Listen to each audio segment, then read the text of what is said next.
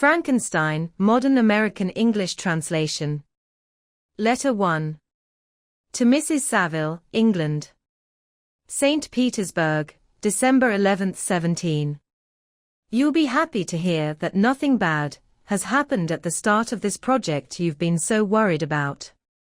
I got here yesterday, and my first priority is to let my dear sister know I'm doing well and feeling more confident about the success of my mission. I'm already way north of London, and as I walk through the streets of St. Petersburg, I feel a cold northern breeze on my face that energizes me and fills me with excitement. Do you understand this feeling? This wind, which has traveled from the regions I'm heading toward, gives me a preview of those icy places.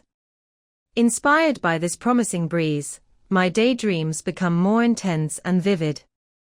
I try not to believe that the North Pole is just a frozen wasteland. In my imagination, it always appears as a place of beauty and wonder.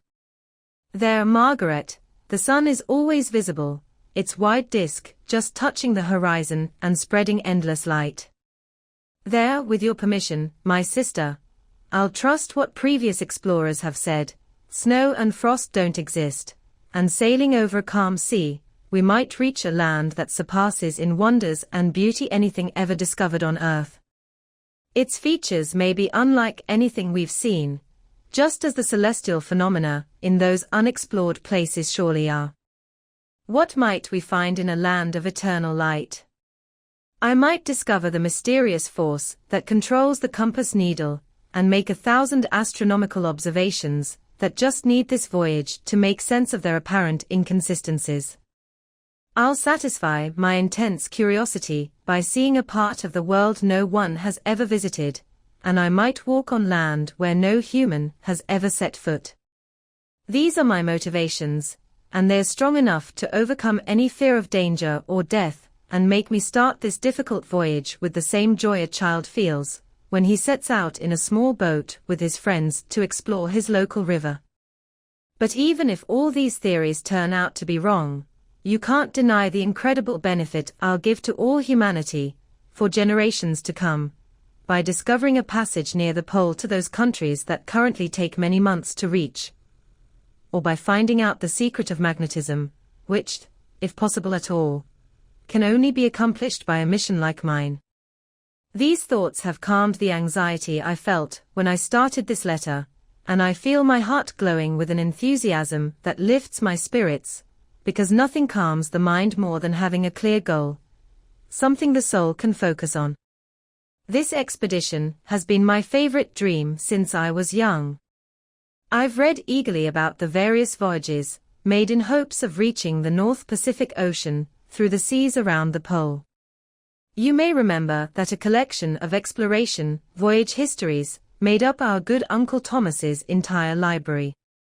My education was neglected, but I was passionate about reading. These books were what I studied day and night, and my familiarity with them increased the regret I'd felt as a child when I learned that my father's dying wish had forbidden my uncle from letting me pursue a life at sea. These dreams faded when I read, for the first time, those poets whose work captivated my soul and lifted it to heaven. I also became a poet, and for 1 year lived in a paradise of my own making. I imagined that I too might earn a place in that temple where the names of Homer and Shakespeare are honored. You know all about my failure and how hard I took that disappointment. But right at that time, I inherited my cousin's fortune, and my thoughts turned back to my earlier passion. 6 years have passed since I decided on this current mission. Even now, I can remember the exact moment when I dedicated myself to this great project. I started by toughening up my body. I went on several expeditions to the North Sea with whale hunters. I voluntarily endured cold, hunger, thirst, and lack of sleep. I often worked harder than the regular sailors during the day and spent my nights studying mathematics, medical theory, and the physical sciences that would be most useful for a naval explorer. Twice I actually hired myself as an assistant mate on a Greenland whaling ship, and I did an excellent job.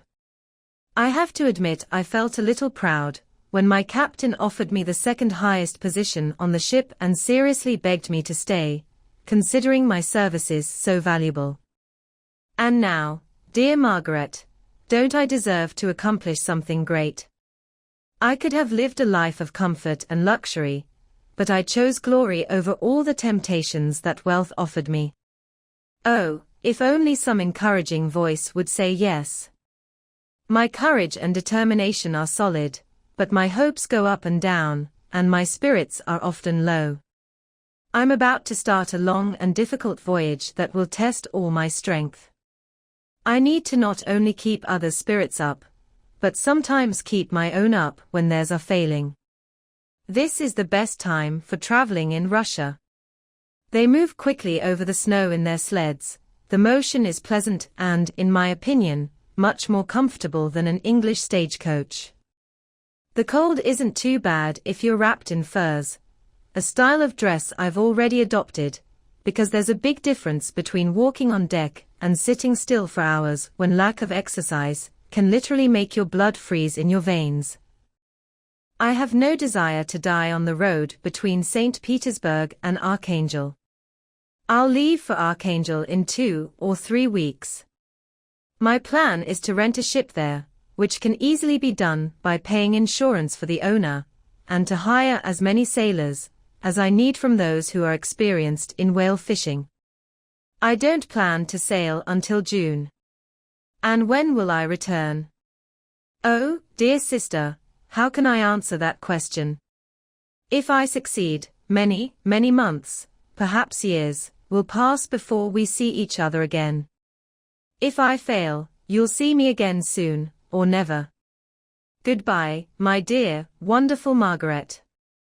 May heaven bless you and protect me, so I can show my gratitude again and again for all your love and kindness. Your loving brother, R. Walton. ******. Letter 2. To Mrs. Saville, England. Archangel, March 28, 17.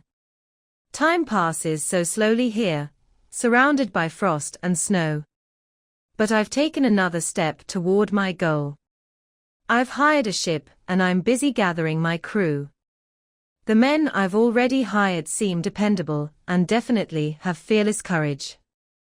But there's one thing I need that I've never been able to get, and not having it feels like a serious problem. I have no friend, Margaret. When I'm excited about success, there'll be no one to share my joy. If I'm hit with disappointment, no one will try to support me in my sadness. I'll write my thoughts down, sure, but that's a poor way to share feelings. I want the company of someone who could relate to me, whose eyes would respond to mine. You might think I'm being romantic, my dear sister, but I really feel the lack of a friend.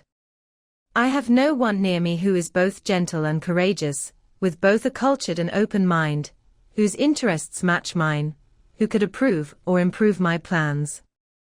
How such a friend would help fix your poor brother's faults. I'm too eager in action and too impatient with difficulties. But an even bigger problem is that I'm self-taught. For the first 14 years of my life, I ran wild in the countryside and read nothing but Uncle Thomas's books about voyages. At that age, I discovered the famous poets of our country, but it was only after it was too late to really benefit from it that I realized I needed to learn more languages than just my native one. Now I'm 28, and honestly less educated than many 15-year-old schoolboys. It's true that I've thought more deeply, and my daydreams are bigger and grander, but they lack structure, as painters call it. I really need a friend who would be smart enough not to dismiss me as a romantic dreamer, and caring enough to try to help focus my mind. Well, these are useless complaints. I certainly won't find a friend on the vast ocean, or even here in Archangel among merchants and sailors. Yet some feelings unrelated to the worst parts of human nature exist even in these rough people. My lieutenant, for example, is a man of amazing courage and ambition. He's desperately hungry for glory, or rather, to put it more accurately, for advancement in his career. He's an Englishman, and despite his national and professional biases, untouched by refinement, he still has some of humanity's noblest qualities. I first met him on a whaling ship. Finding that he was unemployed in this city, I easily convinced him to help with my mission. The ship's master has an excellent personality, and is known on the ship for his kindness and gentle discipline. This, combined with his well-known honesty and fearless courage, made me really want to hire him. Having spent my youth in solitude, my best years under your gentle and feminine guidance, has made me so sensitive that I can't stand the usual cruelty practiced on ships. I've never believed it was necessary, and when I heard about a sailor equally famous for his kind heart and the respect and obedience his crew gave him, I felt especially lucky to secure his services. I first heard about him in a rather romantic way from a lady who owes her life's happiness to him. Here's his story, briefly. A few years ago, he loved a young Russian woman of modest means. Having saved a considerable amount in prize money, the girl's father agreed to the marriage. He saw his fiancée once before the wedding, but she was crying and threw herself at his feet, begging him to release her, confessing that she loved another man, who was poor and whose marriage her father would never approve. My generous friend comforted her, and after learning her lover's name, immediately gave up his pursuit. He had already bought a farm with his money, where he'd planned to spend the rest of his life, but he gave the whole thing to his rival, along with the rest of his prize money to buy supplies, and then asked the young woman's father to consent to her marriage with her lover. But the old man firmly refused, thinking he was honor-bound to my friend. When he found the father wouldn't change his mind, he left his country and didn't return until he heard that his former fiancée was married according to her wishes. What a noble guy, you'll say. He is, but he's completely uneducated. He's as quiet as a stone, and there's a kind of innocent carelessness about him which, while it makes his behavior even more amazing, takes away from the interest and sympathy he would otherwise get. But don't think, just because I'm complaining a little or because I can imagine comfort for my struggles that I may never know, that I'm backing down from my decisions. They are as fixed as fate, and my voyage is only delayed now until the weather allows me to set sail. The winter has been terribly harsh, but spring looks promising, and it's considered an unusually early season, so maybe I'll sail sooner than I expected. I won't do anything reckless. You know me well enough to trust my caution and thoughtfulness when other people's safety is in my hands. I can't describe my feelings about the upcoming start of my mission. It's impossible to explain the trembling sensation, half pleasurable and half fearful, that I feel as I prepare to leave. I'm going to unexplored regions, to the land of mist and snow, but I won't kill any albatross. So don't worry about my safety, or whether I'll come back to you as worn out and sad as the ancient mariner. You'll smile at my reference, but I'll tell you a secret. I've often traced my attachment to, my passionate enthusiasm for, the dangerous mysteries of the ocean to that work by the most imaginative of modern poets. There's something working in my soul that I don't understand. I'm practically hardworking, careful, a worker who executes with persistence and effort, but besides that, there's a love for the marvelous, a belief in the marvelous, woven into all my plans, which pushes me off the common path of humanity, even to the wild sea and unexplored regions I'm about to discover. But back to more important matters. Will I see you again, after traveling across huge seas and returning by the southern tip of Africa, or America? I don't dare expect such success, but I can't bear to think of the opposite. For now, keep writing to me whenever you can. I might receive your letters when I need them most to keep my spirits up. I love you very much. Remember me with love, in case you never hear from me again.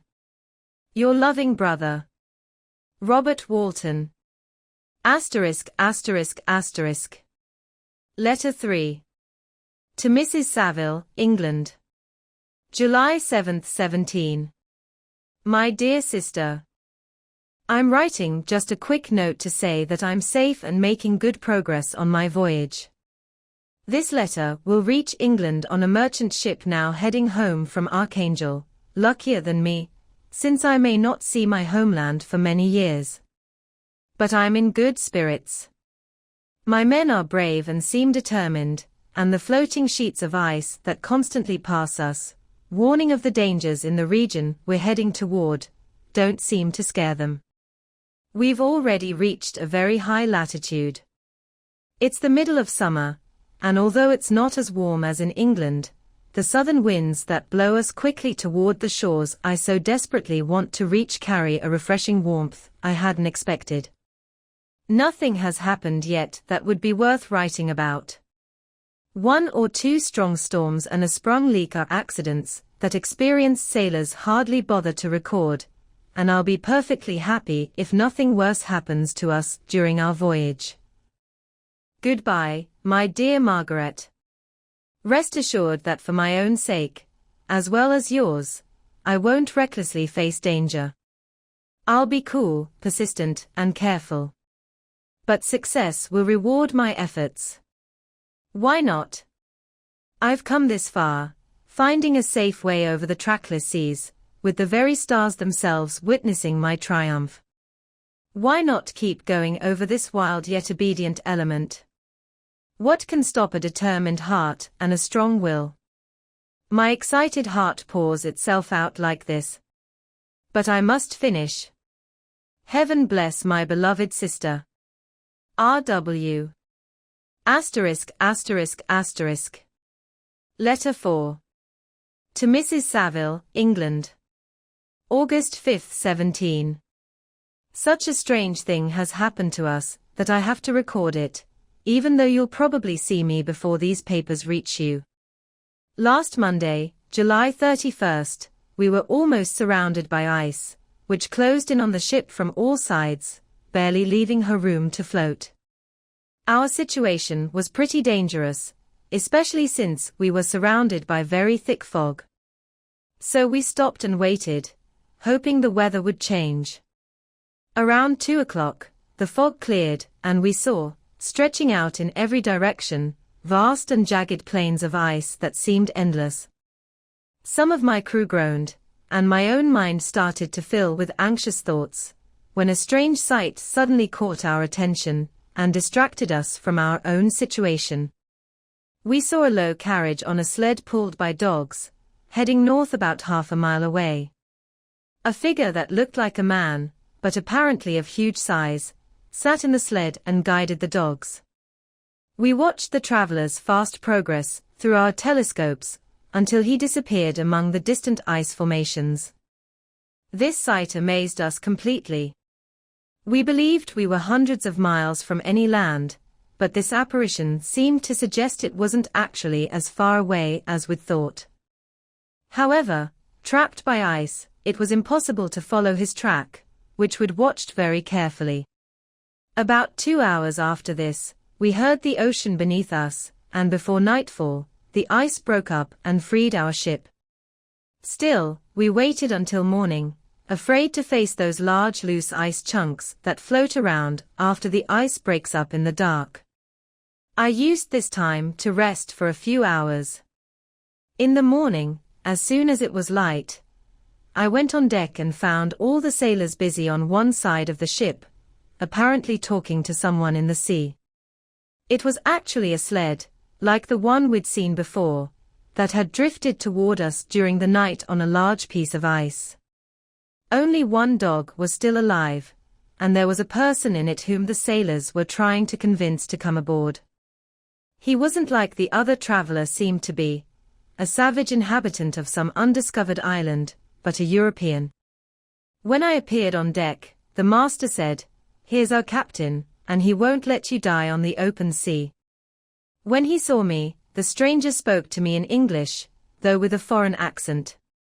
"Before I come aboard your ship," he said, "would you please tell me where you're going?"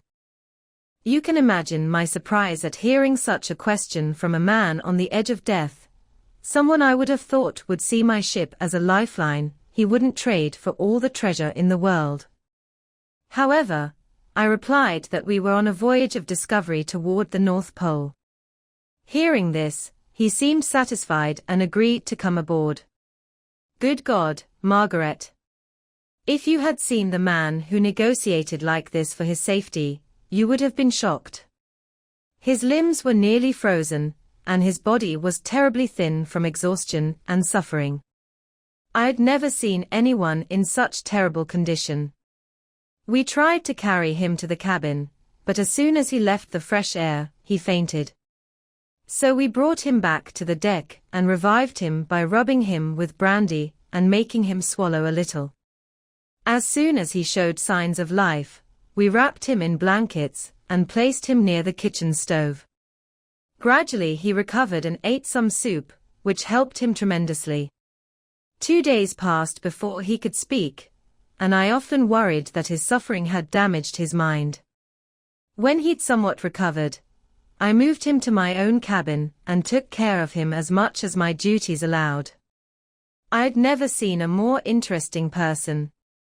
His eyes usually have a wild expression, even a mad one, but there are moments when, if anyone is kind to him, or does him even the smallest favor, his whole face lights up with such kindness and sweetness that I'd never seen anything like it. But he's usually sad and hopeless, and sometimes he grinds his teeth, as if frustrated by the weight of the sorrows crushing him. When my guest had recovered a bit, I had trouble keeping the crew away. They wanted to ask him 1,000 questions. But I wouldn't let them bother him with their curiosity, when his physical and mental recovery clearly depended on complete rest.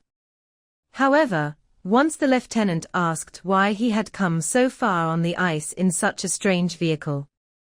His expression instantly became extremely gloomy, and he replied, "To find someone who ran away from me."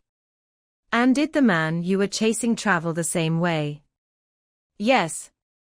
"Then I think we've seen him, because the day before we picked you up, we saw some dogs pulling a sled with a man in it across the ice."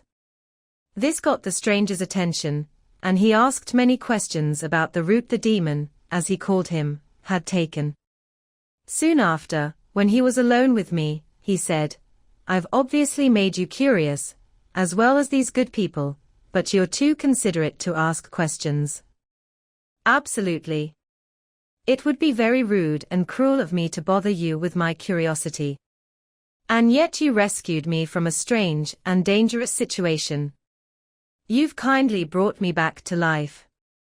Soon after this, he asked if I thought the ice breaking up had destroyed the other sled. I said I couldn't answer for sure, because the ice hadn't broken until nearly midnight, and the traveler might have reached safety before that, but I couldn't be certain. From this point on, a new energy seemed to bring life back to the stranger's weakened body. He showed great eagerness to be on deck to watch for the sled we'd seen before, but I've convinced him to stay in the cabin, because he's way too weak to handle the harsh atmosphere. I've promised that someone will keep watch for him and immediately tell him if any new object appears. That's my journal of this strange occurrence up to today. The stranger has gradually gotten healthier, but is very quiet and seems uncomfortable when anyone except me enters his cabin. Yet his manners are so friendly and gentle that all the sailors are interested in him, even though they've had very little contact with him. As for me, I'm starting to love him like a brother, and his constant, deep sadness fills me with sympathy and compassion. He must have been a remarkable person in better times, since even now, broken as he is, he's so attractive and likable. I said in one of my letters, "My dear Margaret," that I wouldn't find a friend on the vast ocean. Yet I found a man who, before his spirit was broken by misery, I would have been happy to have as the brother of my heart. I'll continue my journal about the stranger from time to time, if I have any new incidents to report. Asterisk asterisk asterisk. August 13th 17. My affection for my guest grows every day. He inspires both my admiration and my pity to an amazing degree. How can I watch such a remarkable person destroyed by misery without feeling the deepest grief? He's so gentle yet so wise. His mind is so refined, and when he speaks, although his words are carefully chosen, they flow with speed and unmatched eloquence. He's now much better from his illness and is constantly on deck, apparently watching for the sled that came before his own. Yet even though he's unhappy, he's not so consumed by his own misery that he doesn't take a deep interest in other people's projects. He's often talked with me about mine, which I've shared with him openly. He listened carefully to all my arguments in favor of my eventual success, and to every tiny detail of the steps I'd taken to achieve it. I was easily led by the sympathy he showed to speak from my heart, to express the burning passion of my soul, and to say with all the enthusiasm that fired me up how gladly I would sacrifice my fortune, my life, my every hope to advance my mission. One person's life or death would be a small price to pay for gaining the knowledge I'm after, for the power I'd gain and pass on over the natural forces that threaten our species. As I spoke, a dark sadness spread over my listener's face. At first, I noticed he tried to hold back his emotion. He put his hands over his eyes, and my voice shook and failed as I saw tears streaming from between his fingers. A groan burst from his chest. I stopped. Finally, he spoke in a broken voice, "Poor man. Do you share my madness? Have you also drunk from this intoxicating poison? Listen to me. Let me tell you my story, and you'll throw that cup away." Such words, you can imagine, really sparked my curiosity, but the wave of grief that had overcome the stranger drained his weakened strength, and many hours of rest and calm conversation were needed to restore his composure. Having controlled his violent emotions, he seemed to hate himself for being ruled by passion. Fighting back the dark power of despair, he got me talking about myself again. He asked me about my early life. The story was quickly told, but it triggered various thoughts. I spoke about my desire to find a friend, my thirst for a deeper connection with another person than I'd ever had, and I expressed my belief that a person couldn't claim to be truly happy if they didn't have this blessing. "I agree with you," the stranger replied. "We're incomplete beings, only half-formed, if someone wiser, better, more precious than ourselves, which is what a true friend should be, doesn't help to perfect our weak and flawed natures. I once had a friend, the noblest of all people, so I'm qualified to judge friendship. You have hope and the world ahead of you, and you have no reason to despair. But I've lost everything and can't start life over." As he said this, his face showed a calm, settled grief that touched my heart. But he fell silent and soon went back to his cabin. Even though his spirit is broken, no one can appreciate the beauties of nature more deeply than he does. The starry sky, the sea, and every sight offered by these wonderful regions still seem to have the power to lift his soul from earth. Such a person has a double life. He may suffer misery and be crushed by disappointments, yet when he withdraws into himself, he's like a heavenly spirit with a halo around him, a circle that no grief or foolishness can enter. Will you smile at the enthusiasm I'm showing for this amazing wanderer? You wouldn't if you saw him. You've been educated and refined by books and time away from the world, so you're somewhat picky. But this only makes you better able to appreciate the extraordinary qualities of this wonderful man. Sometimes I've tried to figure out what quality he has that raises him so far above anyone else I've ever known. I think it's an instinctive understanding, a quick, but never wrong judgment, an insight into the causes of things that's unmatched in clarity and precision. Add to this easy expression and a voice whose varied tones are soul-touching music. Asterisk, asterisk, asterisk. August 19, 17. Yesterday the stranger said to me, "You can easily tell, Captain Walton, that I've suffered great and unprecedented misfortunes. At one time, I'd decided that the memory of these terrible things should die with me, but you've convinced me to change my mind. You're looking for knowledge and wisdom, as I once did, and I really hope that getting what you want won't be like a snake that bites you, as mine has been.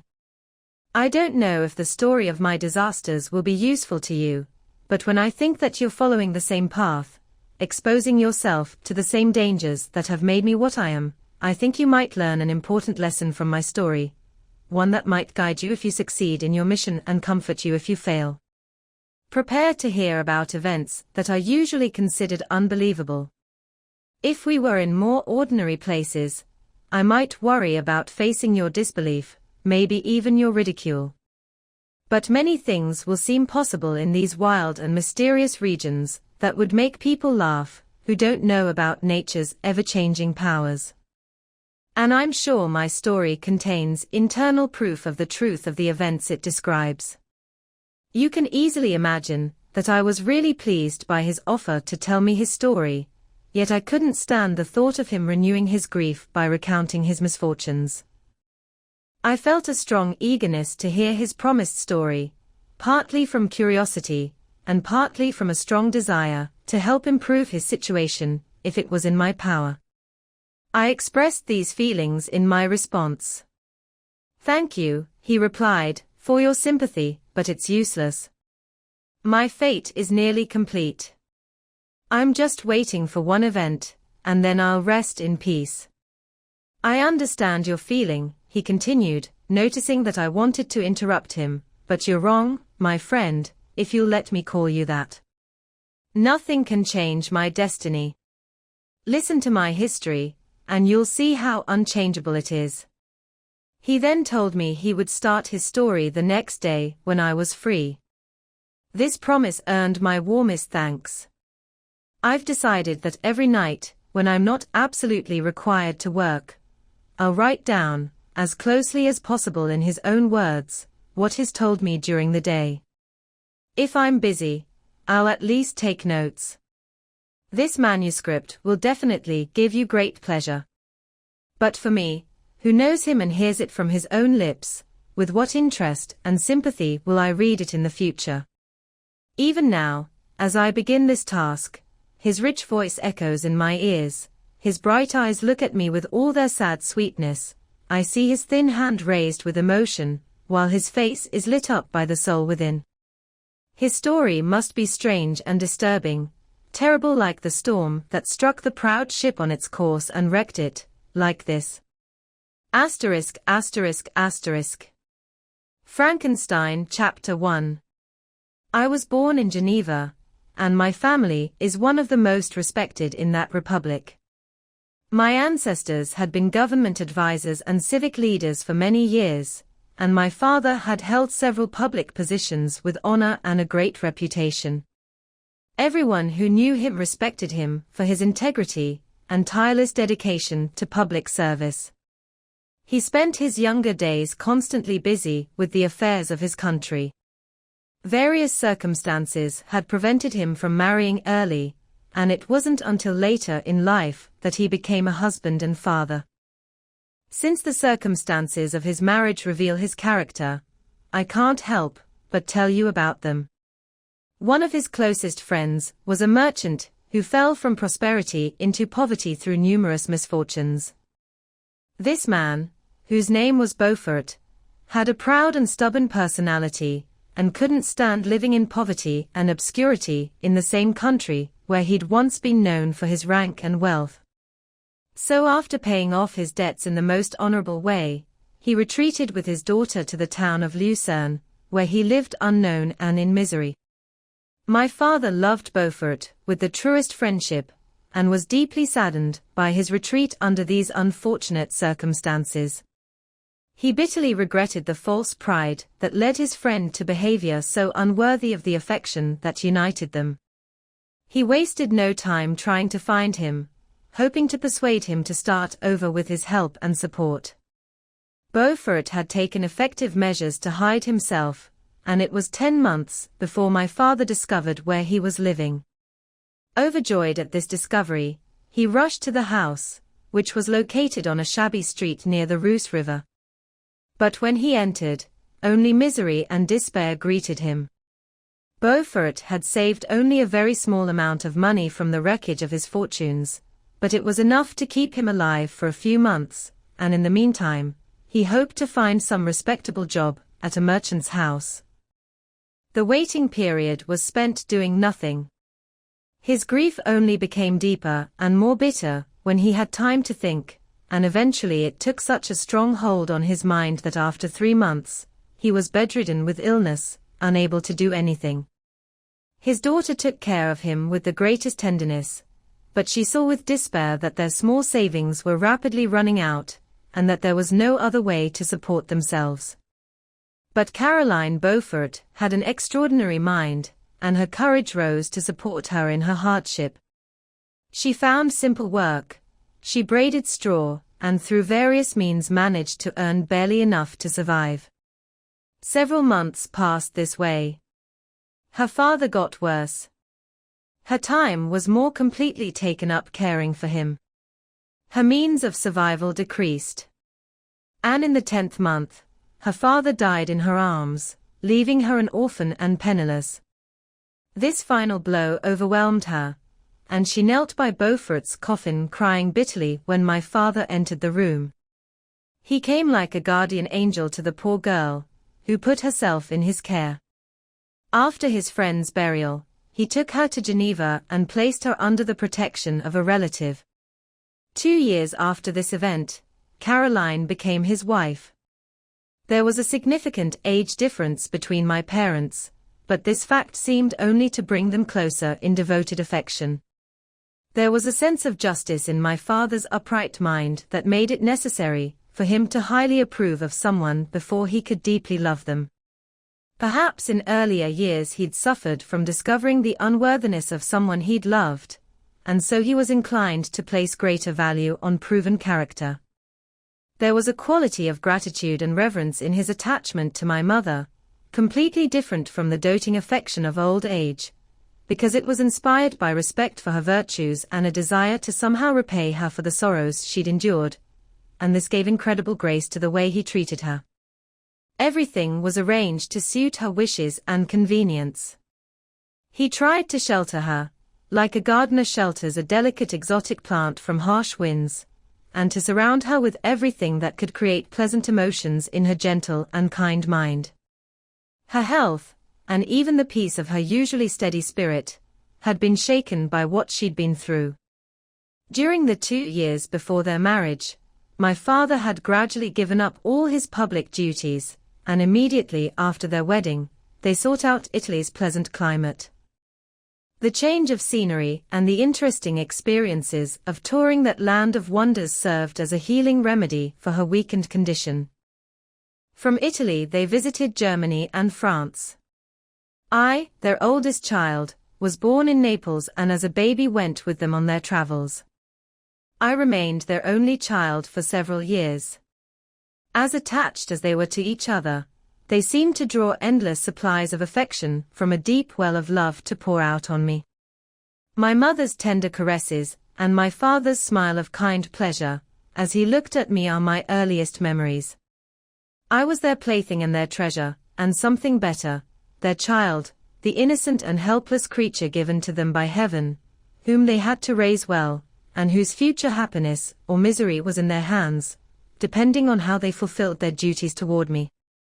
With this deep awareness of what they owed to the being they'd brought into the world, combined with the active spirit of tenderness that filled them both, you can imagine that during every hour of my infant life, I received lessons in patience, charity, and self-control.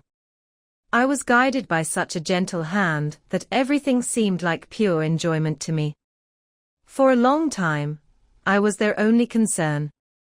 My mother had really wanted a daughter, but I continued to be their only offspring. When I was about 5 years old, While taking a trip beyond the borders of Italy, they spent a week on the shores of Lake Como. Their kind nature often made them visit the cottages of the poor. For my mother, this was more than a duty, it was a necessity, a passion. Remembering what she'd suffered and how she'd been helped, she felt compelled to act as a guardian angel to those in need. During one of their walks, a poor cottage in a valley fold caught their attention, because it looked especially sad, while the number of half-dressed children gathered around it showed the worst kind of poverty. One day, when my father had gone to Milan by himself, my mother, with me along, visited this place. She found a peasant couple, hard-working, but worn down by worry and labor, giving out a meager meal to 5 hungry children. Among these children was one who attracted my mother's attention far more than all the others. She seemed to be from different stock. The other 4 were dark-eyed, tough little kids, but this child was thin and very pale. Her hair was the brightest golden blonde, and despite her poor clothing, it seemed to place a crown of distinction on her head. Her forehead was clear and broad, her blue eyes were bright, and her lips and the shape of her face expressed such sensitivity and sweetness that no one could look at her without seeing her as a different kind of being, heaven-sent, with a divine quality in all her features. The peasant woman, noticing that my mother was staring at this lovely girl with wonder and admiration, eagerly told her story. She wasn't the woman's child, but the daughter of a nobleman from Milan. Her mother had been German and had died giving birth to her. The baby had been placed with these good people as a nurse. They were better off back then. They hadn't been married long, and their oldest child had just been born. The father of the girl they were caring for was one of those Italians who cherished memories of Italy's ancient glory, one of those who constantly struggled for freedom, working to win his country's independence. He became a victim of its weakness. No one knew whether he'd died, or was still imprisoned in an Austrian dungeon. His property was seized, and his child became an orphan and penniless. She stayed with her foster parents and bloomed in their humble home, more beautiful than a garden rose among dark thorny bushes. When my father returned from Milan, he found playing with me in the hall of our villa a child more beautiful than a painted angel, a creature who seemed to radiate light from her appearance, and whose movements were lighter than a mountain chamois. The mysterious appearance was soon explained. With his permission, my mother convinced the girl's simple guardians to give up their charge to her. They were fond of the sweet orphan. Her presence had seemed like a blessing to them, but it would be unfair to keep her in poverty and need when Providence had provided her such powerful protection. They consulted their village priest, and the result was that Elizabeth Lavenza became part of my parents' household, more than a sister to me, the beautiful and adored companion of all my activities and pleasures. Everyone loved Elizabeth. The passionate and almost worshipful affection that everyone felt for her became my pride and delight as I shared it. On the evening before she was brought to my home, my mother had said playfully, "I have a pretty present for my Victor, tomorrow he'll get it." And when the next day she presented Elizabeth to me as her promised gift, I, with childish seriousness, took her words literally and looked at Elizabeth as mine to protect, love, and cherish. All the praise given to her I received as if it were for something I owned. We casually called each other cousin. No word, no expression could fully describe the kind of relationship she had with me, more than a sister, since until death, she would be mine alone. Frankenstein Chapter 2. We were raised together. There wasn't even a full year's difference in our ages.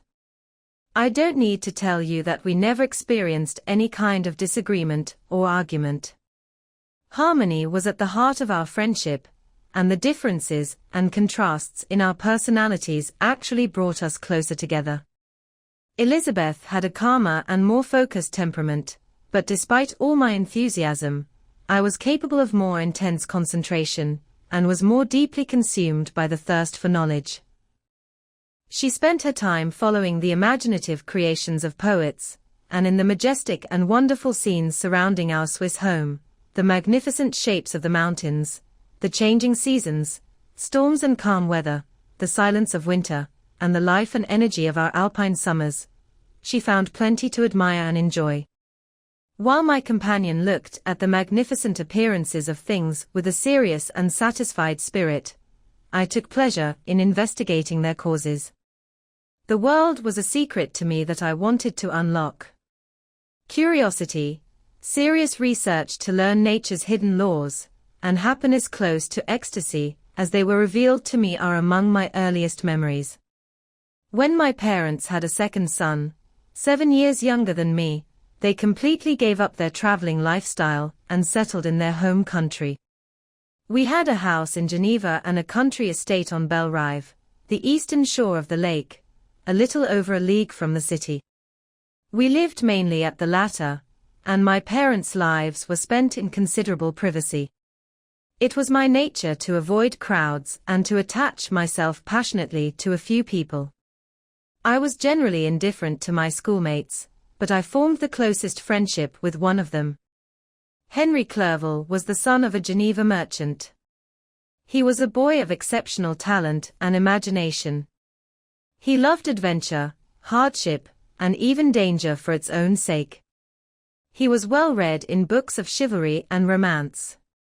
He wrote heroic songs, and began writing many tales of magic and knightly adventure.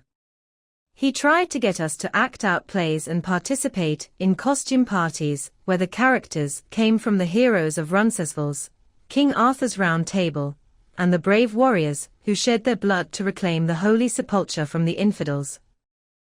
No person could have had a happier childhood than mine. My parents were filled with the spirit of kindness and indulgence. We felt that they weren't tyrants ruling our lives according to their whims, but the creators and providers of all the many joys we experienced. When I spent time with other families, I clearly saw how especially fortunate I was, and gratitude helped develop my love for my parents.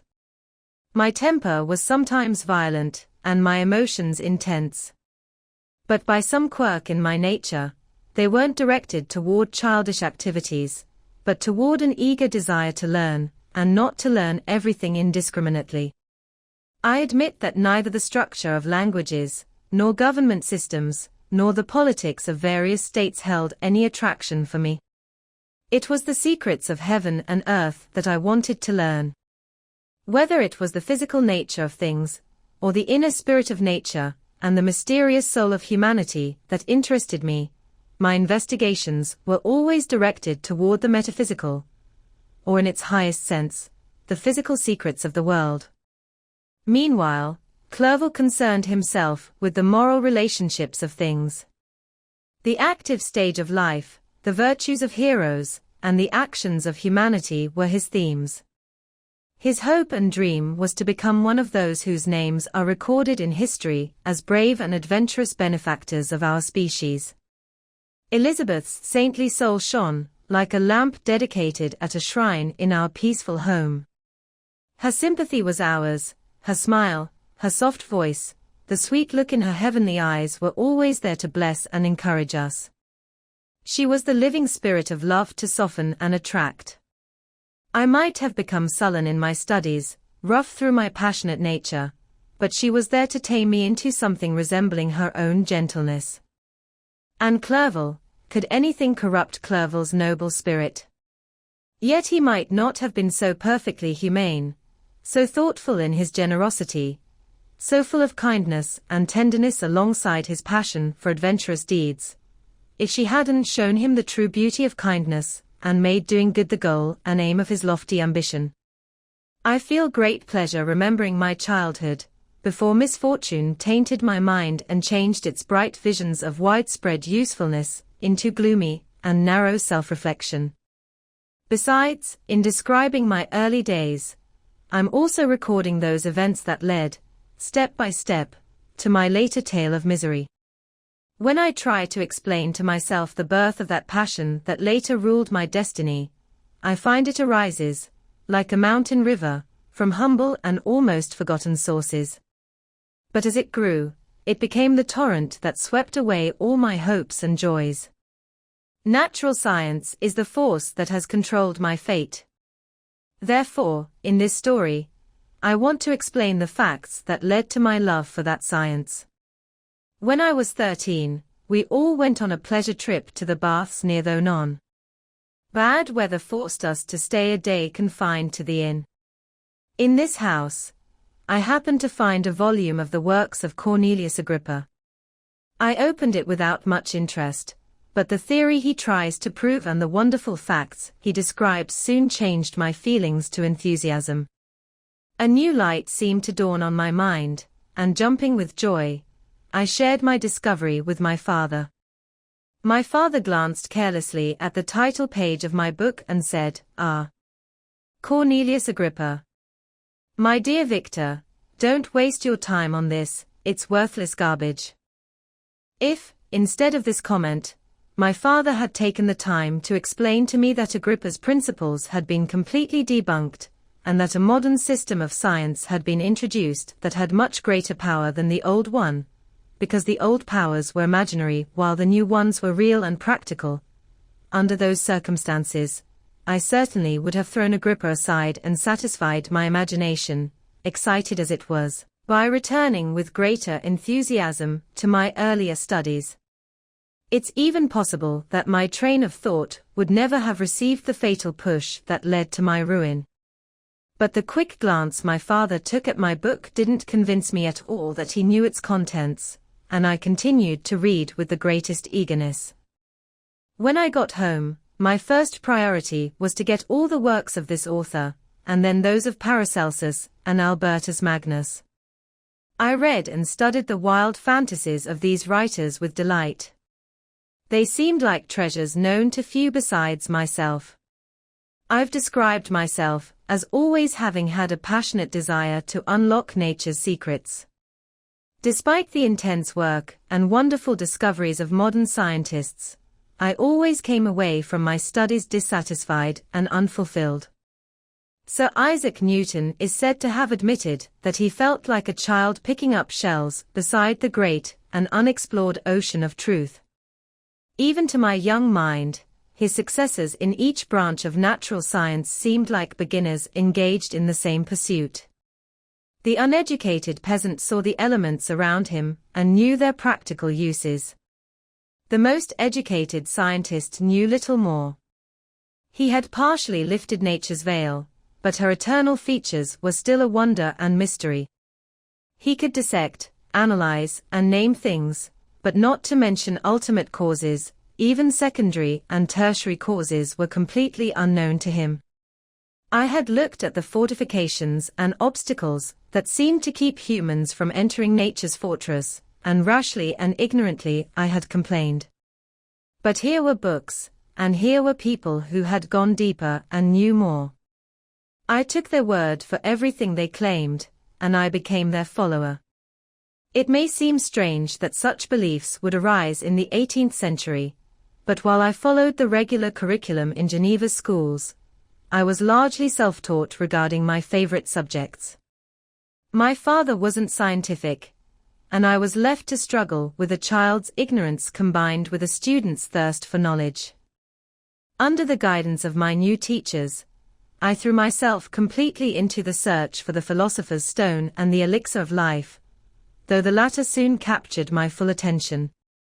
Wealth was a lesser goal, but what glory would come from the discovery if I could eliminate disease from the human body and make people immune to anything but violent death. And these weren't my only dreams. Raising ghosts or devils was a promise generously made by my favorite authors, and I eagerly tried to make it happen. If my spells were always unsuccessful, I blamed the failure on my own inexperience and mistakes rather than on any lack of skill or honesty in my teachers. And so for a while I was occupied with outdated systems, mixing, like an amateur, 1,000 contradictory theories and struggling desperately in a swamp of mixed-up knowledge. Guided by an overactive imagination and childish reasoning, until an accident again changed the direction of my thinking. When I was about 15 years old, we had gone to our house near Belrive, when we witnessed an incredibly violent and terrifying thunderstorm. It came from behind the Jura Mountains, and the thunder exploded all at once with frightening loudness from various parts of the sky. I stayed watching its progress with curiosity and delight while the storm lasted. As I stood at the door, I suddenly saw a stream of fire shoot out from an old and beautiful oak tree that stood about 20 yards from our house. As soon as the dazzling light disappeared, the oak was gone, and nothing remained but a destroyed stump. When we visited it the next morning, we found the tree shattered in a strange way. It wasn't splintered by the shock, but completely reduced to thin ribbons of wood. I'd never seen anything so utterly destroyed. Before this, I wasn't unfamiliar with the basic laws of electricity. On this occasion, a man who did extensive research in natural science was with us, and excited by this disaster, he began explaining a theory he'd developed about electricity and galvanism, which was completely new and amazing to me. Everything he said totally overshadowed Cornelius Agrippa, Albertus Magnus, and Paracelsus, the masters of my imagination. But by some twist of fate, the overthrow of these men made me lose interest in my usual studies. It seemed to me as if nothing could ever truly be known. Everything that had occupied my attention for so long suddenly seemed worthless. In one of those mental whims we're perhaps most prone to in youth, I immediately gave up my former activities, dismissed natural history, and all its branches, as a deformed and failed creation, and felt the greatest contempt for would-be science that could never even cross the threshold of real knowledge. In this state of mind, I turned to mathematics and the studies related to that science, as being built on solid foundations and therefore worthy of my attention. That's how strangely our souls are built, and by such thin threads are we tied to success or ruin. When I look back, it seems to me that this almost miraculous change in my interests and will was the direct suggestion of my life's guardian angel, the last effort made by the spirit of preservation to prevent the storm that was already forming in the stars and ready to engulf me. Her victory was shown by an unusual peace and happiness that followed my abandonment of my old and recently tormenting studies. This was how I was taught to associate evil with pursuing them and happiness with ignoring them. It was a strong effort by the spirit of good, but it was unsuccessful. Destiny was too powerful, and her unchangeable laws had decreed my complete and terrible destruction. Asterisk, asterisk, asterisk. Frankenstein, Chapter 3. When I turned 17, my parents decided that I should become a student at the University of Ingolstadt. Until then, I'd attended Geneva schools, but my father thought it was necessary for completing my education that I should learn about customs other than those of my home country. My departure was set for an early date, but before that day could arrive, the first misfortune of my life occurred, an omen, so to speak, of my future misery. Elizabeth caught scarlet fever. Her illness was severe, and she was in the greatest danger. During her illness, many arguments were made to persuade my mother not to take care of her. She had at first given in to our pleas, but when she heard that her favorite's life was threatened, she could no longer control her anxiety. She attended her sickbed, and her careful attention triumphed over the disease's severity. Elizabeth was saved, but the consequences of this recklessness were fatal to her rescuer. On the third day, my mother got sick. Her fever came with the most alarming symptoms, and the looks of her doctors predicted the worst outcome. On her deathbed, the strength and kindness of this best of women didn't leave her. She joined Elizabeth's and my hands together. "My children," she said, "my strongest hopes for future happiness were based on the expectation of your marriage. This hope will now be your father's comfort. Elizabeth, my love, you must take my place with my younger children. Oh, I regret that I'm being taken from you, and though I've been happy and loved, isn't it hard to leave you all? But these aren't appropriate thoughts.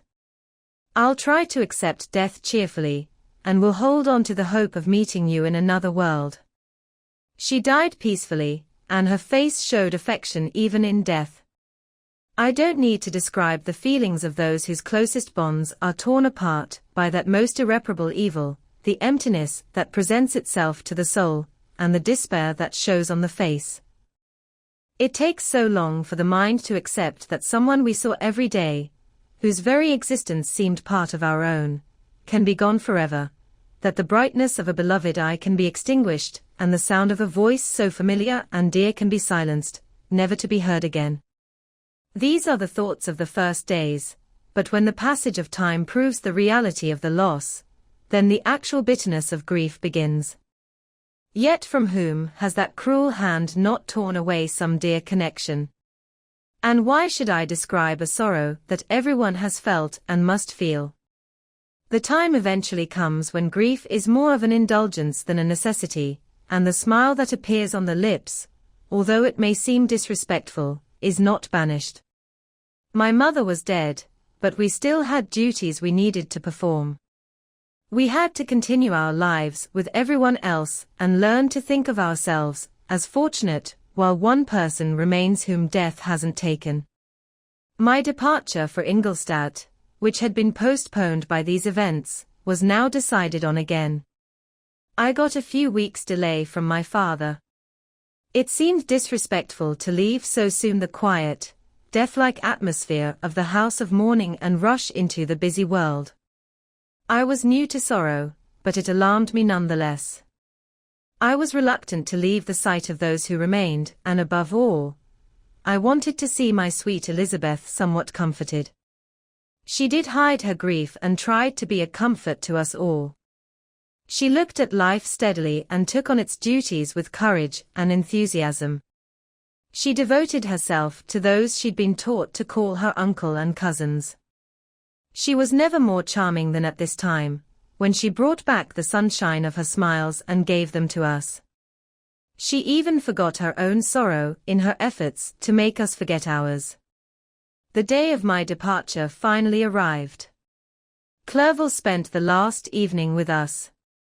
He had tried to persuade his father to let him come with me and become my fellow student, but without success. His father was a narrow-minded businessman, and saw laziness and ruin in his son's dreams and ambitions. Henry deeply felt the misfortune of being denied a liberal education. He said little, but when he spoke, I saw in his bright eyes an animated expression, a restrained, but firm determination, not to be chained to the miserable details of commerce. We stayed up late. We couldn't tear ourselves away from each other or bring ourselves to say the word farewell. It was said, and we went to bed pretending to seek rest, each thinking the other was fooled.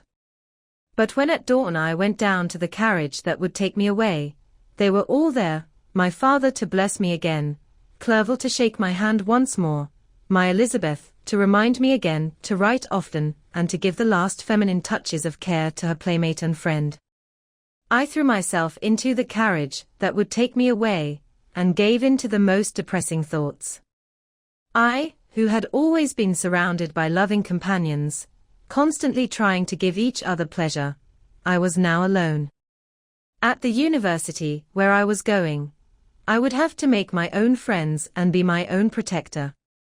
My life had been remarkably sheltered and domestic until now, and this had given me a strong aversion to new faces. I loved my brothers, Elizabeth, and Clerval, these were old familiar faces, but I thought myself totally unsuited for the company of strangers. These were my thoughts as I began my journey, but as I traveled, my spirits and hopes rose. I passionately wanted to gain knowledge.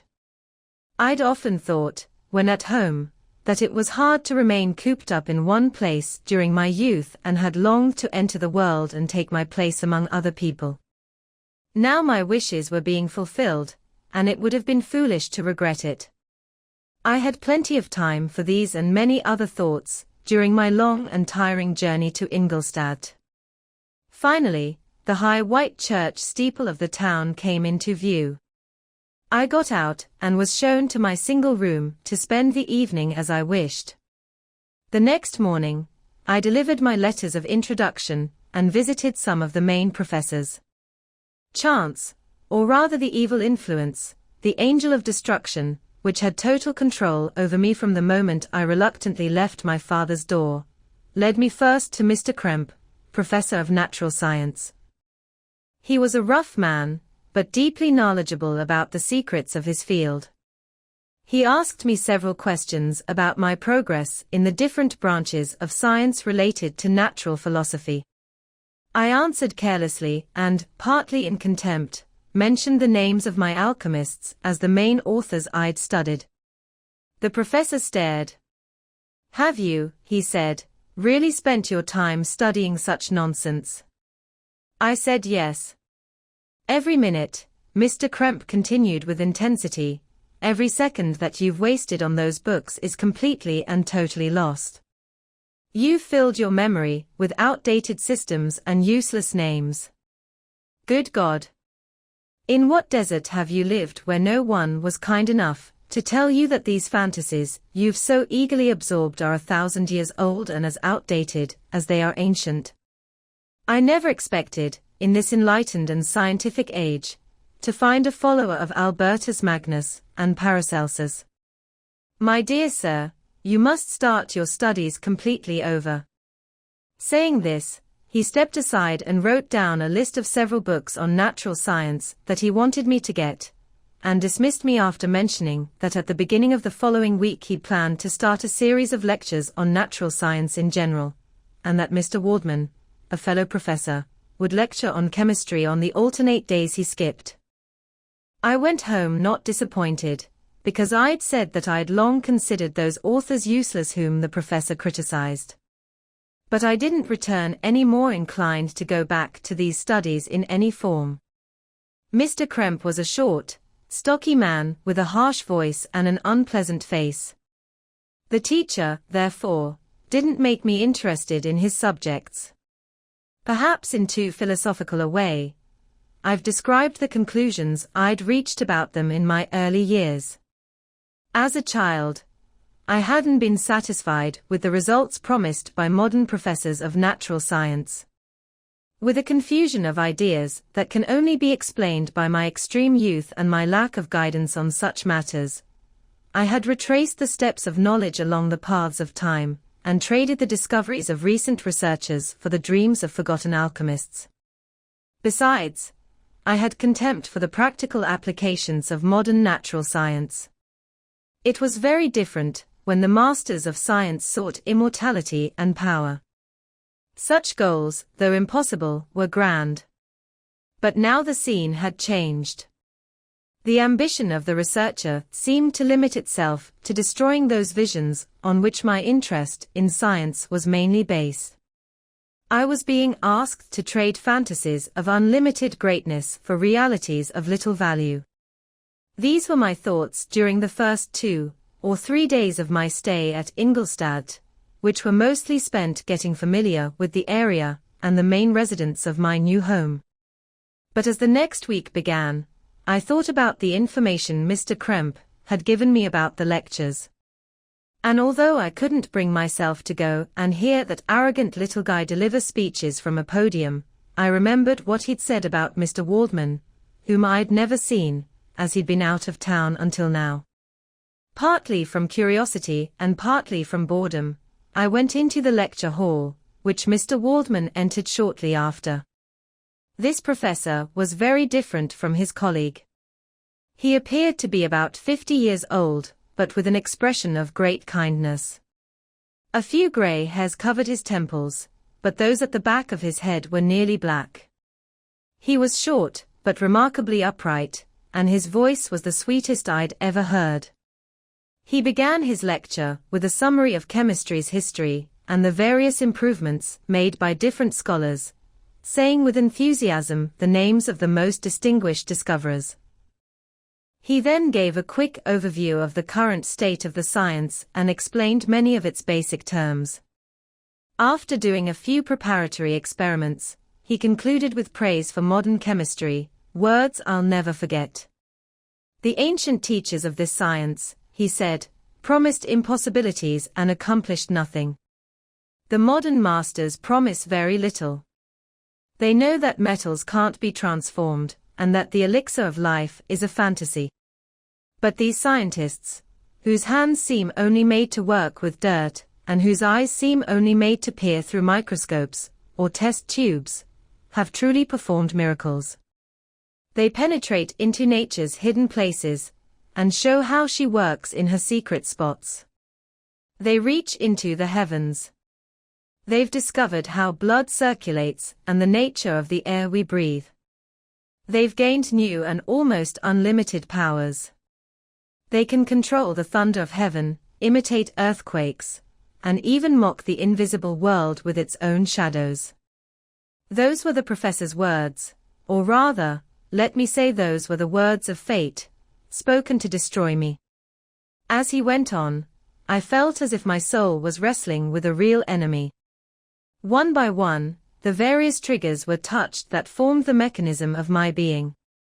Note after note was played, and soon my mind was filled with one thought, one idea, one purpose. So much has been done, the soul of Frankenstein exclaimed, more, far more, will I achieve. Following in the footsteps already made, I'll pioneer a new path, explore unknown powers, and reveal to the world the deepest mysteries of creation. I didn't close my eyes that night. My inner self was in a state of rebellion and chaos. I felt that order would come from it, but I had no power to create it. Gradually, after dawn, sleep came. I woke up, and my thoughts from the night before were like a dream. What remained was only a determination to return to my old studies, and to devote myself to a science for which I believed I had a natural talent. That same day, I visited Mr. Waldman. His manners in private were even more gentle and appealing than in public, because there was a certain dignity in his appearance during his lecture that in his own home was replaced by the greatest friendliness and kindness. I gave him almost the same account of my earlier studies as I'd given to his fellow professor. He listened carefully to my short story about my studies and smiled at the names of Cornelius Agrippa and Paracelsus, but without the contempt that Mr. Krempe had shown. He said that these were men to whose tireless dedication modern scientists owe most of the foundations of their knowledge. They left us, as an easier task, to give new names and arrange in organized classifications the facts that they had largely helped bring to light. The work of geniuses, however wrongly directed, almost always ends up benefiting humanity. I listened to his statement, which was delivered without any arrogance or pretense, and then added that his lecture had removed my prejudices against modern chemists. I expressed myself in measured terms, with the modesty and respect due from a young person to his teacher, without letting slip, inexperience in life would have made me embarrassed, any of the enthusiasm that motivated my intended work.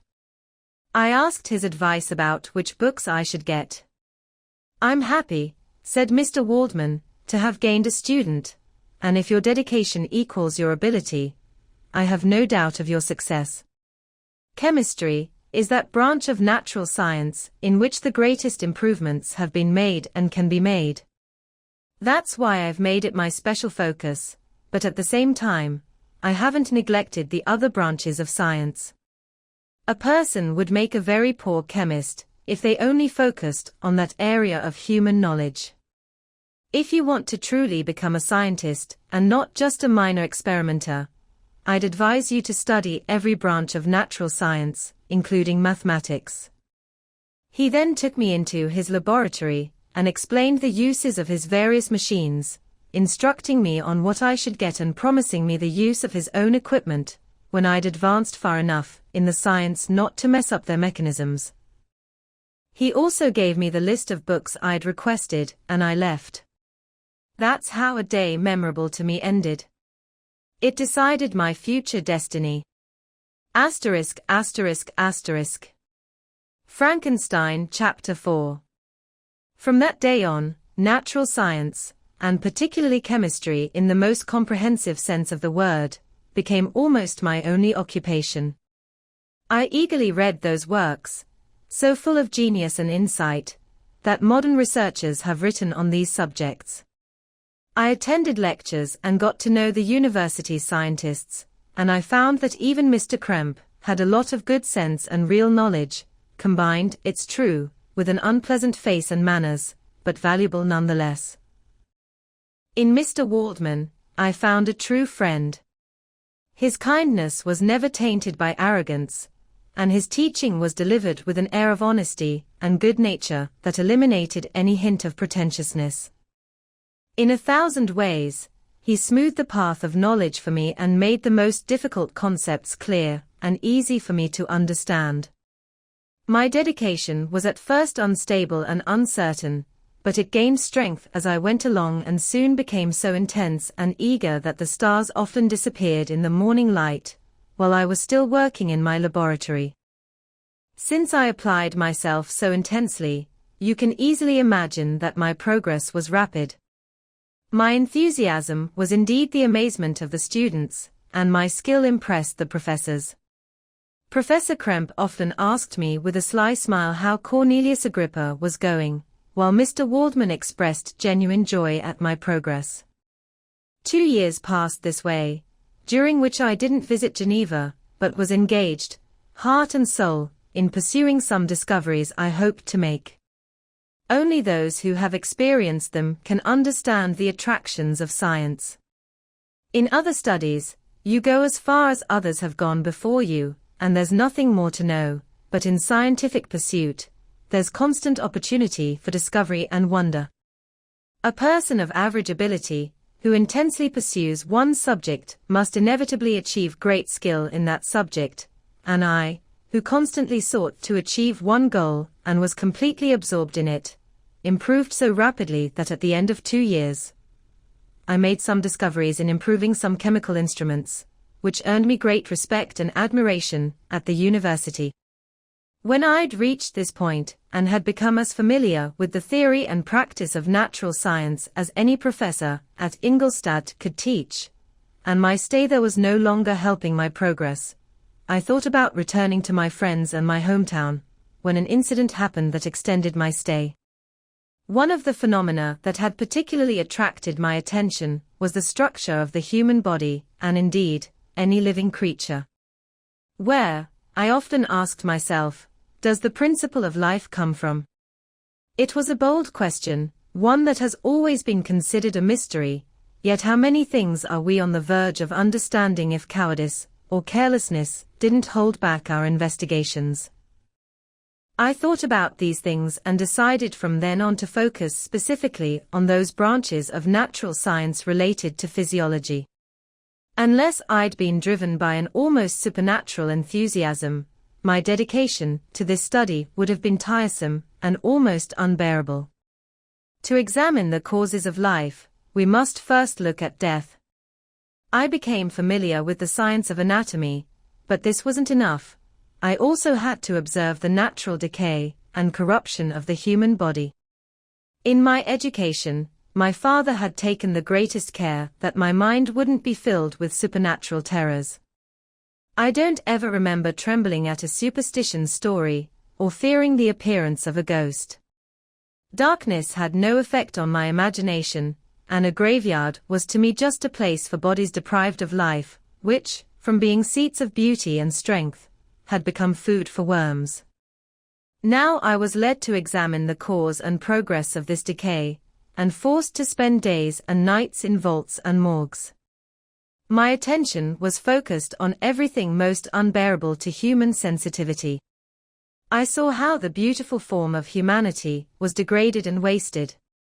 I watched the corruption of death replace the blooming face of life. I saw how the worm inherited the wonders of the eye and brain. I stopped, examining and analyzing all the tiny details of causation, as shown in the change from life to death and death to life, until from the middle of this darkness, a sudden light broke through to me, a light so brilliant and wonderful, yet so simple, that while I became dizzy with the enormity of the vision it revealed, I was surprised that among so many geniuses, who had directed their research toward the same science, I alone should be the one to discover such an amazing secret. Remember, I'm not recording the vision of a madman. The sun doesn't shine more certainly in the heavens than the truth of what I'm now stating. Some miracle might have produced it, yet the stages of the discovery were clear and logical. After days and nights of incredible work and exhaustion, I succeeded in discovering the cause of generation and life. No, more than that.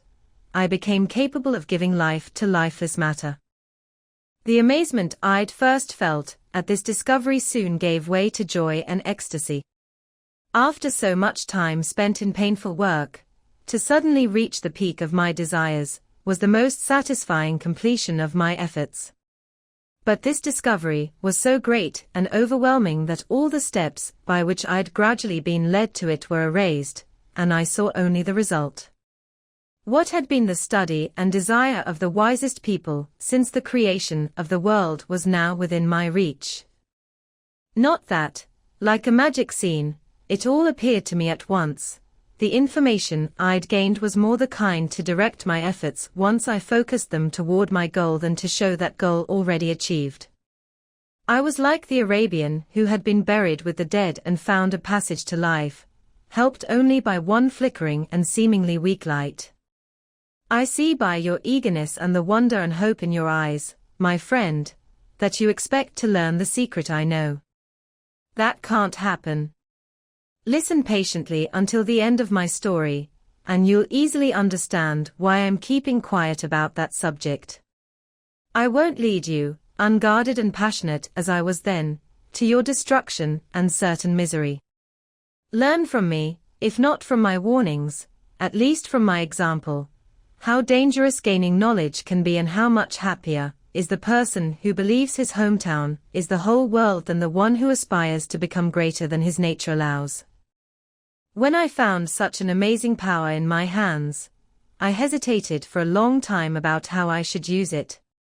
Although I had the ability to give life, preparing a body to receive it, with all its complexities of fibers, muscles, and veins, still remained a work of unimaginable difficulty and effort. I doubted at first whether I should attempt to create a being like myself or one with a simpler structure, but my imagination was too elevated by my first success to let me doubt my ability to give life to an animal as complex and wonderful as a human. The materials currently available to me hardly seemed adequate for such a difficult task, but I didn't doubt that I would eventually succeed. I prepared myself for many setbacks.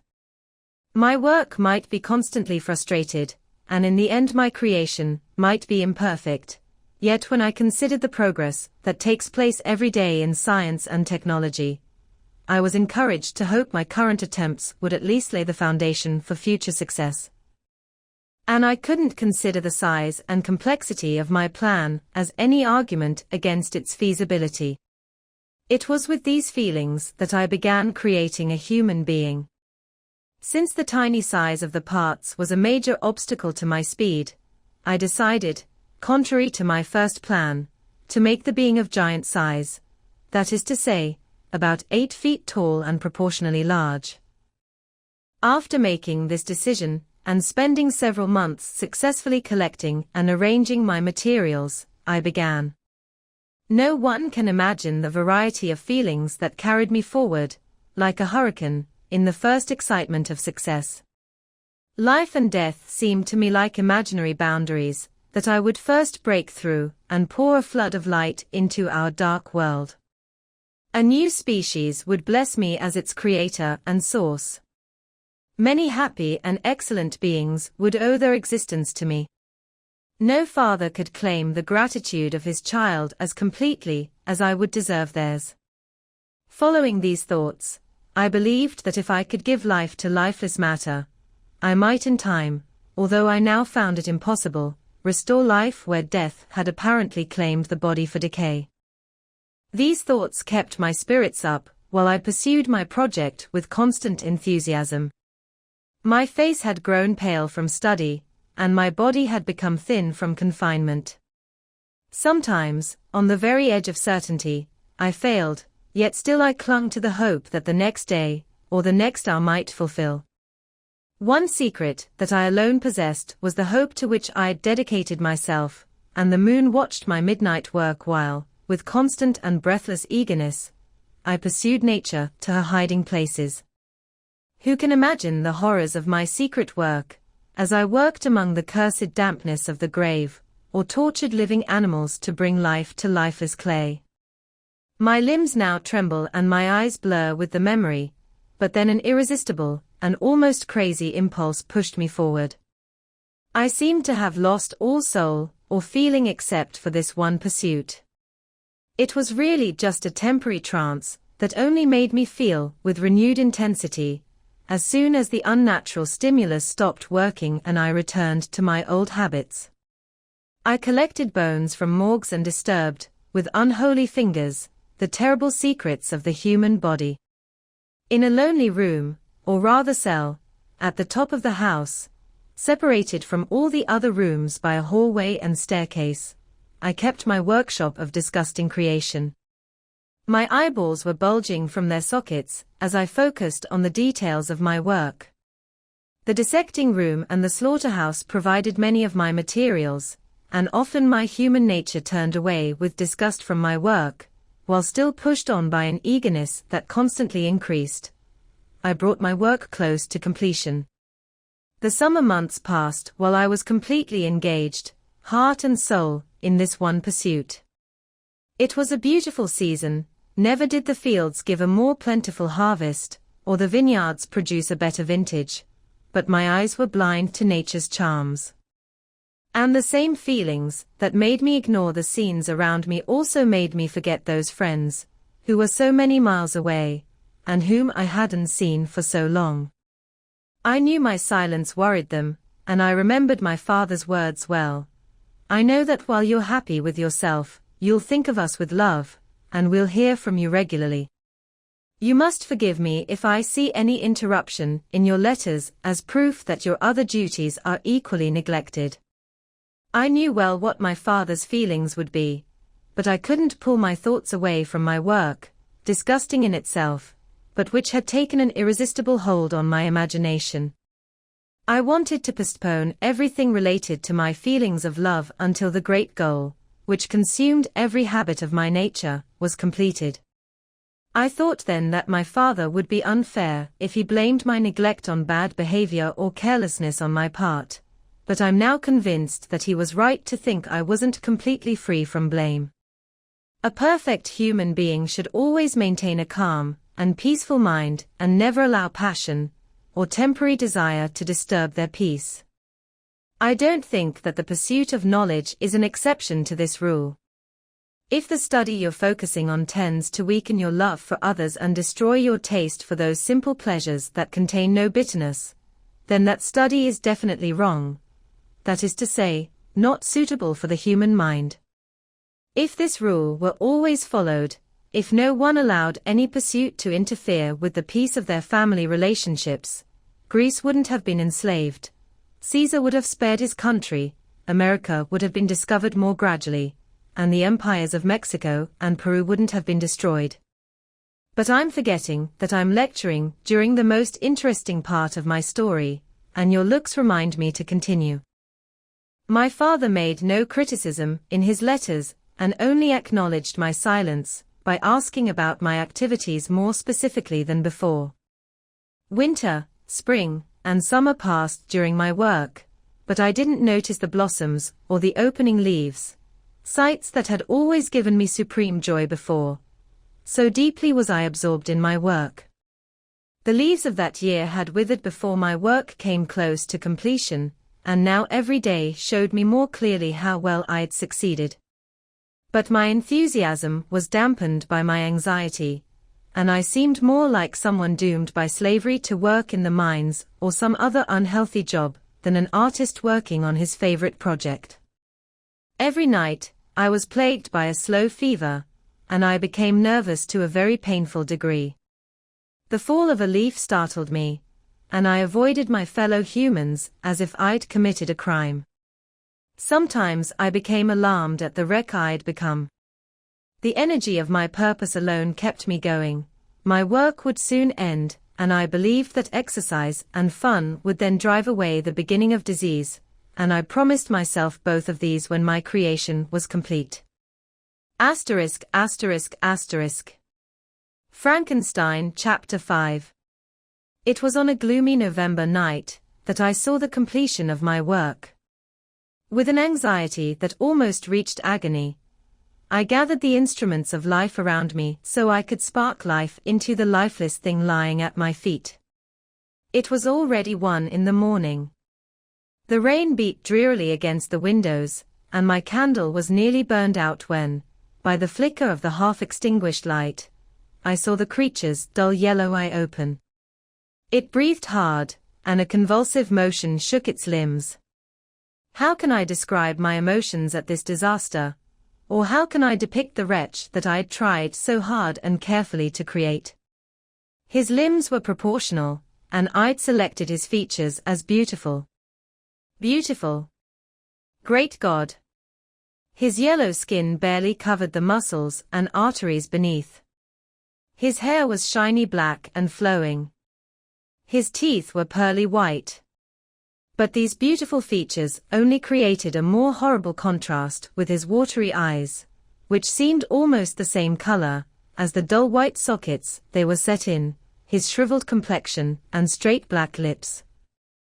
The different events of life aren't as changeable as human feelings. I'd worked hard for nearly 2 years for the sole purpose of giving life to a lifeless body. For this, I'd deprived myself of rest and health. I'd wanted it with a passion that far exceeded moderation, but now that I'd finished, the beauty of the dream vanished, and breathless horror and disgust filled my heart. Unable to bear looking at the being I'd created, I rushed out of the room and spent a long time pacing my bedroom, unable to calm my mind enough to sleep. Finally, exhaustion replaced the chaos I'd endured before, and I threw myself on the bed fully clothed, trying to find a few moments of escape. But it was useless. I slept, yes, but I was disturbed by the wildest dreams. I thought I saw Elizabeth, healthy and blooming, walking in the streets of Ingolstadt. Delighted and surprised, I hugged her, but as I kissed her lips, they became pale with the color of death. Her features seemed to change, and I thought I was holding my dead mother's corpse in my arms. A burial shroud wrapped her body, and I saw grave worms crawling in the folds of the cloth. I woke up with horror. Cold sweat covered my forehead, my teeth chattered, and every limb convulsed. Then, by the dim yellow light of the moon as it pushed through the window shutters, I saw the wretch, the miserable monster I'd created. He held up the bed curtain, and his eyes, if you could call them eyes, were fixed on me. His jaws opened, and he made some unclear sounds while a grin wrinkled his cheeks. He might have spoken, but I didn't hear. One hand was stretched out, as if to stop me, but I escaped and rushed downstairs. I took shelter in the courtyard of the house where I lived, where I stayed for the rest of the night, pacing back and forth in extreme agitation, listening carefully, catching and fearing every sound as if it would announce the approach of the demonic corpse to which I'd so miserably given life. Oh! No human could handle the horror of that face. A mummy brought back to life couldn't be as hideous as that wretch. I'd looked at him while unfinished. He was ugly then, but when those muscles and joints became capable of movement, it became a thing that even Dante couldn't have imagined. I spent the night miserably. Sometimes my pulse beat so quickly and hard that I felt every artery pulsing. At other times, I nearly collapsed from exhaustion and extreme weakness. Mixed with this horror, I felt the bitterness of disappointment. Dreams that had been my food and pleasant rest for so long had now become hell to me, and the change was so rapid, the collapse so complete. Morning, dismal and wet, finally came and revealed to my sleepless and aching eyes the church of Ingolstadt, its white steeple and clock, which showed it was 6 o'clock. The porter opened the courtyard gates, which had been my shelter that night, and I went out into the streets, walking them with quick steps, as if trying to avoid the wretch I feared I'd see around every corner. I didn't dare return to the apartment where I lived, but felt compelled to hurry on, even though I was soaked by the rain pouring from a black and miserable sky. I kept walking this way for some time, trying through physical exercise to ease the burden weighing on my mind. I walked the streets without any clear idea of where I was or what I was doing. My heart pounded with the sickness of fear, and I hurried on with irregular steps, not daring to look around me.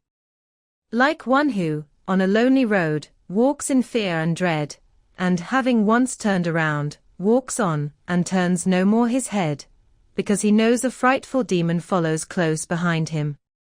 Coleridge's Ancient Mariner. Continuing this way, I eventually came to stand across from the inn where various coaches and carriages usually stopped. Here I paused.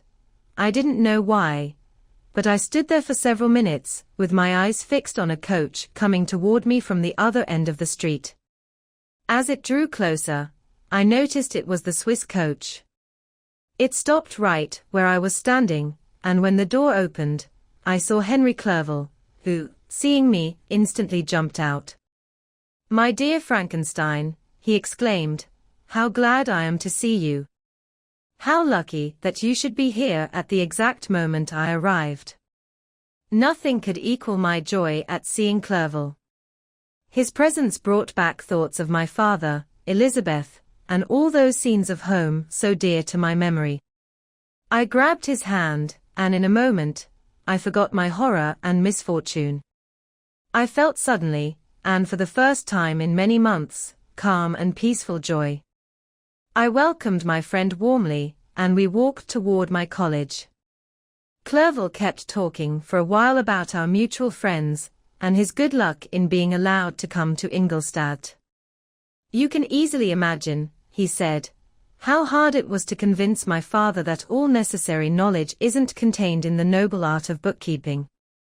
In fact, I think he remained unconvinced to the end, because his constant answer to my endless pleading was the same as the Dutch schoolmaster in The Vicar of Wakefield. I have 10,000 florins a year without Greek. I eat well without Greek." But his love for me finally overcame his dislike of learning, and has allowed me to take a voyage of discovery to the land of knowledge. "It gives me the greatest joy to see you, but tell me how you left my father, brothers, and Elizabeth." "Very well and very happy, just a little worried that they hear from you so rarely. By the way, I plan to lecture you a bit about that myself. But my dear Frankenstein," he continued, stopping short and staring at my face, "I didn't notice before how sick you look, so thin and pale. You look like you've been awake for several nights." "You guessed right. I've recently been so deeply involved in one project that I haven't allowed myself enough rest, as you can see. But I truly hope, that all these activities are now over and that I'm finally free." I trembled intensely. I couldn't stand to think about, much less mention, what had happened the night before. I walked quickly, and we soon arrived at my college. Then I thought, and the thought made me shudder, that the creature I'd left in my apartment might still be there, alive and walking around. I dreaded seeing this monster, but I feared even more that Henry might see him. So I asked him to wait a few minutes at the bottom of the stairs while I rushed up to my room. My hand was already on the door lock before I caught myself. Then I paused, and a cold shiver came over me. I threw the door open forcefully, the way children do when they expect a ghost to be waiting for them on the other side, but nothing appeared. I stepped in fearfully. The apartment was empty, and my bedroom was also free of its hideous guest. I could hardly believe such good fortune had come to me, but when I was sure my enemy had indeed fled, I clapped my hands with joy and ran down to Clerval. We went up to my room, and the servant soon brought breakfast, but I couldn't contain myself. It wasn't only joy that possessed me. I felt my skin tingling with extreme sensitivity, and my pulse beat rapidly. I couldn't stay in one place for a single second. I jumped over chairs, clapped my hands, and laughed loudly. Clerval at first thought my unusual energy was joy at his arrival, but when he watched me more carefully, he saw a wildness in my eyes that he couldn't explain, and my loud, unrestrained, hollow laughter frightened and shocked him. "My dear Victor," he cried, "what on earth is the matter? Don't laugh like that. You're so sick. What's causing all this?" "Don't ask me," I cried, putting my hands over my eyes, because I thought I saw the dreaded ghost glide into the room. "He can tell." "Oh, save me. Save me." I imagined that the monster grabbed me. I struggled violently and collapsed in a seizure. Poor Clerval. What must his feelings have been? A meeting he'd anticipated with such joy turned so strangely to bitterness. But I didn't witness his grief, because I was unconscious and didn't regain my senses for a long, long time. This was the beginning of a nervous fever that kept me bedridden for several months. During all that time, Henry was my only nurse. I later learned that, knowing my father's old age and inability to make such a long journey, and how miserable my sickness would make Elizabeth, he spared them this grief by hiding how serious my illness was. He knew I couldn't have a kinder and more attentive nurse than himself, and firmly hoping for my recovery, he didn't doubt that instead of causing harm, he was doing the kindest thing he could for them. But I was really very sick, and surely nothing but my friend's endless and constant care could have brought me back to life. The image of the monster I'd brought into existence was forever before my eyes, and I raved constantly about him. My words no doubt surprised Henry. At first, he thought they were the confused thoughts of my disturbed imagination, but my persistence in always returning to the same subject convinced him that my illness really did stem from some unusual and terrible event. Very slowly, and with frequent relapses that alarmed and saddened my friend, I recovered. I remember the first time I was able to observe the world around me with any pleasure. I noticed that the fallen leaves had disappeared and that young buds were sprouting from the trees outside my window. It was a beautiful spring, and the season greatly helped my recovery. I also felt feelings of joy and affection return to my heart. My gloom disappeared, and soon I became as cheerful as I'd been before I was attacked by that fatal passion. "Dearest Clerval," I exclaimed, "how kind, how very good you are to me. This whole winter, instead of being spent studying as you'd promised yourself, has been consumed in my sick room.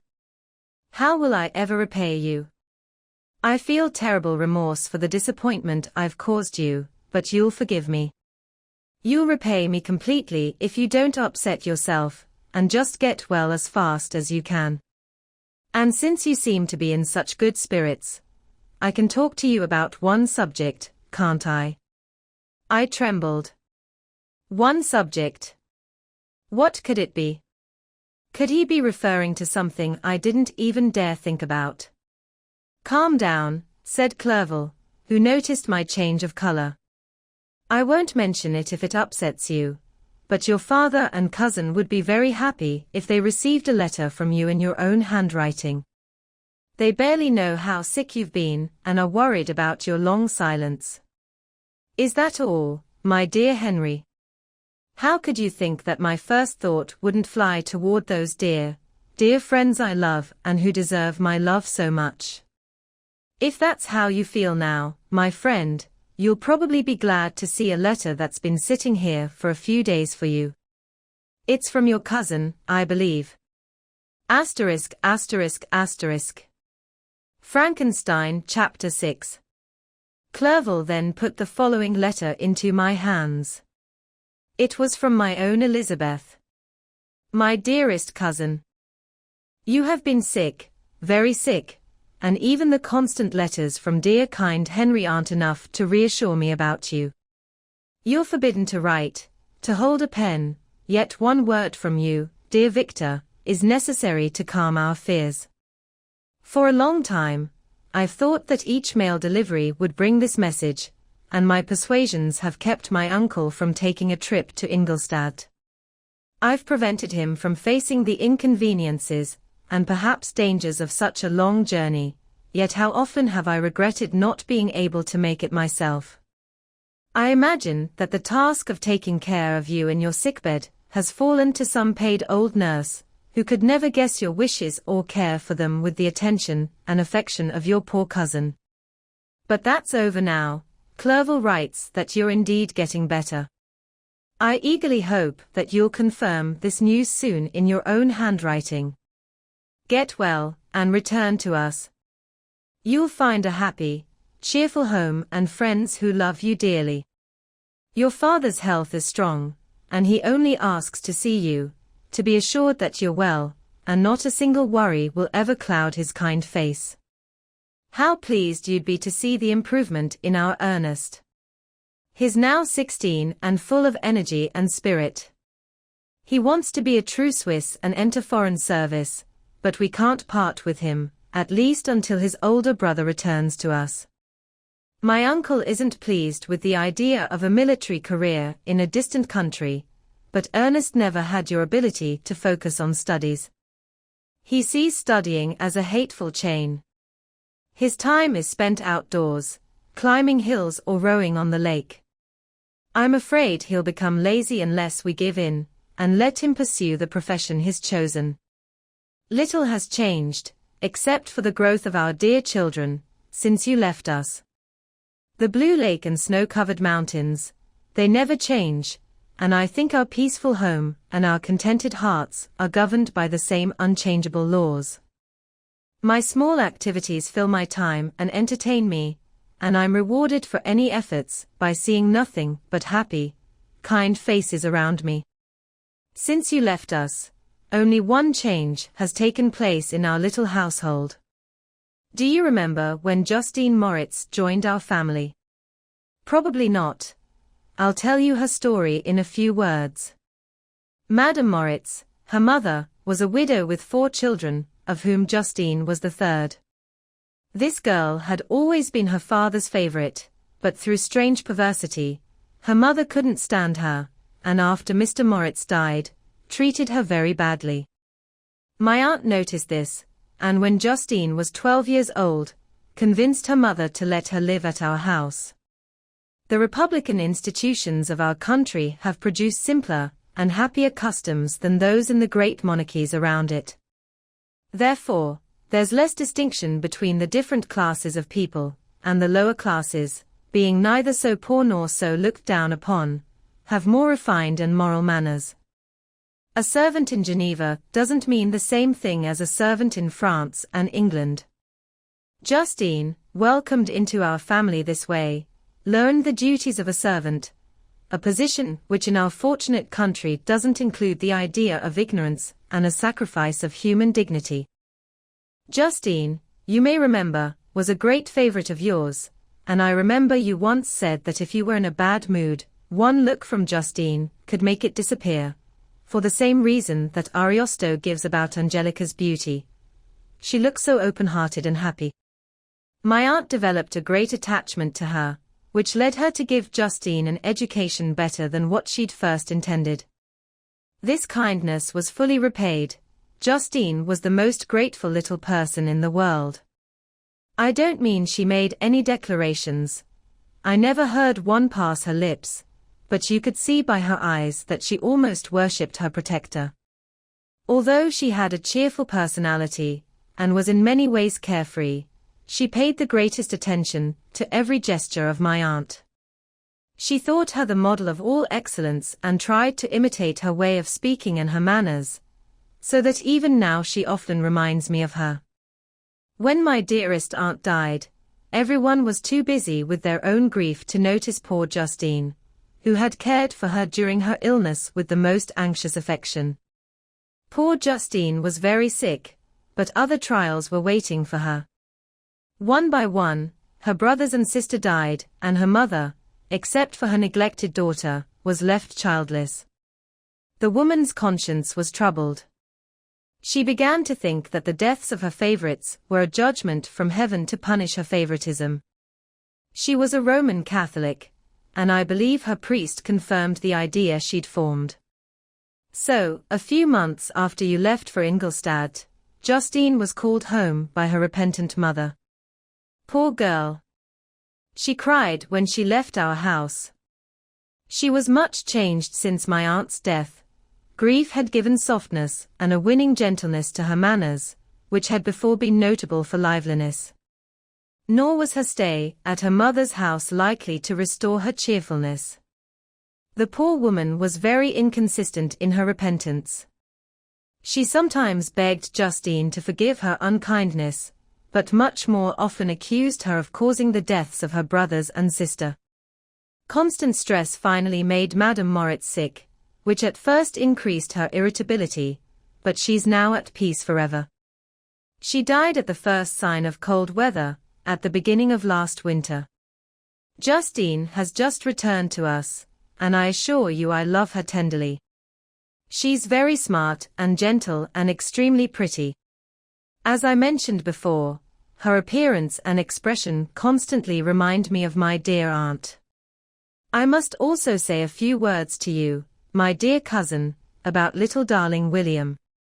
I wish you could see him. He's very tall for his age, with sweet laughing blue eyes, dark eyelashes, and curly hair. When he smiles, 2 little dimples appear on each cheek, which are rosy with health. He's already had 1 or 2 little girlfriends, but Louisa Byron is his favorite, a pretty little girl of 5 years old. Now, dear Victor, I'm sure you'd like a little gossip about the good people of Geneva. The pretty Miss Mansfield has already received congratulatory visits for her upcoming marriage to a young Englishman, John Melbourne, Esquire. Her ugly sister, Manon, married Mr. Duvillard, the rich banker, last autumn. Your favorite schoolmate, Louis Manoir, has suffered several misfortunes since Clerval left Geneva, but has already recovered his spirits, and is reported to be about to marry a lively pretty Frenchwoman, Madame Taverny. She's a widow and much older than Manoir, but she's very much admired and a favorite with everyone. I've written myself into better spirits, dear cousin, but my anxiety returns as I finish. Write, dearest Victor, 1 line, 1 word will be a blessing to us. 10,000 thanks to Henry for his kindness, his affection, and his many letters. We're sincerely grateful. Goodbye, my cousin. Take care of yourself, and I beg you, write. Elizabeth Lavenza. Geneva, March 18, 17. Dear, dear Elizabeth. I exclaimed when I'd read her letter. I'll write immediately and relieve them of the anxiety they must feel. I wrote, and this effort greatly tired me, but my recovery had begun and proceeded regularly. In another 2 weeks, I was able to leave my room. One of my first duties after my recovery was to introduce Clerval to the various professors at the university. In doing this, I went through a kind of rough treatment, inappropriate for the wounds my mind had suffered. Ever since that fatal night, the end of my work and the beginning of my misfortunes, I'd developed a violent hatred even for the name of natural science. When I was otherwise quite restored to health, the sight of a chemical instrument would bring back all the agony of my nervous symptoms. Henry saw this and had removed all my equipment from my sight. He'd also changed my room, because he noticed I'd developed a dislike for the room that had previously been my laboratory. But these precautions by Clerval were useless when I visited the professors. Mr. Waldman inflicted torture when he praised, with kindness and warmth, the amazing progress I'd made in the sciences. He soon noticed that I disliked the subject, but not guessing the real reason, he attributed my feelings to modesty and changed the topic from my achievements to the science itself, clearly wanting to draw me out. What could I do? He meant to please, but he tormented me. I felt as if he'd carefully placed before me, one by one, those instruments that would later be used to put me to a slow and cruel death. I writhed under his words yet didn't dare show the pain I felt. Clerval, whose eyes and feelings were always quick to sense others' emotions, changed the subject, excusing himself by claiming total ignorance, and the conversation took a more general direction. I thanked my friend from my heart, but I didn't speak. I saw clearly that he was surprised, but he never tried to get my secret from me. Although I loved him with a mixture of affection and respect that knew no bounds, I could never bring myself to confide in him about that event that was so often in my thoughts, but which I feared that telling another would only make more deeply impressed in my mind. Mr. Kremp wasn't as tactful, and in my condition at that time of almost unbearable sensitivity, his harsh, blunt praise gave me even more pain than Mr. Waldman's kind approval. "Damn the fellow," he cried. "Why, Mr. Clerval, I assure you he's surpassed us all. Yes, stare if you want, but it's nevertheless true." A youngster, who just a few years ago believed in Cornelius Agrippa, as firmly as in the Bible, has now put himself at the head of the university, and if is not soon pulled down, will all be embarrassed. "Yes, yes," he continued, noticing my face showing suffering, "Mr. Frankenstein is modest, an excellent quality in a young man. Young men should doubt themselves, you know, Mr. Clerval. I was like that myself when young, but that wears off very quickly." Mr. Kremp had now started praising himself, which happily turned the conversation from a subject that was so annoying to me. Clerval had never shared my interest in natural science, and his literary pursuits were completely different from those that had occupied me. He came to the university planning to master the Oriental languages, which would open up opportunities for the life plan he'd laid out for himself. Determined to pursue a distinguished career, he turned his eyes toward the East as offering scope for his enterprising spirit. The Persian, Arabic, and Sanskrit languages engaged his attention, and I was easily persuaded to study the same subjects. Laziness had always been unpleasant to me, and now that I wanted to escape from reflection, and hated my former studies, I felt great relief in being a fellow student with my friend and found not only instruction, but comfort in the works of Oriental writers. I didn't, like him, try for critical knowledge of their languages, because I didn't plan to use them for anything but temporary entertainment. I read just to understand their meaning, and they well rewarded my efforts. Their sadness is soothing and their joy uplifting to a degree I'd never experienced in studying the authors of any other country. When you read their writings, life seems to consist of a warm sun and a garden of roses, the smiles and frowns of a beautiful enemy and the fire that consumes your own heart. How different from the masculine and heroic poetry of Greece and Rome. Summer passed in these activities, and my return to Geneva was set for late autumn, but being delayed by several accidents, winter and snow arrived, the roads were considered impassable, and my trip was postponed until the following spring. I felt this delay very bitterly, because I longed to see my hometown and my beloved friends. My return had only been delayed so long, because I was unwilling to leave Clerval in a strange place before he'd gotten to know any of its residents. The winter, however, was spent cheerfully, and although spring was unusually late, when it came, its beauty made up for its tardiness. The month of May had already started, and I was expecting the letter any day that would set the date of my departure, when Henry suggested a walking tour around Ingolstadt, so I could personally say goodbye to the area I'd lived in so long. I happily agreed to this idea.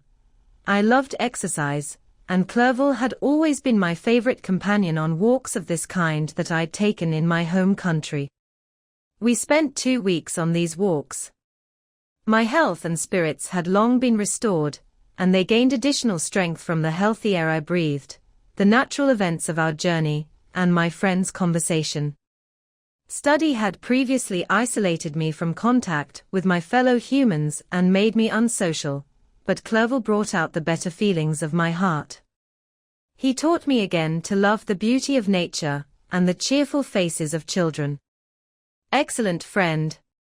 How sincerely you loved me and tried to elevate my mind until it was on the same level as your own. A selfish pursuit had cramped and narrowed me until your gentleness and affection warmed and opened my senses. I became the same happy person who, a few years ago, loved and beloved by all, had no sorrow or worry. When happy, lifeless nature had the power to give me the most delightful feelings. A calm sky and green fields filled me with ecstasy. The current season was truly divine. The flowers of spring bloomed in the hedges, while those of summer were already budding. I was undisturbed by thoughts that during the previous year had pressed on me with an overwhelming burden, despite my efforts to throw them off. Henry rejoiced in my happiness, and sincerely shared my feelings. He worked hard to entertain me while expressing the emotions that filled his soul. His mental resources on this occasion were truly amazing. His conversation was full of imagination, and very often, imitating the Persian and Arabic writers, he made up tales of wonderful fantasy and passion. At other times, he recited my favorite poems, or drew me into arguments that he supported with great cleverness. We returned to our college on a Sunday afternoon. The peasants were dancing, and everyone we met seemed cheerful and happy. My own spirits were high, and I bounded along with feelings of unbridled joy and excitement. Asterisk, asterisk, asterisk. Frankenstein, Chapter 7. When I returned, I found the following letter from my father. My dear Victor, you've probably been waiting impatiently for a letter to set the date of your return to us, and I was at first tempted to write just a few lines, simply mentioning the day I should expect you. But that would be cruel kindness, and I don't dare do it. What would be your surprise, my son, when you expected a happy and cheerful welcome, to see instead tears and misery? And how, Victor, can I tell you about our misfortune? Your absence can't have made you numb to our joys and sorrows, and how can I inflict pain on my long-absent son?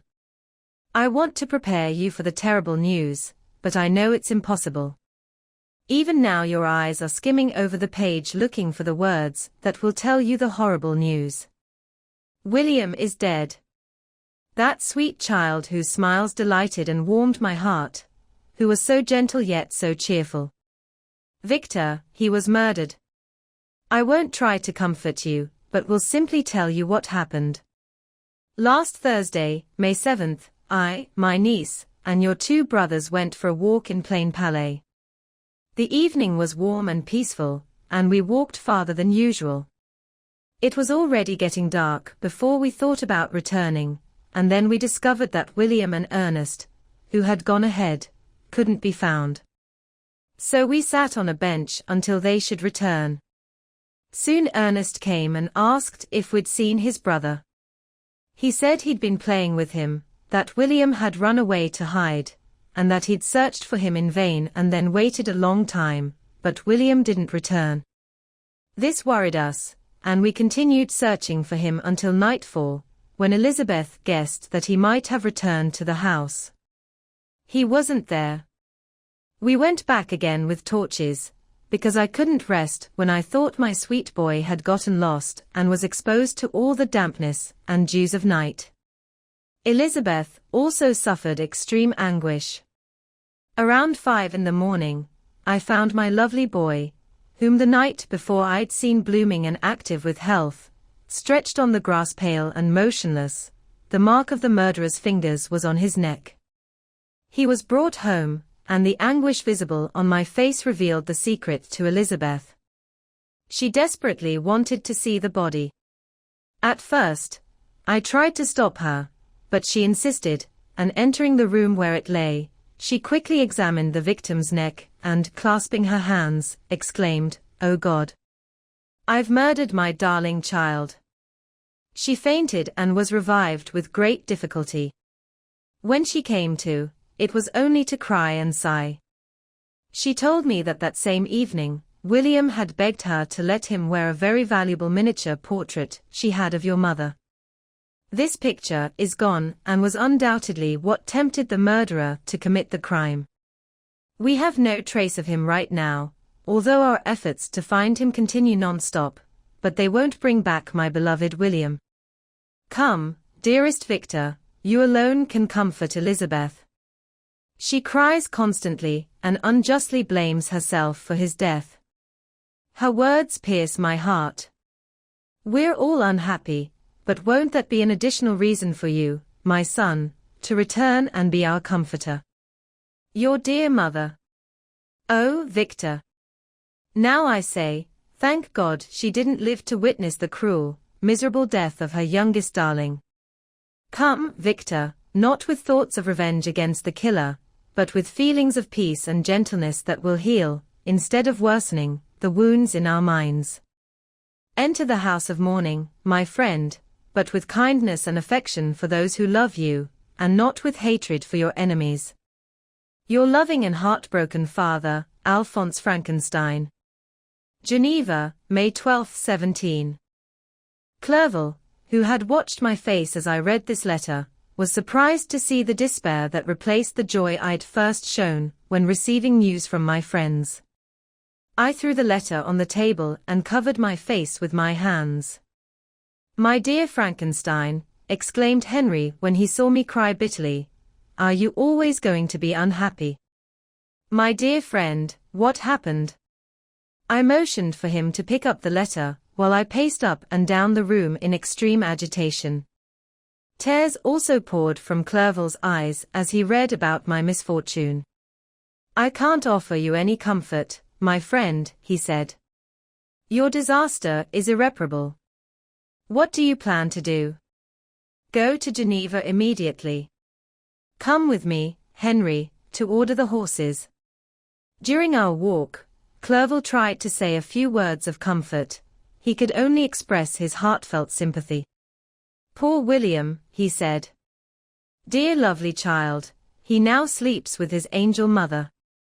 Who that had seen him bright and joyful in his young beauty wouldn't weep over his untimely death? To die so miserably, to feel the murderer's grip. How much more evil is a murderer, who could destroy such radiant innocence? Poor little Guy. We have one consolation, his friends mourn and weep, but he's at rest. The pain is over, his suffering has ended forever. A piece of earth covers his gentle body, and he knows no pain. He can no longer be pitied, we must save that for his miserable survivors." Clerval spoke like this as we hurried through the streets. The words impressed themselves on my mind, and I remembered them later in solitude. But now, as soon as the horses arrived, I rushed into a carriage and said goodbye to my friend. My journey was very depressing. At first, I wanted to hurry, because I longed to comfort and sympathize with my loved and grieving friends, but when I got close to my hometown, I slowed down. I could barely handle the flood of feelings rushing into my mind. I passed through scenes familiar from my youth, but which I hadn't seen for nearly 6 years. How much everything might have changed during that time. One sudden and devastating change had taken place, but 1,000 little circumstances might have gradually caused other changes that, although they happened more quietly, might be just as significant. Fear overcame me. I didn't dare move forward, dreading 1,000 unnamed evils that made me tremble, even though I couldn't define them. I stayed 2 days in Lausanne in this painful state of mind. I looked at the lake, the waters were calm, everything around was peaceful, and the snowy mountains, the palaces of nature, hadn't changed. Gradually the calm and heavenly scene restored me, and I continued my journey toward Geneva. The road ran alongside the lake, which became narrower as I approached my hometown. I could see more clearly the dark sides of Jura and the bright peak of Mont Blanc. I cried like a child. Dear mountains! My own beautiful lake! How do you welcome your wanderer? Your peaks are clear, the sky and lake are blue and calm. Is this to predict peace, or to mock my unhappiness? I'm afraid, my friend, that I'll bore you by dwelling on these preliminary details, but they were days of comparative happiness, and I think of them with pleasure. My country, my beloved country. Only a native can tell the joy I felt in seeing again your streams, your mountains, and most of all, your lovely lake. Yet as I got closer to home, grief and fear overcame me again. Night also fell, and when I could barely see the dark mountains, I felt even gloomier. The scene appeared as a vast and dim vision of evil, and I vaguely foresaw that I was destined to become the most miserable of human beings. Oh! I predicted truly and was wrong in only one thing. In all the misery I imagined and dreaded, I didn't conceive even 1/100th of the anguish I was destined to suffer. It was completely dark when I arrived on the outskirts of Geneva. The town gates were already closed, and I had to spend the night at Sec-Heron, a village about half a league from the city. The sky was clear, and since I couldn't rest, I decided to visit the spot where my poor William had been murdered. Since I couldn't pass through the town, I had to cross the lake in a boat to reach Plain Palais. During this short trip, I saw lightning playing on the peak of Mont Blanc in the most beautiful patterns. The storm seemed to be approaching rapidly, and after landing, I climbed a low hill so I could watch its progress. It advanced, the sky clouded over, and I soon felt rain coming slowly in large drops, but its intensity quickly increased. I left my seat and walked on, even though the darkness and storm grew stronger every minute, and thunder crashed with a terrifying explosion over my head. It echoed from Salive, the Juras, and the Alps of Savoy. Vivid flashes of lightning dazzled my eyes, lighting up the lake and making it look like a vast sheet of fire. Then for a moment, everything seemed pitch black until my eyes recovered from the previous flash. The storm, as often happens in Switzerland, appeared at once in various parts of the sky. The most violent storm hung directly north of town, over the part of the lake between the promontory of Belrive and the village of Coppet. Another storm lit up Jura with faint flashes, and another darkened and sometimes revealed the Mole, a peaked mountain to the east of the lake. While I watched the storm, so beautiful yet terrifying, I walked on quickly. This noble battle in the sky lifted my spirits. I clasped my hands and exclaimed aloud, "William, dear angel. This is your funeral, this your dirge." As I said these words, I noticed in the gloom a figure that crept from behind a group of trees near me. I stood frozen, staring intently. I couldn't be mistaken.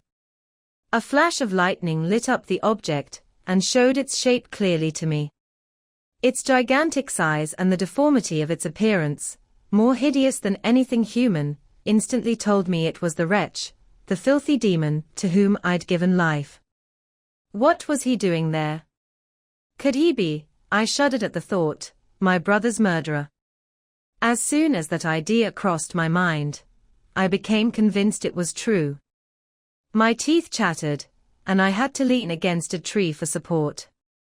The figure passed me quickly, and I lost it in the darkness. Nothing in human form could have destroyed that beautiful child. He was the murderer. I couldn't doubt it. The mere presence of the idea was irresistible proof of the fact. I thought about chasing the devil, but it would have been useless, because another flash showed him to me hanging among the rocks of the nearly vertical slope of Mont Salive, a hill that borders Plain Palais on the south. He soon reached the summit and disappeared. I stood motionless. The thunder stopped, but the rain continued, and the scene was wrapped in impenetrable darkness. I thought about the events I'd tried so hard to forget, the whole progression of my work toward the creation, the appearance of my creation at my bedside, its departure. Nearly 2 years had passed since the night he first received life, and was this his first crime?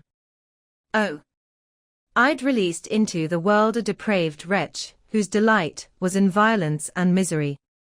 Hadn't he murdered my brother? No one can imagine the anguish I suffered during the rest of the night, which I spent cold and wet in the open air. But I didn't feel the discomfort of the weather. My imagination was busy with scenes of evil and despair. I thought about the being I'd released among humanity, and given the will and power to accomplish horrible purposes, like the deed he'd just done, almost as if he were my own vampire, my own spirit released from the grave and forced to destroy everything dear to me. Day broke, and I headed toward town. The gates were open, and I rushed to my father's house. My first thought was to reveal what I knew about the murderer, and have him immediately pursued. But I paused when I thought about the story I'd have to tell. A being I'd created and brought to life had met me at midnight among the cliffs of an inaccessible mountain. I also remembered the nervous fever I'd had right when I'd created him, which would make an otherwise completely improbable tale seem like delirium. I knew that if anyone else had told me such a story, I would have thought it was the ravings of insanity. Besides, the strange nature of the creature would evade any pursuit, even if I were believed enough to convince my relatives to start one. And what good would pursuit do? Who could arrest a creature capable of scaling the overhanging sides of Mont Saleve? These thoughts decided me, and I resolved to stay silent. It was about 5 in the morning when I entered my father's house. I told the servants not to disturb the family, and went into the library to wait for their usual waking time. 6 years had passed, like a dream except for one permanent mark, and I stood in the same place where I'd last hugged my father before leaving for Ingolstadt.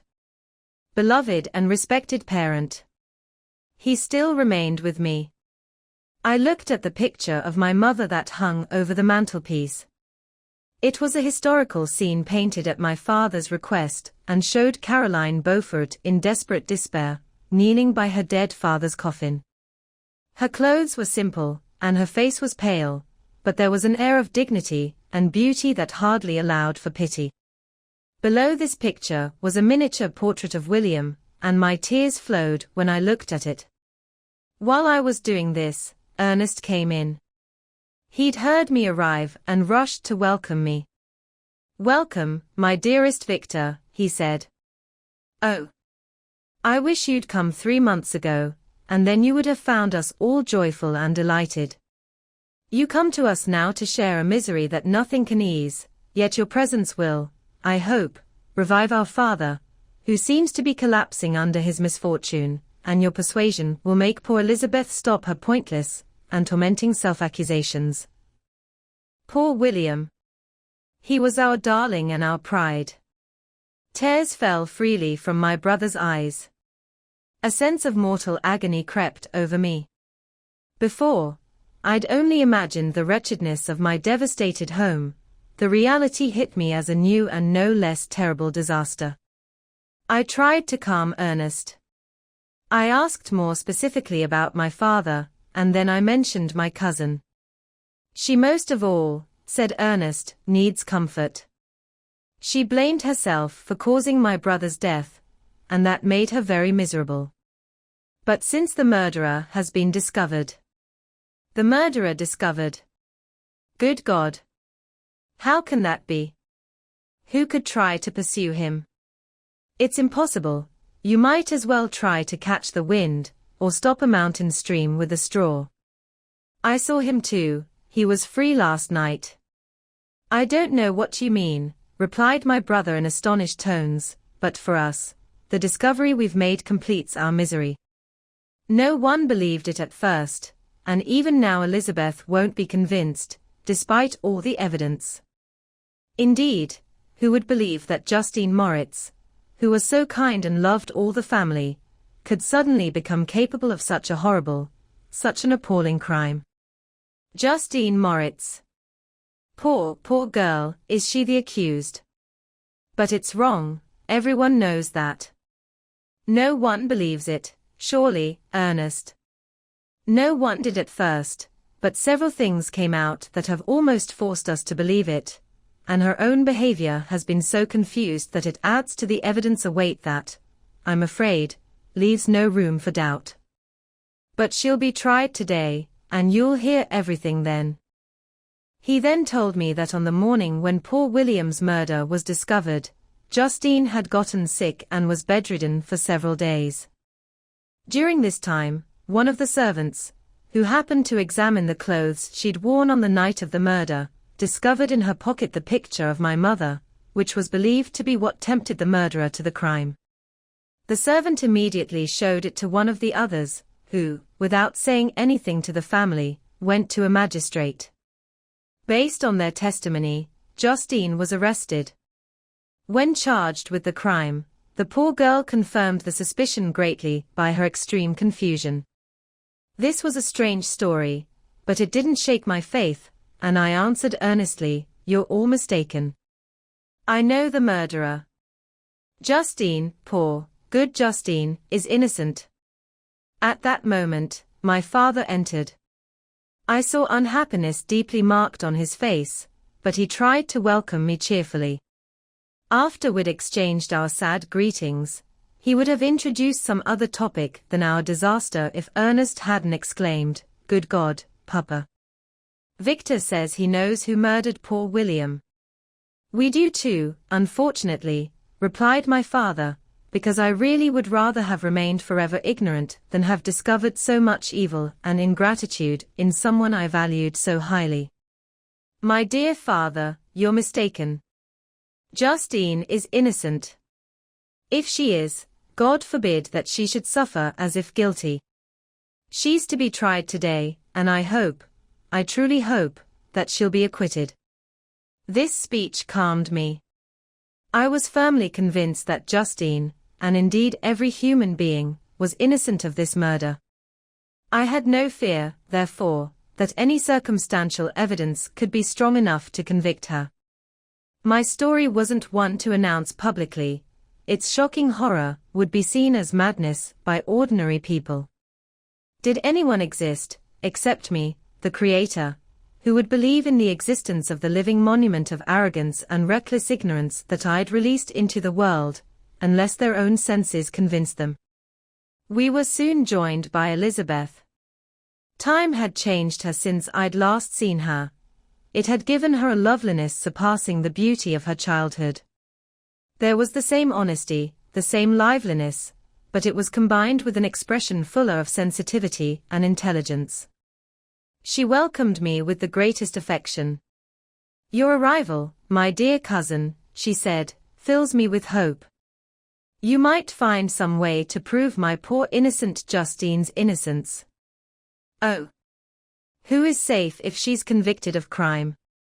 I'm as certain of her innocence as I am of my own.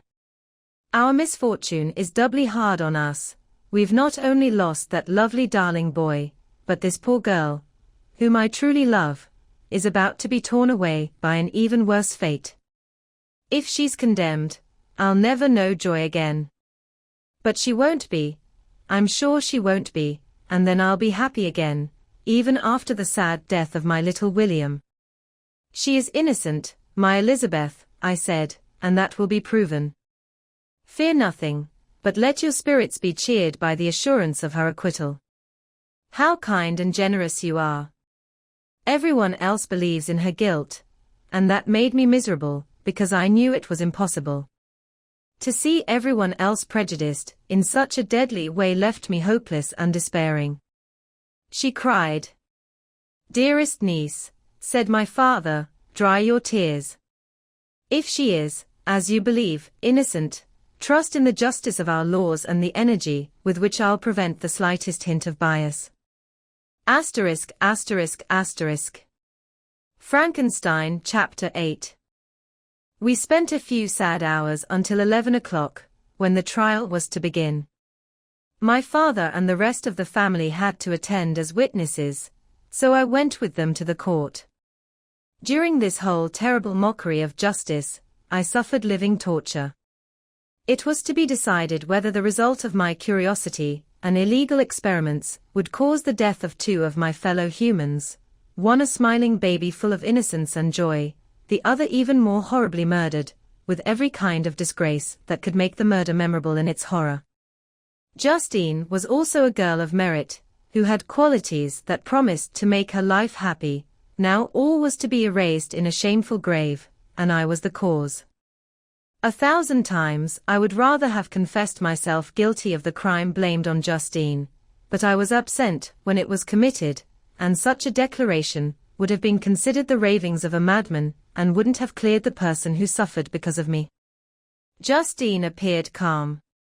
She was dressed in mourning, and her face, always attractive, was made exquisitely beautiful by the seriousness of her feelings. Yet she seemed confident in her innocence and didn't tremble, even though she was stared at and cursed by thousands, because all the kindness her beauty might have otherwise inspired was wiped out in the spectators' minds by their imagination of the terrible crime she was supposed to have committed. She was calm, but her calmness was clearly forced. Since her confusion had earlier been used as proof of her guilt, she worked herself up to an appearance of courage. When she entered the courtroom, she looked around and quickly found where we were sitting.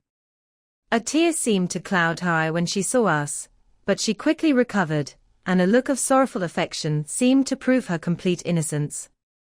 The trial began, and after the prosecutor stated the charge, several witnesses were called. Several strange facts combined against her that might have shaken anyone who didn't have the proof of her innocence that I had. She'd been out all night on the night the murder was committed, and toward morning had been seen by a market woman not far from where the murdered child's body was later found. The woman asked her what she was doing there, but she looked very strange and only gave a confused and unclear answer. She returned to the house around 8 o'clock, and when someone asked where she'd spent the night, she replied that she'd been looking for the child and asked urgently if anything had been heard about him. When shown the body, she had violent hysterics, and stayed in bed for several days. Then the picture was shown that the servant had found in her pocket, and when Elizabeth, in a shaky voice, confirmed that it was the same one that she'd placed around his neck an hour before the child went missing, a murmur of horror and anger filled the court. Justine was asked to defend herself. As the trial had gone on, her expression had changed. Surprise, horror, and misery were strongly shown. Sometimes she struggled with her tears, but when she was asked to plead, she gathered her strength and spoke in a voice that could be heard, although it wavered. God knows, she said, how completely innocent the first am. But I don't expect that my protests alone should acquit me. I base my innocence on a plain and simple explanation of the facts that have been presented against me, and I hope the character I've always had will make my judges interpret favorably any circumstance that appears doubtful or suspicious. She then explained that, with Elizabeth's permission, she'd spent the evening of the night the murder was committed at her aunt's house in Chain, a village about a league from Geneva. On her return, around 9 o'clock, she met a man who asked if she'd seen anything of the lost child. She was alarmed by this news and spent several hours looking for him. When the gates of Geneva were closed, she was forced to spend several hours of the night in a barn belonging to a cottage, not wanting to wake the residents, whom she knew well. She spent most of the night there watching. Toward morning, she thought she slept for a few minutes. Some sounds disturbed her, and she woke up. It was dawn, and she left her shelter so she could try again to find my brother. If she'd gone near where his body lay, it was without her knowledge. That she'd been confused when questioned by the market woman wasn't surprising, since she'd had a sleepless night, and poor William's fate was still uncertain. About the picture, she could give no explanation. I know, continued the unhappy victim, how heavily and fatally this one fact weighs against me, but I have no way of explaining it. When I've expressed my complete ignorance, I can only guess about the possibilities of how it might have been placed in my pocket. But here too I'm stuck. I don't believe I have any enemy on earth, and surely no one would have been so evil as to destroy me deliberately. Did the murderer put it there? I don't know of any opportunity he had to do so, or if I did, why would he have stolen the jewel only to give it up again so soon? I leave my case to the justice of my judges, yet I see no room for hope. I ask permission to have a few witnesses examined about my character, and if their testimony doesn't outweigh my supposed guilt, I must be condemned, although I would stake my salvation on my innocence. Several witnesses were called who had known her for many years, and they spoke well of her, but fear and hatred of the crime they thought she'd committed made them timid and reluctant to come forward. Elizabeth saw even this last resource, her excellent character and irreproachable conduct, about to fail the accused, so although she was very upset, she asked permission to address the court. I am, she said, the cousin of the unhappy child who was murdered, or rather his sister, because I was raised by and have lived with his parents ever since and even long before his birth. It may therefore seem improper for me to come forward on this occasion, but when I see a fellow human about to die, because of the cowardice of her so-called friends, I want to be allowed to speak so I can say what I know of her character.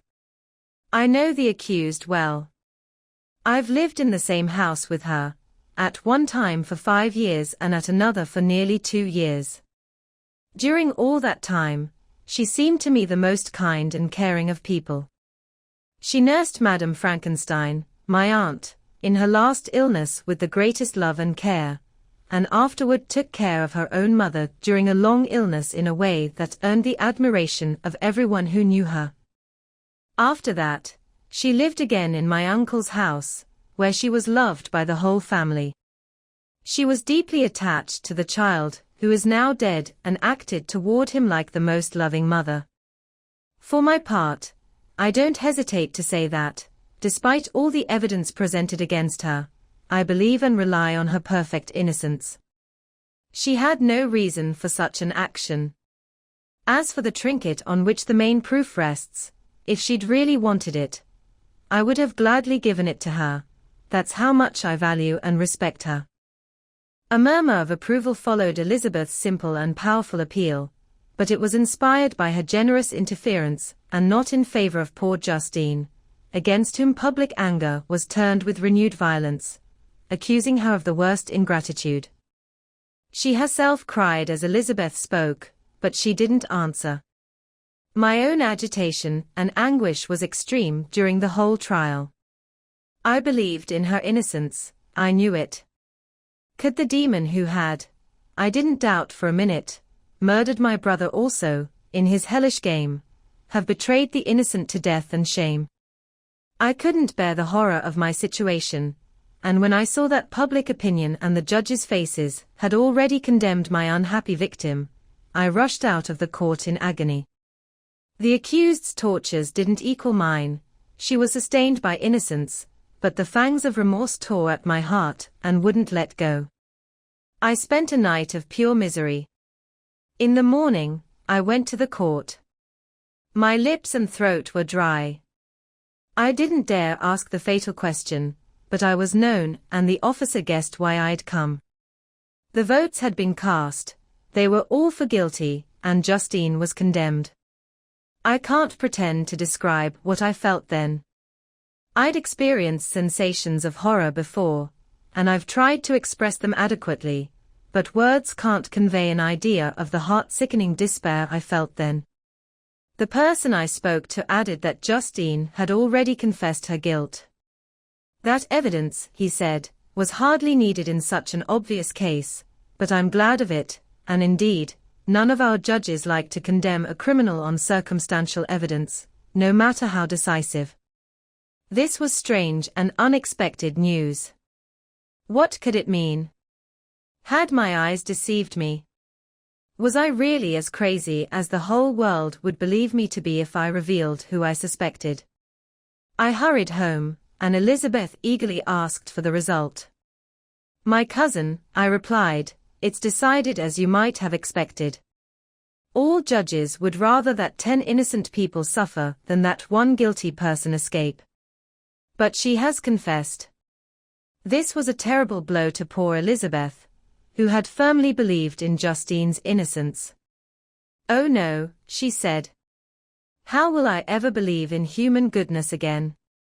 Justine, whom I loved and respected like my sister, how could she put on those smiles of innocence only to betray?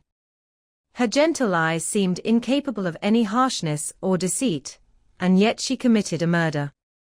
Soon after, we heard that the poor victim had expressed a desire to see my cousin. My father didn't want her to go, but said he'd leave it to her own judgment and feelings to decide. Yes, said Elizabeth, I'll go, even though she's guilty, and you, Victor, will come with me.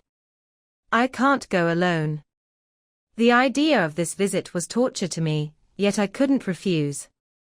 We entered the gloomy prison cell, and saw Justine sitting on some straw at the far end. Her hands were in chains, and her head rested on her knees. She stood up when she saw us enter, and when we were left alone with her, she threw herself at Elizabeth's feet, crying bitterly. My cousin cried too. Oh, Justine, she said. Why did you take away my last comfort? I relied on your innocence, and although I was very miserable then, I wasn't as miserable as I am now. And do you also believe that I'm so very, very wicked?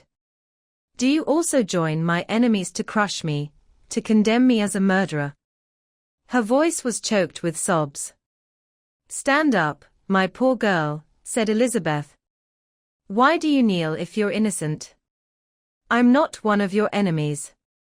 I believed you were innocent, despite all the evidence, until I heard that you declared your own guilt. That report, you say, is false, and be assured, dear Justine, that nothing can shake my confidence in you for a moment except your own confession. I did confess, but I confessed a lie. I confessed so I could get absolution, but now that lie weighs heavier on my heart than all my other sins. May the God of heaven forgive me. Ever since I was condemned, my priest has pressured me. He threatened and warned me until I almost began to think I was the monster he said I was. He threatened excommunication and hellfire in my last moments if I remained stubborn. Dear lady, I had no one to support me. Everyone looked at me as a wretch doomed to shame and damnation. What could I do? In a bad moment, I agreed to a lie, and only now am I truly miserable. She paused, crying, and then continued, I thought with horror, my sweet lady, that you would believe your Justine, whom your blessed aunt had honored so highly and whom you loved, was a creature capable of a crime that only the devil himself could have committed. Dear William. Dearest blessed child. I'll see you again soon in heaven, where we'll all be happy, and that comforts me as I go to suffer shame and death. Oh, Justine. Forgive me for doubting you even for a moment. Why did you confess? But don't worry, dear girl. Don't be afraid. I'll proclaim, I'll prove your innocence. I'll melt the stone hearts of your enemies with my tears and prayers. You won't die. You, my playmate, my companion, my sister, die on the scaffold. No. No. I could never survive such a horrible misfortune. Justine shook her head sadly. I'm not afraid to die, she said. That pain is past. God strengthens my weakness, and gives me courage to endure the worst. I'm leaving a sad and bitter world, and if you remember me and think of me as someone unjustly condemned, I accept the fate waiting for me. Learn from me, dear lady, to submit patiently to the will of heaven. During this conversation, I'd moved to a corner of the prison room where I could hide the horrible anguish that possessed me. Despair. Who dared talk of that? The poor victim, who tomorrow would cross the awful boundary between life and death, didn't feel, as I did, such deep and bitter agony. I gnashed my teeth and ground them together, making a groan that came from my deepest soul. Justine jumped. When she saw who it was, she came to me and said, "Dear sir, you're very kind to visit me. You, I hope, don't believe I'm guilty." I couldn't answer. "No, Justine," said Elizabeth. "He's more convinced of your innocence than I was, because even when he heard you'd confessed, he didn't believe it. I truly thank him. In these last moments, I feel the sincerest gratitude toward those who think of me with kindness. How sweet is the affection of others to someone as wretched as I am. It removes more than half my misfortune, and I feel like I could die in peace now that my innocence is acknowledged by you, dear lady, and your cousin." So the poor sufferer tried to comfort others and herself. She did achieve the acceptance she wanted. But I, the true murderer, felt the never-dying worm alive in my chest, which allowed no hope or comfort. Elizabeth also cried and was unhappy, but hers was the misery of innocence, which, like a cloud that passes over the bright moon, hides its light for a while but can't tarnish its brightness. Anguish and despair had penetrated to the core of my heart. I carried a hell within me that nothing could extinguish. We stayed several hours with Justine, and it was very difficult for Elizabeth to tear herself away. "I wish," she cried, "that I could die with you. I can't live in this world of misery." Justine put on a cheerful appearance while she struggled to hold back her bitter tears. She hugged Elizabeth and said in a voice of half-suppressed emotion, "Goodbye, sweet lady, dearest Elizabeth, my beloved and only friend. May heaven, in its kindness, bless and protect you. May this be the last misfortune you'll ever suffer. Live and be happy, and make others happy too." And the next day, Justine died. Elizabeth's heartbreaking eloquence failed to change the judge's firm conviction in the guilt of the innocent sufferer. My passionate and angry appeals were lost on them. And when I heard their cold answers and the harsh, unfeeling reasoning of these men, my planned confession died on my lips. This way I might proclaim myself a madman, but not reverse the sentence passed on my wretched victim. She died on the scaffold as a murderer. From the tortures of my own heart, I turned to look at the deep and silent grief of my Elizabeth. This was also my doing. And my father's sorrow, and the desolation of that once smiling home, all was the work of my cursed hands. You weep, unhappy ones, but these aren't your last tears. Again you'll raise the funeral cry, and the sound of your mourning will be heard again and again.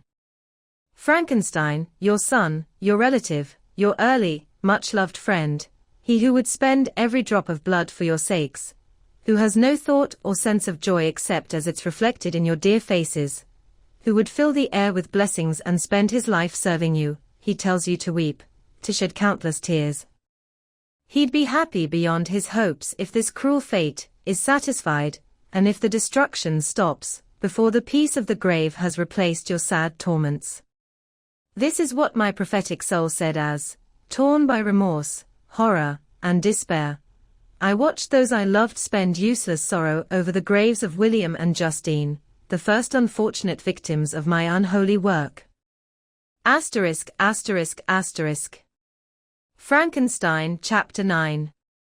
Nothing is more painful to the human mind than, after emotions have been stirred up by a rapid succession of events, the dead calmness of inaction, and certainty that follows and robs the soul of both hope and fear.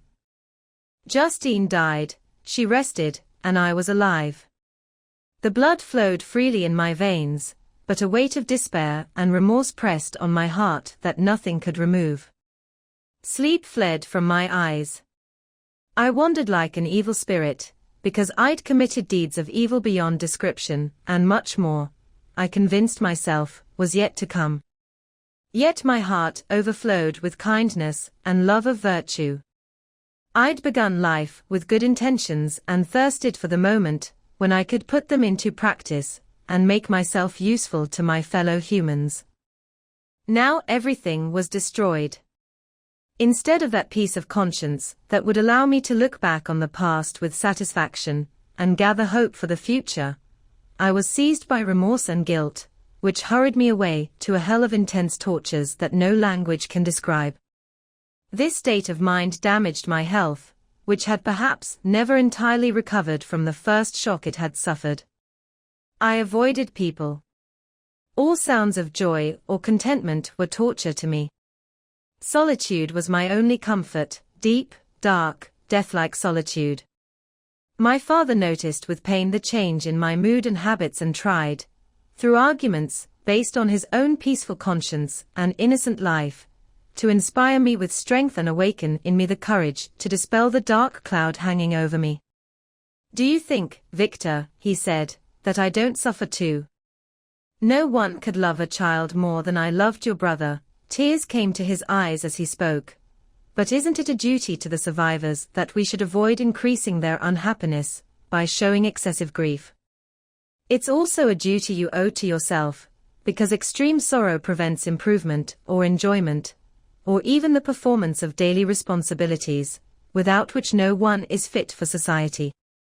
This advice, although good, was completely useless in my case. I should have been the first to hide my grief and comfort my friends if remorse hadn't mixed its bitterness, and terror its alarm, with my other feelings. Now I could only answer my father with a look of despair, and try to hide myself from his view. Around this time, we moved to our house at Belrive. This change was particularly pleasant to me. The closing of the gates at 10 o'clock every night, and the impossibility of staying on the lake after that hour had made living within Geneva's walls very annoying to me. I was now free. Often, after the rest of the family had gone to bed, I took the boat and spent many hours on the water. Sometimes, with my sails set, I was carried by the wind. Sometimes, after rowing to the middle of the lake, I left the boat to follow its own course, and gave in to my own miserable thoughts. I was often tempted, when everything was peaceful around me, and I was the only restless thing wandering in such a beautiful and heavenly scene, except for some bat or the frogs, whose harsh and interrupted croaking was heard only when I approached the shore. I was often tempted, I say, to plunge into the silent lake so the waters could close over me and my troubles forever.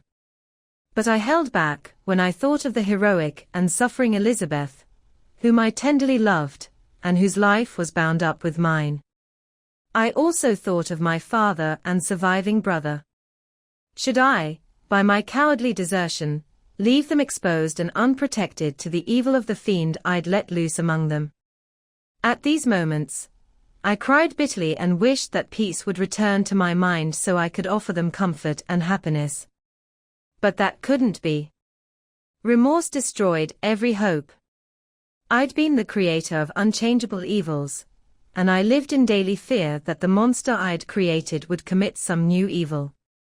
I had a vague feeling that everything wasn't over, and that he would still commit some major crime that, by its enormity, would almost erase the memory of the past. There was always reason for fear as long as anything I loved remained. My hatred of this fiend can't be imagined. When I thought of him, I gnashed my teeth, my eyes became inflamed, and I desperately wished to extinguish the life I'd so thoughtlessly given. When I thought about his crimes and evil, my hatred and desire for revenge exceeded all limits of moderation. I would have made a pilgrimage to the highest peak of the Andes if I could, when there, have thrown him to its base. I wanted to see him again, so I could unleash the full extent of my hatred on him and avenge the deaths of William and Justine. Our house was a house of mourning. My father's health was deeply shaken by the horror of recent events. Elizabeth was sad and depressed. She no longer took pleasure in her usual activities. All pleasure seemed to her like disrespect toward the dead. Eternal sorrow and tears, she thought, were the proper tribute she should pay to innocence so destroyed. She was no longer that happy person who in earlier youth had wandered with me on the lake's banks, and talked excitedly about our future. The first of those sorrows that are sent to separate us from the earth had visited her, and its dimming influence extinguished her dearest smiles. "When I think, my dear cousin," she said, "about the miserable death of Justine Moritz, I no longer see the world and its workings as they appeared to me before. Previously, I looked at accounts of vice and injustice that I read in books or heard from others as tales of ancient times or imaginary evils. At least they were distant and more familiar to reason than to imagination. But now misery has come home, and people appear to me as monsters thirsting for each other's blood. Yet I am certainly being unfair. Everybody believed that poor girl was guilty, and if she could have committed the crime she suffered for, she definitely would have been the most evil of humans. For the sake of a few jewels, to have murdered the son of her benefactor and friend, a child she'd nursed from birth and seemed to love as if it were her own. I couldn't consent to anyone's death, but I certainly would have thought such a creature unfit to remain in human society. But she was innocent. I know, I feel she was innocent. You're of the same opinion, and that confirms it for me. Oh, Victor. When lies can look so much like the truth, who can be sure of happiness? I feel as if I'm walking on the edge of a cliff, with thousands crowding and trying to push me into the abyss. William and Justine were murdered, and the killer escapes. He walks around the world free and perhaps respected. But even if I were condemned to die on the scaffold for the same crimes, I wouldn't trade places with such a wretch. I listened to this speech in extreme agony. I, not in action but in effect, was the true murderer. Elizabeth saw my anguish in my face, and, kindly taking my hand, said, "My dearest friend, you must calm yourself. These events have affected me, God knows how deeply, but I'm not as miserable as you are. There's an expression of despair, and sometimes of revenge, on your face that makes me tremble. Dear Victor, banish these dark emotions. Remember the friends around you who place all their hopes in you. Have we lost the power to make you happy? Oh! While we love, while we're true to each other, here in this land of peace and beauty, your native country, we can enjoy every peaceful blessing. What can disturb our peace?" Couldn't such words from the person I valued above every other gift of fortune be enough to chase away the fiend lurking in my heart? Even as she spoke, I drew near to her, as if in terror, afraid that at that very moment the destroyer had been near to rob me of her. So neither the tenderness of friendship, nor the beauty of earth, nor of heaven could save my soul from sorrow. Even the words of love were powerless. I was surrounded by a cloud that no good influence could penetrate. The wounded deer dragging its dying limbs to some untouched thicket, there to stare at the arrow that had pierced it and to die, that was a symbol of me. Sometimes I could deal with the gloomy despair that overwhelmed me, but sometimes the whirlwind emotions of my soul drove me to seek, through physical exercise and change of location, some relief from my unbearable feelings. It was during one of these episodes that I suddenly left home and headed toward the nearby alpine valleys, seeking in the magnificence and timelessness of such scenes to forget myself and my temporary, because human, sorrows. My wandering was directed toward the valley of Chamonix. I'd visited it frequently during my childhood. 6 years had passed since then. I was a wreck, but nothing had changed in those wild and enduring scenes. I traveled the first part of my journey on horseback. I later hired a mule, as it was more sure-footed and less likely to get injured on these rough roads. The weather was fine. It was about the middle of August, nearly 2 months after Justine's death, that miserable point from which I dated all my sorrow. The weight on my spirit was noticeably lightened as I went deeper into the ravine of Arve. The huge mountains and cliffs that hung over me on every side, the sound of the river raging among the rocks, and the crashing of the waterfalls around me spoke of a power as mighty as God himself, and I stopped fearing or bowing before any being less almighty than that which had created and ruled the elements, displayed here in their most terrifying form.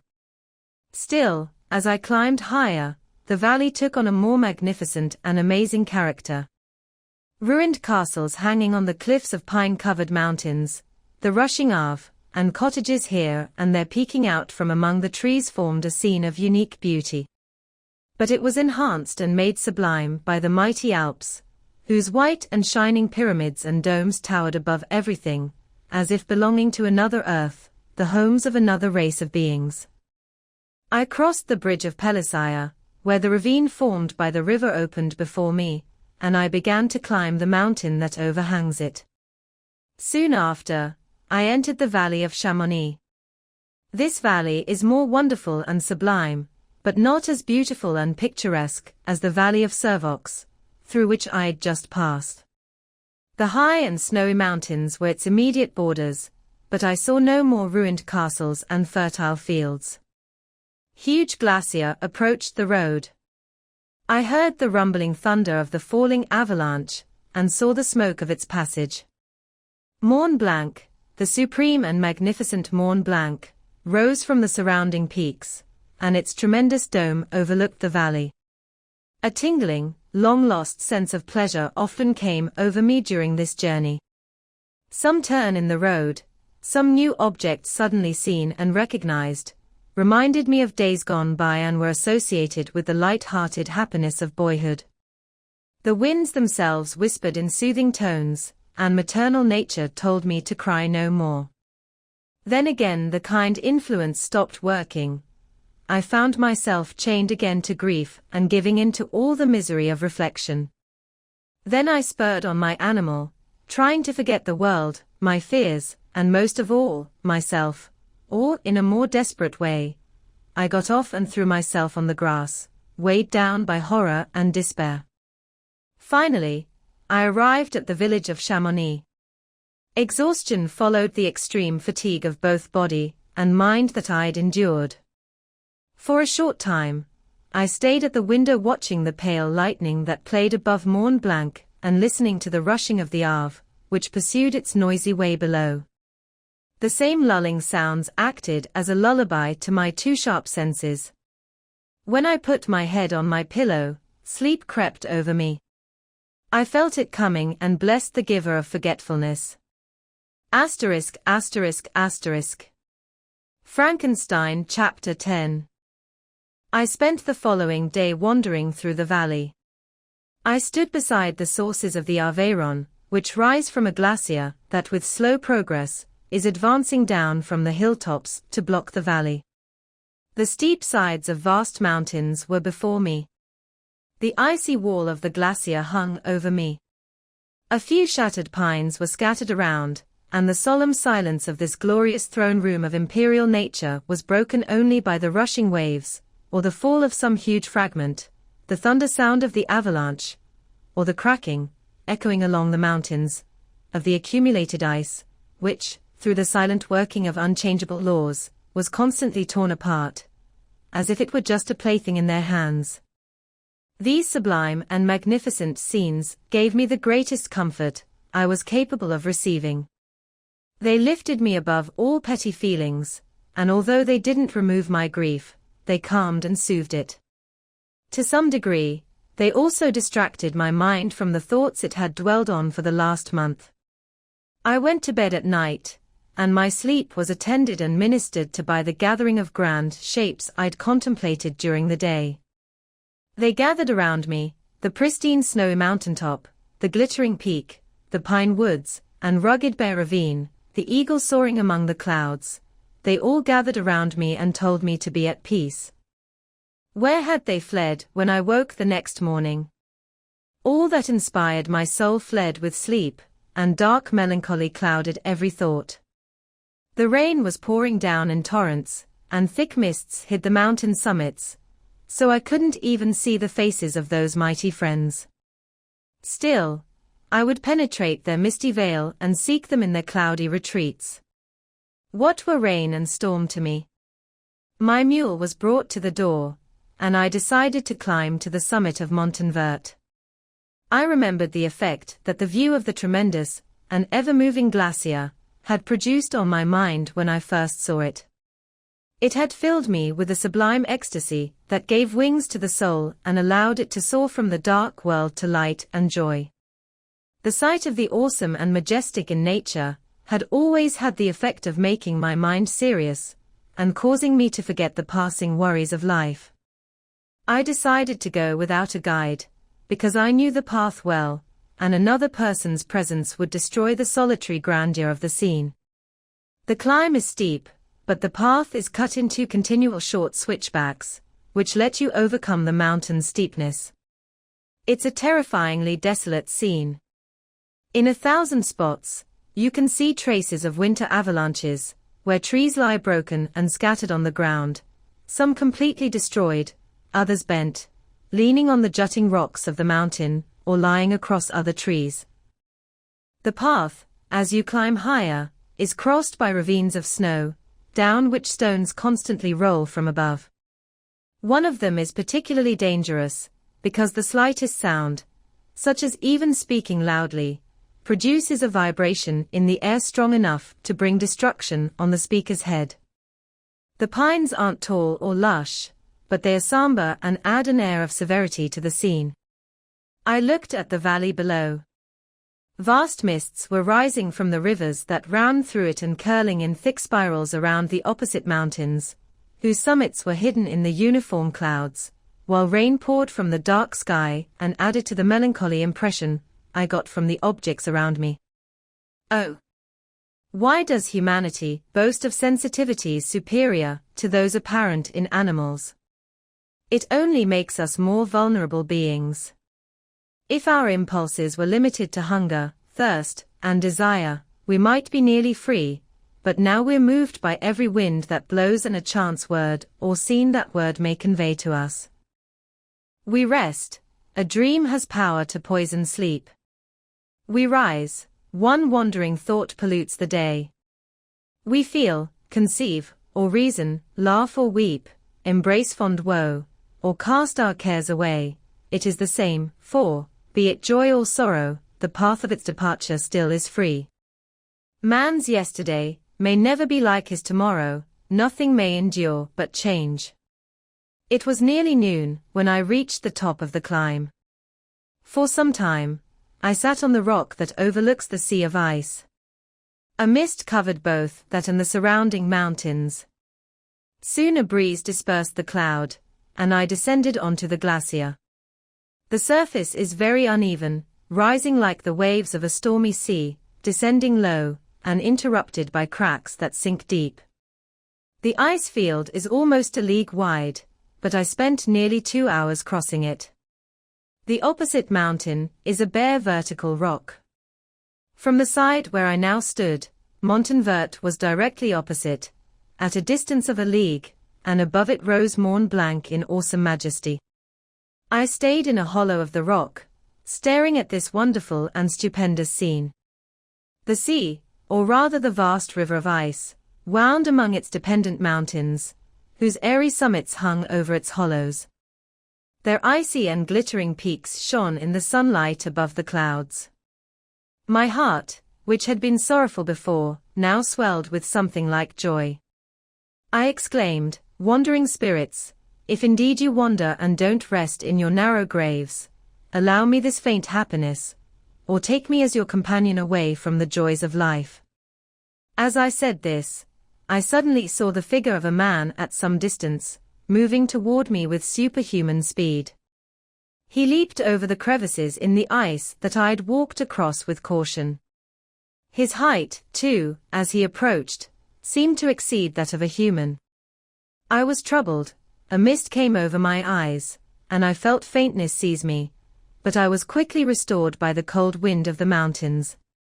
I realized, as the shape came nearer, a tremendous and horrifying sight, that it was the wretch I'd created.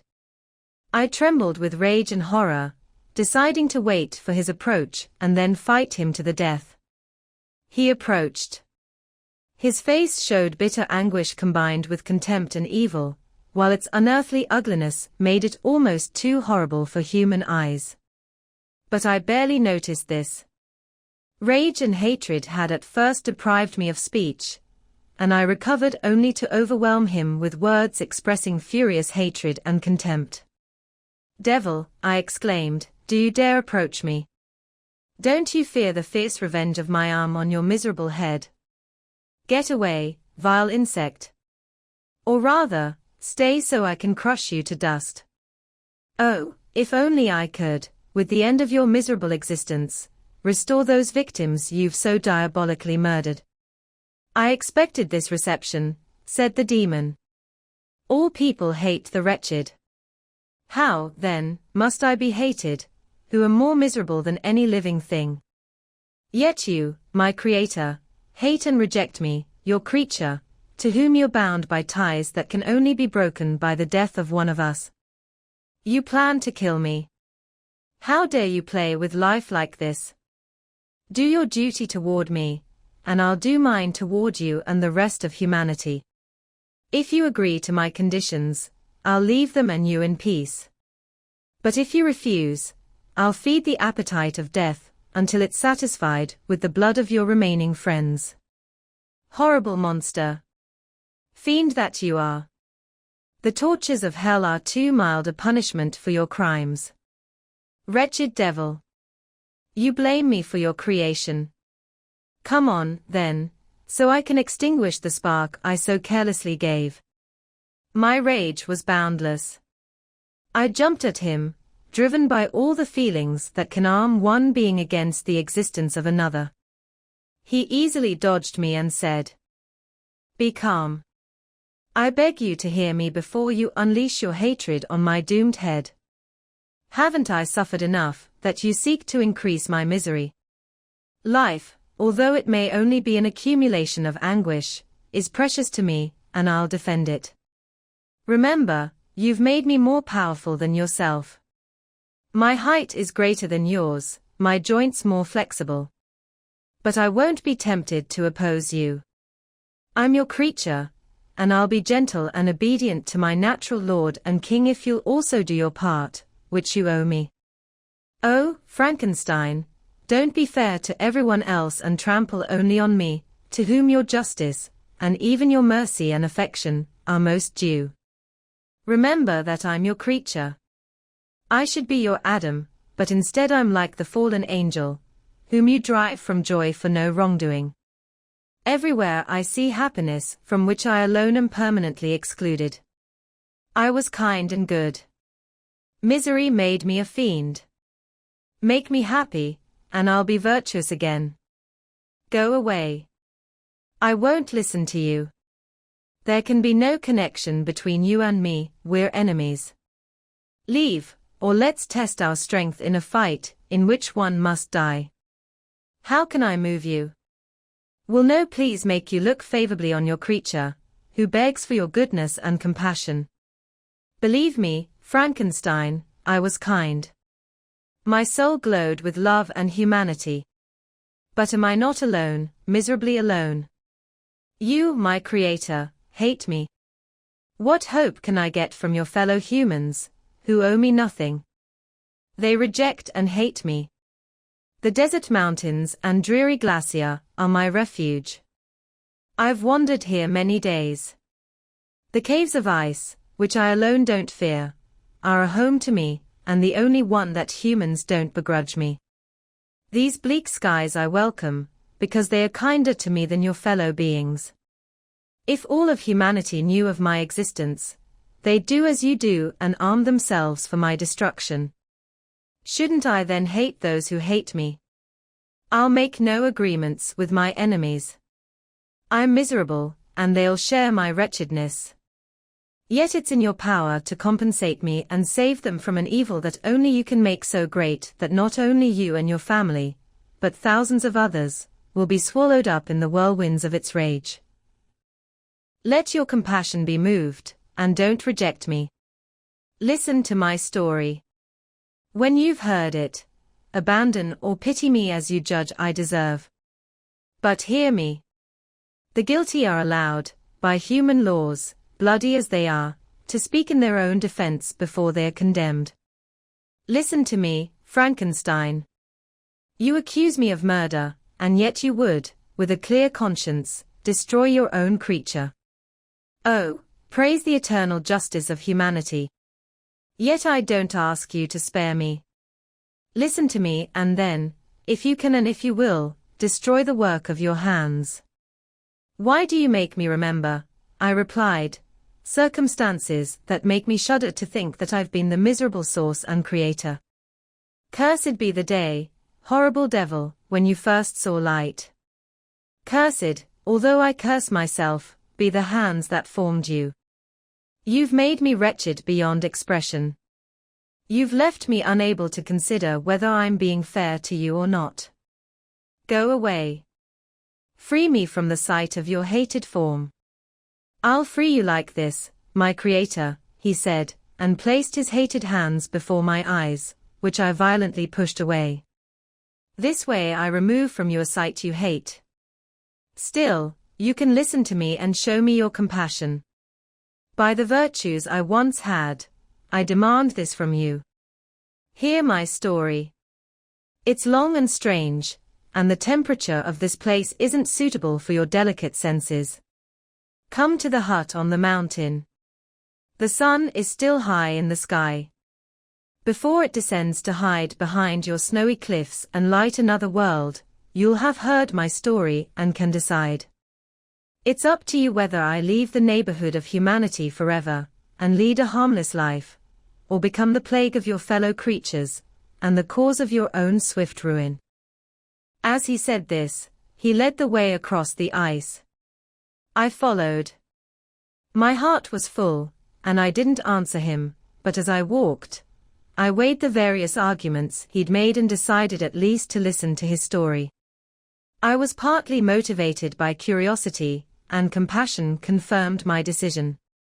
Until now, I'd assumed he was my brother's murderer, and I eagerly wanted confirmation, or denial of this opinion. For the first time, I also felt what the duties of a creator toward his creature were, and that I should make him happy before I complained about his wickedness. These reasons pushed me to agree to his demand. We crossed the ice and climbed the opposite rock. The air was cold, and the rain began to fall again. We entered the hut, the fiend with an air of triumph, I with a heavy heart and depressed spirits. But I agreed to listen, and sitting by the fire that my hateful companion had lit, he began his story. Asterisk, asterisk, asterisk. Frankenstein, Chapter 11. It's with considerable difficulty that I remember the beginning of my existence. All the events of that period appear confused and unclear. A strange variety of sensations seized me, and I saw, felt, heard, and smelled at the same time. It was indeed a long time before I learned to distinguish between the operations of my various senses. Gradually, I remember, a stronger light pressed on my nerves, so I was forced to shut my eyes. Darkness then came over me and troubled me, but I'd barely felt this when, by opening my eyes, as I now suppose, the light poured in on me again. I walked and, I believe, went down, but I soon found a great change in my sensations. Before, dark and solid objects had surrounded me, impenetrable to my touch or sight, but now I found I could wander freely, with no obstacles I couldn't either overcome or avoid. The light became more and more oppressive to me, and the heat exhausting me as I walked, so I looked for a place where I could find shade. This was the forest near Ingolstadt, and here I lay by the side of a stream, resting from my exhaustion, until I felt tormented by hunger and thirst. This woke me from my nearly sleeping state, and I ate some berries I found hanging on the trees or lying on the ground. I quenched my thirst at the stream, and then lying down, was overcome by sleep. It was dark when I woke. I felt cold too, and half frightened, as if by instinct, finding myself so alone. Before I'd left your apartment, feeling cold, I'd covered myself with some clothes, but these weren't enough to protect me from the night dew. I was a poor, helpless, miserable wretch. I knew and could distinguish nothing, but feeling pain attack me from all sides, I sat down and cried. Soon a gentle light stole over the sky and gave me a sensation of pleasure. I jumped up and saw a radiant form rise from among the trees. The moon, I gazed with a kind of wonder. It moved slowly, but it lit my path, and I went out again searching for berries. I was still cold when under one of the trees I found a huge cloak, which I wrapped around myself, and sat down on the ground. No clear ideas occupied my mind, all was confused. I felt light, hunger, thirst, and darkness. Countless sounds rang in my ears, and on all sides various scents greeted me. The only object I could distinguish was the bright moon, and I fixed my eyes on it with pleasure. Several cycles of day and night passed, and the moon had greatly shrunk, when I began to distinguish my sensations from each other. I gradually saw clearly the stream that supplied me with water and the trees that shaded me with their leaves. I was delighted when I first discovered that a pleasant sound, which often reached my ears, came from the throats of the little winged animals, who had often blocked the light from my eyes. I also began to observe, with greater accuracy, the forms around me and to understand the boundaries of the bright roof of light above me. Sometimes I tried to imitate the pleasant songs of the birds, but was unable. Sometimes I wanted to express my sensations in my own way, but the rough and unclear sounds that broke from me frightened me into silence again. The moon had disappeared from the night and again, with a smaller form, showed itself, while I still remained in the forest. My sensations had by this time become distinct, and my mind received new ideas every day. My eyes became used to the light, and to seeing objects in their true forms. I distinguished the insect from the plant, and gradually, one plant from another. I found that the sparrow made only harsh notes, while those of the blackbird and thrush were sweet and inviting. One day, when I was suffering from cold, I found a fire that had been left by some wandering beggars, and was overcome with delight at the warmth I felt from it. In my joy, I thrust my hand into the live embers, but quickly pulled it out again with a cry of pain. How strange, I thought, that the same thing could produce such opposite effects. I examined the materials of the fire, and, to my joy, found it was made of wood. I quickly collected some branches, but they were wet and wouldn't burn. I was disappointed by this and sat watching the fire. The wet wood I'd placed near the heat dried and itself caught fire. I thought about this, and by touching the various branches, I discovered why and busied myself collecting a large amount of wood so I could dry it and have a plentiful supply of fire. When night came and brought sleep with it, I was terribly afraid my fire would go out. I covered it carefully with dry wooden leaves and placed wet branches on it. Then, spreading my cloak, I lay on the ground and fell asleep. It was morning when I woke, and my first concern was to check the fire. I uncovered it, and a gentle breeze quickly fanned it into a flame. I noticed this too and made a fan of branches, which stirred up the embers when they were nearly dead. When night came again, I found with pleasure that the fire gave light as well as heat, and that this discovery was useful for my food, because I found some of the scraps the travelers had left had been roasted and tasted much better than the berries I gathered from the trees. I tried, therefore, to cook my food the same way, placing it on the live embers. I found that the berries were ruined by this process, but the nuts and roots were much improved. Food, however, became scarce, and I often spent the whole day searching in vain for a few acorns to ease the pangs of hunger. When I realized this, I decided to leave the place I'd lived in so far, and look for one where my few needs would be more easily met. In this move, I greatly mourned the loss of the fire I'd obtained by accident, and didn't know how to recreate. I spent several hours seriously considering this problem, but I had to give up all attempts to solve it. Wrapping myself in my cloak, I headed through the woods toward the setting sun. I spent 3 days wandering like this and finally discovered open country. A heavy snowfall had occurred the night before, and the fields were uniformly white. The scene was depressing, and I found my feet chilled by the cold damp substance covering the ground. It was about 7 in the morning, and I desperately wanted food and shelter. Finally, I saw a small hut on rising ground, which had probably been built for a shepherd's convenience. This was a new sight to me, and I examined the structure with great curiosity. Finding the door open, I entered. An old man sat inside, near a fire, preparing his breakfast. He turned when he heard a noise, and seeing me, screamed loudly, and, leaving the hut, ran across the fields with a speed his weak body hardly seemed capable of. His appearance, different from anything I'd seen before, and his flight somewhat surprised me. But I was enchanted by the appearance of the hut. Here the snow and rain couldn't get in. The ground was dry, and it seemed to me then as wonderful and divine a shelter, as pandemonium appeared to the demons of hell after their sufferings in the lake of fire. I hungrily devoured the remains of the shepherd's breakfast, which consisted of bread, cheese, milk, and wine, though I didn't like the wine. Then, overcome by exhaustion, I lay down among some straw and fell asleep. It was noon when I woke, and attracted by the warmth of the sun shining brightly on the white ground, I decided to continue my travels.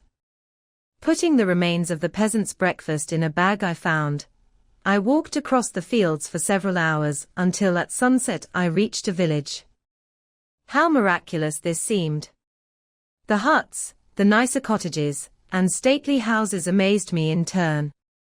The vegetables in the gardens, the milk and cheese I saw placed at the windows of some cottages, tempted my appetite.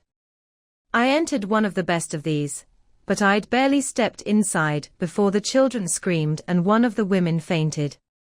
The whole village was alarmed. Some people fled, some attacked me, until, badly bruised by stones and many other kinds of weapons, I escaped to the open country and fearfully took shelter in a low shack, quite bare and making a miserable appearance after the palaces I'd seen in the village. This shack, however, was attached to a neat and pleasant-looking cottage, but after my recent dearly bought experience, I didn't dare enter it. My refuge was made of wood, but was so low I could barely sit upright in it. No wood was placed on the earth that formed the floor, but it was dry, and although the wind entered through countless cracks, I found it a pleasant shelter from the snow and rain. So here I retreated and lay down, happy to have found a shelter, however miserable, from the harsh weather, and even more from the cruelty of humanity. As soon as morning came, I crept from my den so I could see the nearby cottage and figure out if I could stay in the shelter I'd found. It was located against the back of the cottage, and surrounded on the exposed sides by a pigsty and a clear pool of water. One part was open, and that's how I'd gotten in, but now I covered every crack through which I might be seen with stones and wood, but in such a way that I could move them when needed to get out.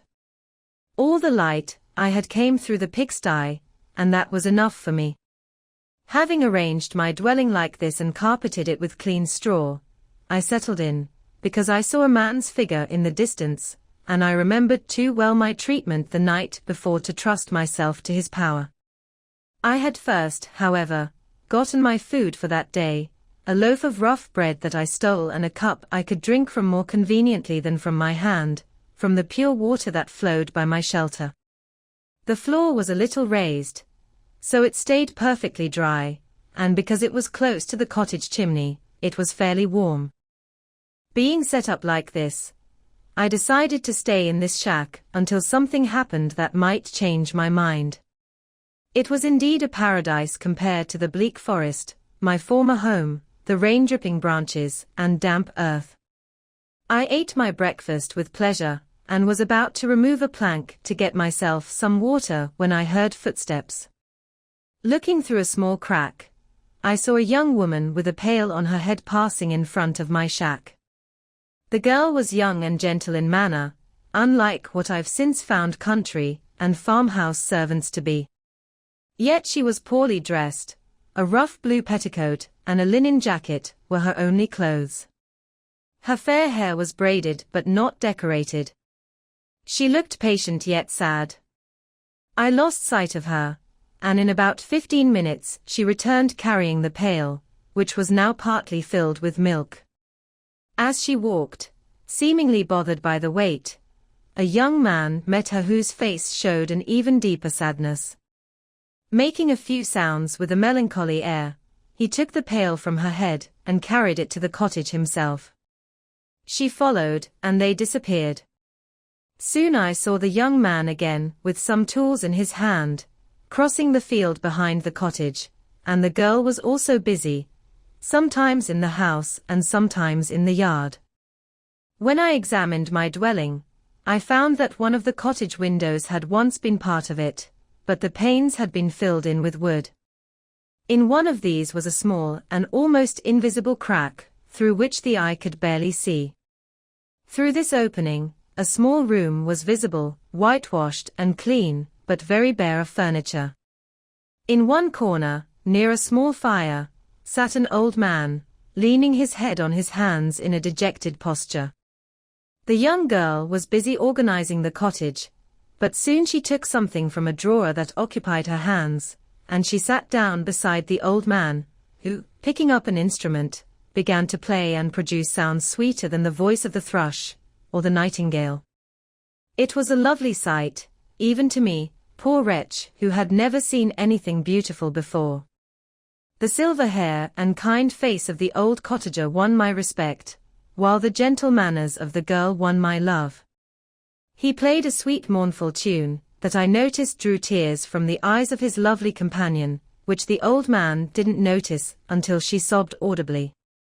He then said a few words, and the beautiful creature, leaving her work, knelt at his feet. He lifted her and smiled with such kindness and affection that I felt sensations of a unique and overwhelming nature. They were a mixture of pain and pleasure, such as I'd never experienced before, either from hunger or cold, warmth or food. I withdrew from the window, unable to bear these emotions. Soon after this, the young man returned, carrying a load of wood on his shoulders. The girl met him at the door, helped relieve him of his burden, and taking some of the fuel into the cottage, placed it on the fire. Then she and the young man went to a corner of the cottage, and he showed her a large loaf and a piece of cheese. She seemed pleased and went into the garden for some roots and plants, which she placed in water and then on the fire. She then continued her work while the young man went into the garden and appeared busy digging and pulling up roots. After he'd been working like this for about an hour, the young woman joined him, and they entered the cottage together. The old man had meanwhile been thoughtful, but when his companions appeared, he took on a more cheerful mood, and they sat down to eat. The meal was quickly finished. The young woman was again busy arranging the cottage. The old man walked in front of the cottage in the sun for a few minutes, leaning on the young man's arm. Nothing could exceed in beauty the contrast between these two excellent creatures. One was old, with silver hair and a face beaming with kindness and love. The younger was slim and graceful in figure, and his features were perfectly formed, yet his eyes and posture expressed the utmost sadness and dejection. The old man returned to the cottage, and the young man, with tools different from those he'd used in the morning, headed across the fields. Night quickly fell, but to my extreme surprise, I found that the cottagers had a way of extending light by using candles, and I was delighted to find that the setting of the sun didn't end the pleasure I experienced in watching my human neighbors. In the evening, the young girl and her companion were engaged in various activities I didn't understand, and the old man again picked up the instrument that produced the divine sounds that had enchanted me in the morning.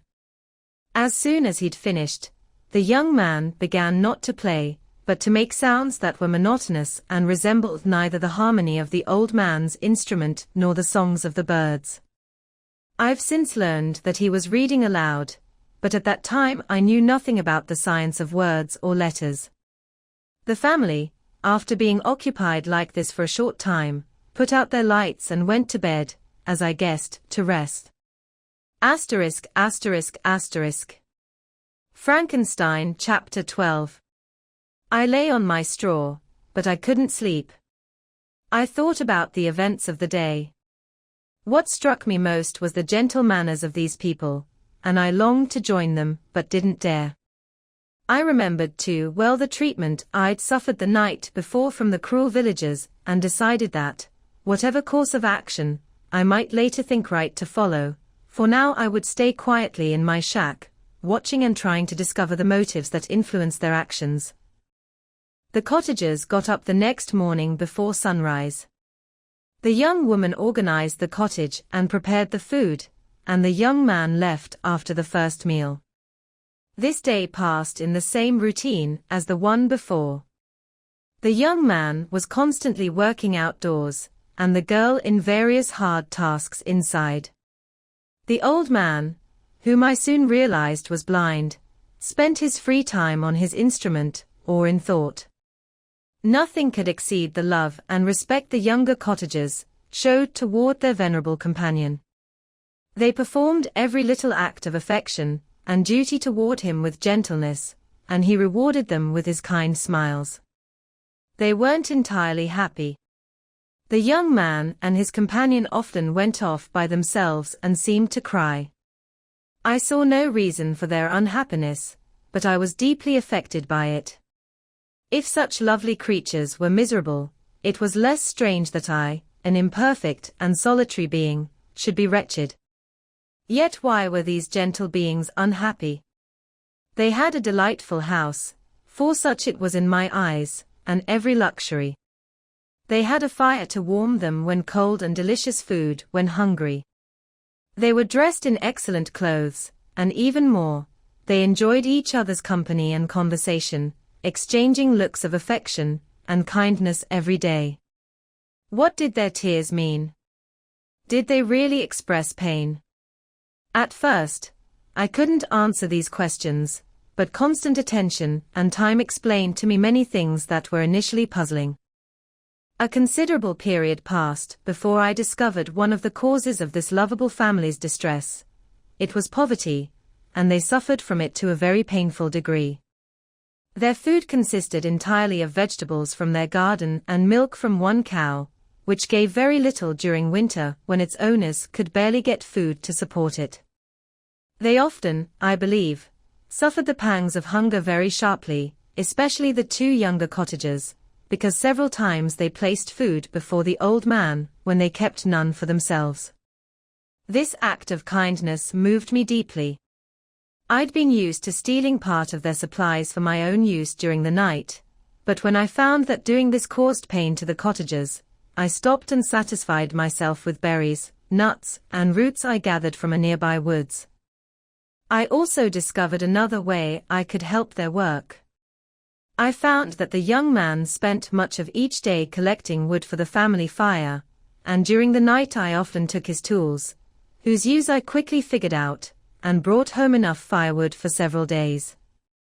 I remember the first time I did this, the young woman, when she opened the door in the morning, looked very surprised to see a large pile of wood outside. She said some words loudly, and the young man joined her, who also expressed surprise. I noticed with pleasure that he didn't go to the forest that day, but spent it repairing the cottage and working in the garden. Gradually, I made a discovery of even greater importance. I found that these people had a method of communicating their experiences and feelings to each other through spoken sounds. I noticed that the words they spoke sometimes produced pleasure or pain, smiles or sadness, in the minds and faces of the listeners. This was truly a godlike science, and I desperately wanted to learn it. But I was frustrated in every attempt I made for this purpose. Their pronunciation was quick, and the words they spoke, having no apparent connection with visible objects, I couldn't discover any clue to unravel the mystery of their meaning. Through great effort, however, and after staying in my shack for several moon cycles, I discovered the names given to some of the most familiar objects of discussion. I learned and used the words fire, milk, bread, and wood. I also learned the names of the cottagers themselves. The young man and his companion each had several names, but the old man had only one, which was father. The girl was called sister or Agatha, and the young man Felix, brother, or son. I can't describe the delight I felt when I learned the ideas associated with each of these sounds and was able to pronounce them. I distinguished several other words without being able yet to understand or use them, such as good, dearest, unhappy. I spent the winter this way. The gentle manners and beauty of the cottagers made me love them deeply. When they were unhappy, I felt depressed. When they rejoiced, I shared their joys. I saw few other humans besides them, and if anyone else happened to enter the cottage, their harsh manners and rude behavior only made me appreciate my friends' superior qualities more. The old man, I could see, often tried to encourage his children, as I sometimes found he called them, to shake off their sadness. He would talk in a cheerful tone, with an expression of goodness that gave pleasure even to me. Agatha listened with respect, her eyes sometimes filled with tears, which she tried to wipe away unnoticed, but I generally found that her face and voice were more cheerful after listening to her father's encouragement. It wasn't like this with Felix. He was always the saddest of the group, and even to my inexperienced senses, he seemed to have suffered more deeply than his friends. But if his face was sadder, his voice was more cheerful than his sister's, especially when he spoke to the old man. I could mention countless instances that, although small, showed the personalities of these lovable cottagers. Despite poverty and need, Felix brought with pleasure to his sister the first little white flower that peeked out from beneath the snowy ground. Early in the morning, before she'd gotten up, he cleared away the snow blocking her path to the milk house, drew water from the well, and brought wood from the storage shed, where, to his constant amazement, he found his supply always refilled by an invisible hand. During the day, I believe he sometimes worked for a neighboring farmer, because he often went out and didn't return until dinner, yet brought no wood with him. At other times he worked in the garden, but since there was little to do in the cold season, he read to the old man and Agatha. This reading had extremely puzzled me at first, but gradually I discovered that he made many of the same sounds when he read as when he talked. I guessed, therefore, that he found on the paper symbols for speech that he understood, and I desperately wanted to understand these too, but how was that possible when I didn't even understand the sounds they represented? I improved noticeably in this science, but not enough to follow any kind of conversation, although I put all my effort into trying, because I easily realized that, although I desperately wanted to reveal myself to the cottagers, I shouldn't try until I'd first mastered their language, which might enable me to make them overlook the ugliness of my appearance, for I'd become aware of this too through the contrast constantly shown to my eyes.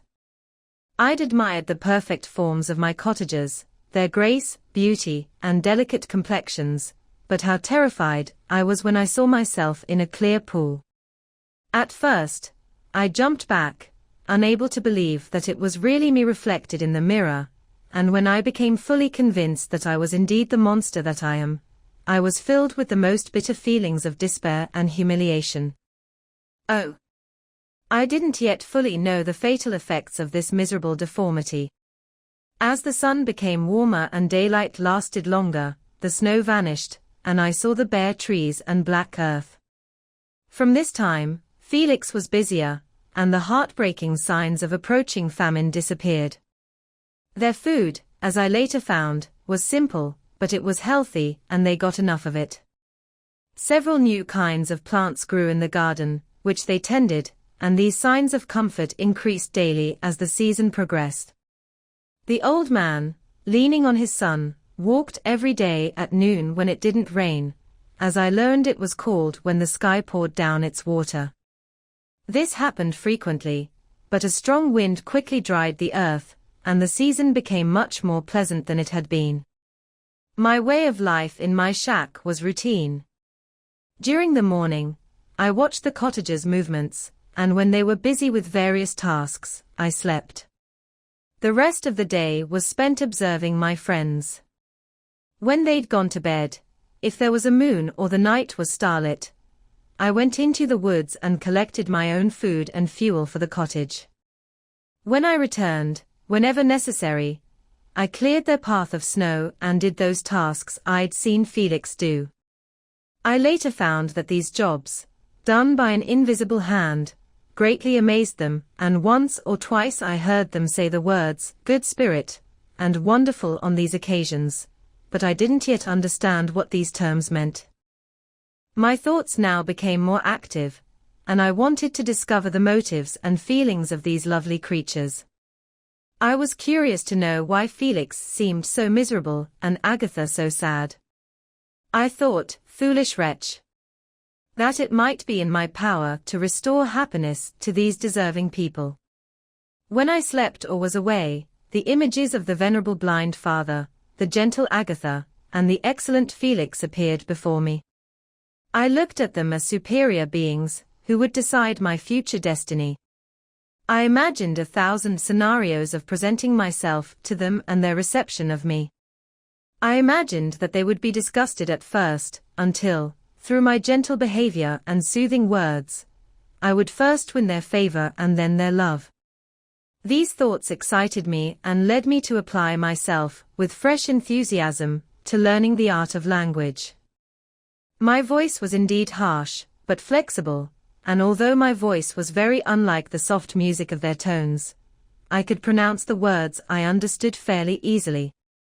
It was like the donkey and the lapdog, yet surely the gentle donkey, whose intentions were affectionate, although his manners were rough, deserved better treatment than blows and curses. The pleasant showers and warm weather of spring greatly changed the appearance of the earth. People who before this change seemed to have been hidden in caves came out, and were busy with various farming activities. The birds sang in more cheerful notes, and leaves began to grow on the trees. Happy, happy earth! Perfect home for gods, which such a short time before was bleak, damp, and unhealthy. My spirits were lifted by the enchanting appearance of nature. The past was erased from my memory, the present was peaceful, and the future was brightened by rays of hope and anticipation of joy. Asterisk, asterisk, asterisk. Frankenstein, Chapter 13. I now rush to the most moving part of my story. I'll describe events that impressed me with feelings that, from what I had been, have made me what I am. Spring advanced rapidly. The weather became beautiful and the skies cloudless. It surprised me that what had been desert and gloomy before now bloomed with the most beautiful flowers and greenery. My senses were gratified and refreshed by 1,000 scents of delight, and 1,000 sights of beauty.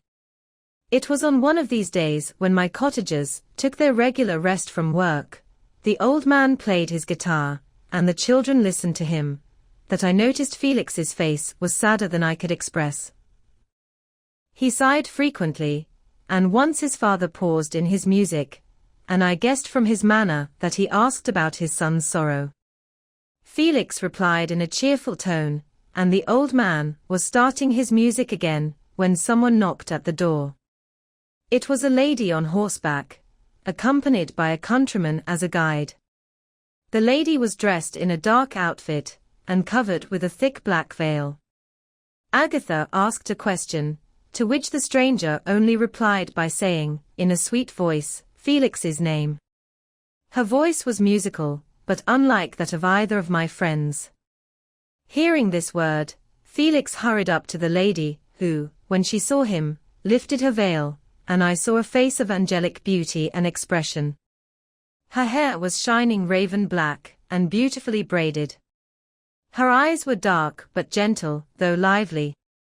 Her features were perfectly proportioned, and her complexion was wonderfully fair, each cheek tinged with a lovely pink. Felix seemed thrilled with joy when he saw her.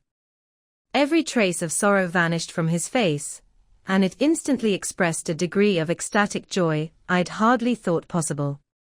His eyes sparkled as his face flushed with pleasure, and at that moment I thought him as beautiful as the stranger. She seemed affected by different feelings. Wiping a few tears from her lovely eyes, she held out her hand to Felix, who kissed it passionately and called her, as well as I could tell, his sweet Arabian. She didn't seem to understand him but smiled. He helped her dismount, and dismissing her guide, led her into the cottage. Some conversation took place between him and his father, and the young stranger knelt at the old man's feet, and would have kissed his hand, but he lifted her up and hugged her affectionately. I soon realized that although the stranger spoke in clear sounds and seemed to have her own language, she was neither understood by nor herself understood the cottagers. They made many gestures I didn't understand, but I saw that her presence spread happiness through the cottage, dispelling their sorrow as the sun scatters morning mist. Felix seemed especially happy, and welcomed his Arabian with smiles of delight.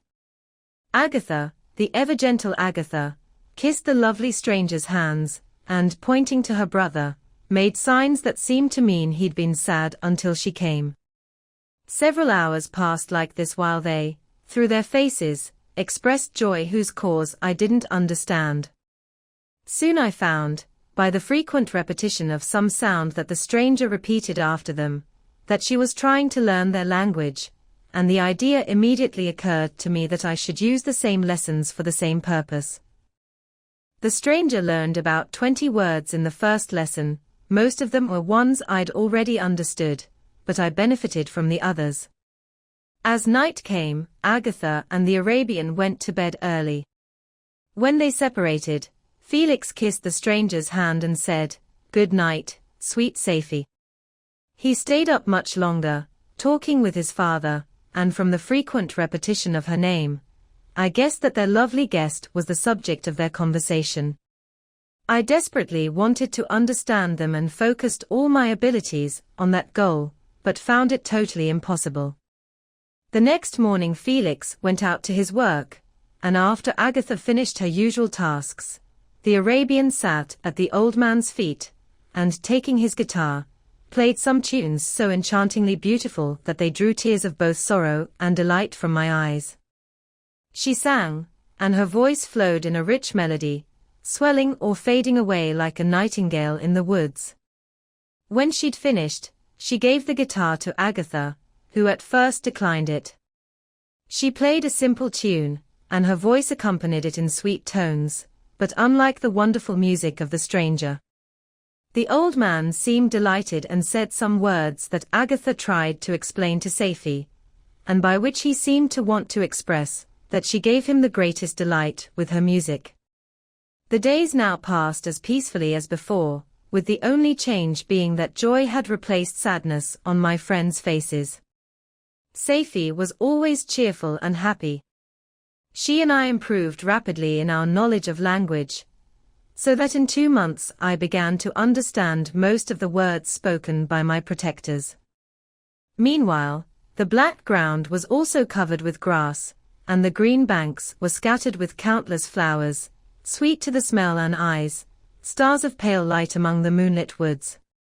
The sun became warmer, the nights clear and mild, and my nighttime walks were an extreme pleasure to me, although they were considerably shortened by the late sunset and early sunrise, because I never ventured out during daylight, afraid of receiving the same treatment I'd formerly endured in the first village I entered. My days were spent in close attention, so I could more quickly master the language, and I can boast that I improved more rapidly than the Arabian, who understood very little and spoke in broken phrases, while I understood and could imitate almost every word that was spoken. While I improved in speech, I also learned the science of reading and writing as it was taught to the stranger, and this opened before me a wide field for wonder and delight. The book from which Felix taught Safie was Volney's Ruins of Empires. I wouldn't have understood the purpose of this book if Felix, in reading it, hadn't given very detailed explanations. He'd chosen this work, he said, because its dramatic style was modeled after Eastern authors. Through this work, I gained a basic knowledge of history and a view of the various empires currently existing in the world. It gave me insight into the customs, governments, and religions of different nations on Earth. I heard about the lazy Asians, the tremendous genius and mental activity of the Greeks, the wars and wonderful virtue of the early Romans, their later decline, the fall of that mighty empire, of chivalry, Christianity, and kings. I heard about the discovery of the American hemisphere, and cried with Safie over the tragic fate of its original inhabitants. These wonderful stories inspired me with strange feelings. Was humanity really at once so powerful, so virtuous and magnificent, yet so evil and low? People appeared at one time as merely a product of the evil principle, and at another as all that could be conceived of as noble and godlike. To be a great and virtuous person seemed the highest honor that could come to a sensitive being. To be low and evil, as many recorded people have been, seemed the worst degradation, a condition more miserable than that of the blind mole, or harmless worm. For a long time, I couldn't understand how one person could go out to murder another, or even why there were laws and governments. But when I heard details of vice and bloodshed, my wonder ceased, and I turned away with disgust and loathing. Every conversation of the cottagers now opened new wonders to me. While I listened to the lessons Felix gave the Arabian, the strange system of human society was explained to me. I heard about the division of property, of immense wealth and terrible poverty, of rank, ancestry, and noble blood. These words made me turn toward myself. I learned that the possessions most valued by your fellow humans were high and pure ancestry combined with riches. A person might be respected with only one of these advantages, but without either, he was considered, except in very rare cases, as a vagrant and a slave, doomed to waste his powers for the profit of the chosen few. And what was I? Of my creation and creator I was completely ignorant, but I knew I had no money, no friends, no kind of property. I was, besides, given a figure hideously deformed and disgusting. I wasn't even of the same nature as humans. I was more agile than they were and could survive on rougher food. I could bear extremes of heat and cold with less harm to my body. My height far exceeded theirs. When I looked around, I saw and heard of no one like me. Was I, then, a monster, a stain upon the earth, from which all people fled and whom all people rejected? I can't describe to you the agony these thoughts caused me. I tried to push them away, but sorrow only increased with knowledge. Oh, if only I'd forever remained in my native woods, not knowing or feeling anything beyond the sensations of hunger, thirst, and heat. What a strange thing knowledge is. It clings to the mind once it takes hold, like lichen on a rock. I sometimes wished to shake off all thought and feeling, but I learned there was only one way to overcome the sensation of pain, and that was death, a state I feared yet didn't understand.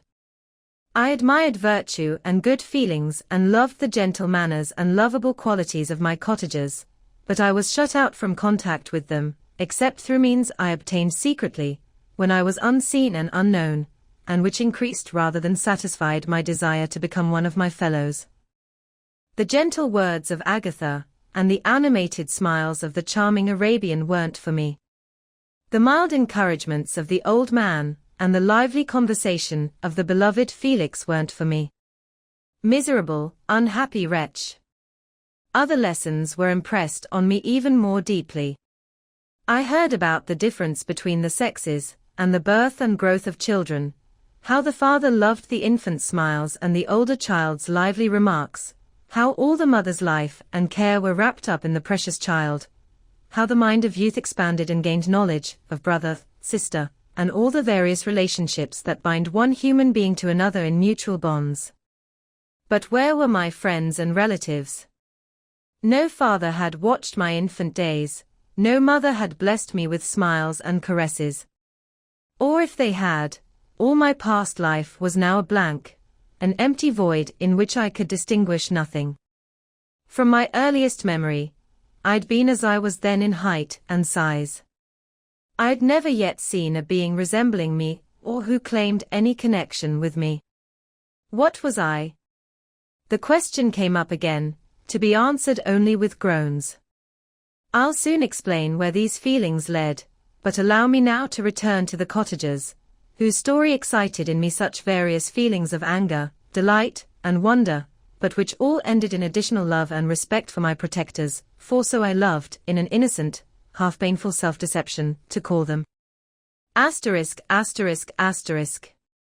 Frankenstein, Chapter 14. Some time passed before I learned the history of my friends. It was one that couldn't fail to deeply impress itself on my mind, revealing as it did a number of circumstances, each interesting and wonderful to someone as utterly inexperienced as I was. The old man's name was de Lacy. He came from a good family in France, where he'd lived for many years in wealth, respected by his superiors and loved by his equals. His son had been raised in service to his country, and Agatha had ranked among ladies of the highest distinction. A few months before my arrival, they'd lived in a large and luxurious city called Paris, surrounded by friends and possessing every enjoyment that virtue, intellectual refinement, or taste, accompanied by a moderate fortune, could provide. Safie's father had been the cause of their ruin. He was a Turkish merchant and had lived in Paris for many years when, for some reason I couldn't learn, he became objectionable to the government. He was arrested and thrown into prison the very day Safie arrived from Constantinople to join him. He was tried and sentenced to death. The injustice of his sentence was very obvious. All Paris was outraged, and it was believed that his religion and wealth rather than the crime he was charged with had been the cause of his conviction. Felix had accidentally been present at the trial. His horror and outrage were uncontrollable when he heard the court's decision. At that moment, he made a solemn vow to free him and then looked for the means. After many failed attempts to gain entrance to the prison, he found a heavily barred window in an unguarded part of the building that lit the dungeon of the unfortunate Muslim, who, loaded with chains, waited in despair for the execution of the cruel sentence. Felix visited the bars at night and told the prisoner his intentions to help him. The Turk, amazed and delighted, tried to ignite his rescuer's enthusiasm with promises of reward and wealth. Felix rejected his offers with contempt, yet when he saw the lovely Safie, who was allowed to visit her father and who expressed her lively gratitude through her gestures, the young man couldn't help admitting to himself that the captive possessed a treasure that would fully reward his effort and risk. The Turk quickly noticed the impression his daughter had made on Felix's heart, and tried to secure him more completely in his interests, by promising her hand in marriage as soon as he was taken to a safe place. Felix was too honorable to accept this offer, yet he looked forward to the probability of the event as the fulfillment of his happiness. During the following days, while preparations were being made for the merchant's escape, Felix's enthusiasm was warmed by several letters he received from this lovely girl, who found ways to express her thoughts in her lover's language with the help of an old man, a servant of her father who understood French. She thanked him in the most passionate terms for his intended services toward her parent, and at the same time, she gently mourned her own fate. I have copies of these letters, because I found ways, during my stay in the shack, to get writing implements, and the letters were often in Felix's or Agatha's hands. Before I leave, I'll give them to you. They'll prove the truth of my story, but for now, as the sun has already set far, I'll only have time to tell you their substance. Saifi explained that her mother was a Christian Arab, captured and enslaved by the Turks. Valued for her beauty, she'd won the heart of Saifi's father, who married her. The young girl spoke in high and enthusiastic terms about her mother, who, born in freedom, rejected the slavery to which she was now reduced. She taught her daughter the principles of her religion, and taught her to aspire to higher intellectual powers, and an independence of spirit forbidden to female followers of Muhammad. This lady died, but her lessons were permanently impressed on Saifi's mind, who was sickened at the prospect of returning to Asia, and being locked within the walls of a harem, allowed only to occupy herself with childish amusements, unsuited to the temperament of her soul, now accustomed to grand ideas and a noble pursuit of virtue. The prospect of marrying a Christian, and remaining in a country where women were allowed to have a place in society, was enchanting to her. The day for the Turk's execution was set, but on the night before it, he escaped from his prison, and before morning was many leagues from Paris. Felix had obtained passports in the name of his father, sister, and himself. He'd previously told his plan to his father, who helped the deception by leaving his house under the pretense of a journey and hiding himself with his daughter in an obscure part of Paris. Felix guided the fugitives through France to Lyons and across Morne-Cenis to Leghorn, where the merchant had decided to wait for a favorable opportunity to pass into some part of the Turkish territories. Saifi decided to remain with her father until the moment of his departure, before which time the Turk renewed his promise that she would be united with her rescuer. Felix remained with them in expectation of that event, and in the meantime, he enjoyed the company of the Arabian, who showed him the simplest and most tender affection. They talked with each other through an interpreter, and sometimes through looks, and Saifi sang to him the divine music of her native country. The Turk allowed this intimacy to take place and encouraged the hopes of the young lovers, while in his heart he'd formed very different plans. He hated the idea that his daughter should marry a Christian, but he feared Felix's resentment if he should appear lukewarm, because he knew he was still in his rescuer's power if he should choose to betray him to the Italian state where they lived. He considered 1,000 plans, by which he could prolong the deception, until it was no longer necessary, and secretly take his daughter with him when he left. His plans were helped by news that arrived from Paris. The French government was greatly enraged at their victim's escape and spared no effort to find and punish his rescuer. Felix's plot was quickly discovered, and Lacey and Agatha were thrown into prison. The news reached Felix and woke him from his dream of pleasure. His blind and elderly father and his gentle sister lay in a filthy dungeon, while he enjoyed the fresh air and the company of the woman he loved. This thought was torture to him.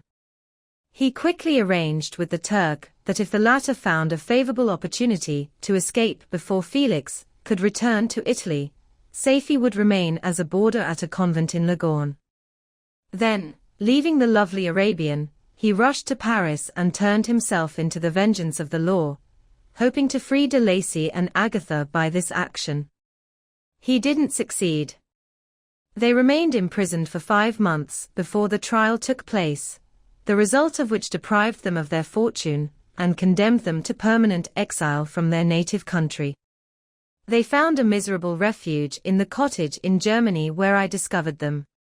Felix soon learned that the treacherous Turk, for whom he and his family had endured such unheard-of suffering, upon discovering that his rescuer was thus reduced to poverty and ruin, became a traitor to good feeling and honor and had left Italy with his daughter, insultingly sending Felix a small amount of money to help him, as he said, with some plan for future support. These were the events that weighed on Felix's heart and made him, when I first saw him, the most miserable of his family. He could have endured poverty, and while this suffering had been the reward of his virtue, he took pride in it. But the Turk's ingratitude and the loss of his beloved Saifi were misfortunes more bitter and irreparable. The Arabian's arrival now gave new life to his soul. When the news reached Leghorn that Felix had been stripped of his wealth and rank, the merchant commanded his daughter to think no more of her lover, but to prepare to return to her native country. Saifi's generous nature was outraged by this command. She tried to reason with her father, but he left her angrily, repeating his tyrannical order. A few days later, the Turk entered his daughter's room and told her hastily that he had reason to believe that his residence in Leghorn had been revealed and that he would soon be handed over to the French government. He'd consequently hired a ship to take him to Constantinople, for which city he would sail in a few hours. He intended to leave his daughter in the care of a trusted servant, to follow at her leisure with most of his property, which hadn't yet arrived at Leghorn. When alone, Saifi decided in her own mind what course of action would be appropriate for her to pursue in this emergency. A residence in Ottoman was horrible to her. Her religion and her feelings were both opposed to it.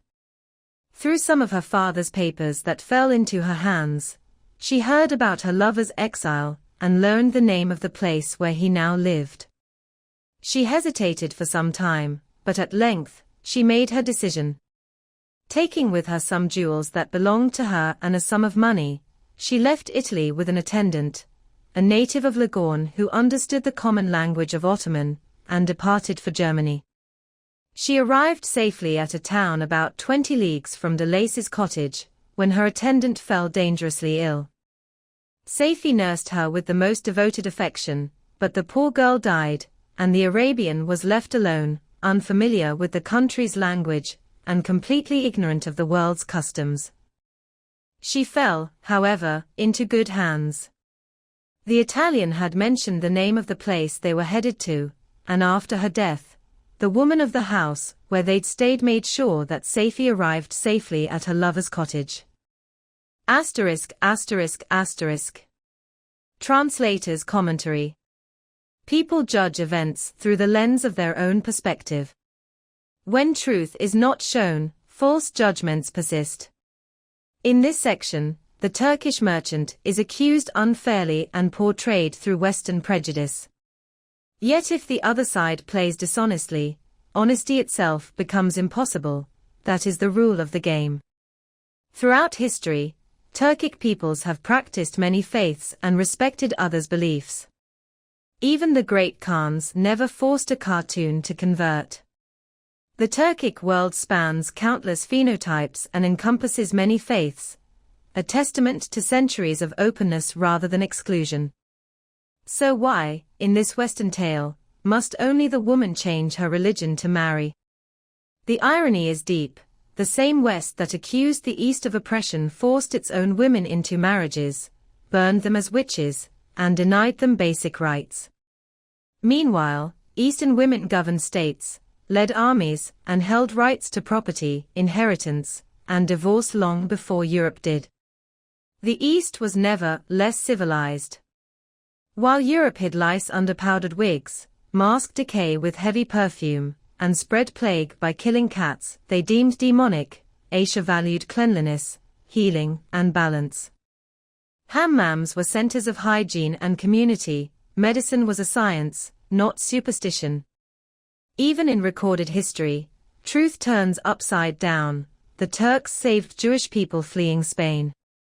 When the Christian and Western Empire of Britain left Ireland to die of hunger, the Muslim and Eastern Empire of the Ottomans sent ships of food and hope. One turned away from its own neighbors, the other crossed seas to feed strangers. History rarely records who acted with faith, only who wrote the books, but the truth remains, conscience has no geography. Elizabeth and the Sultan, the irony of power. In the 16th century, while Europe accused the East of tyranny, a different truth unfolded.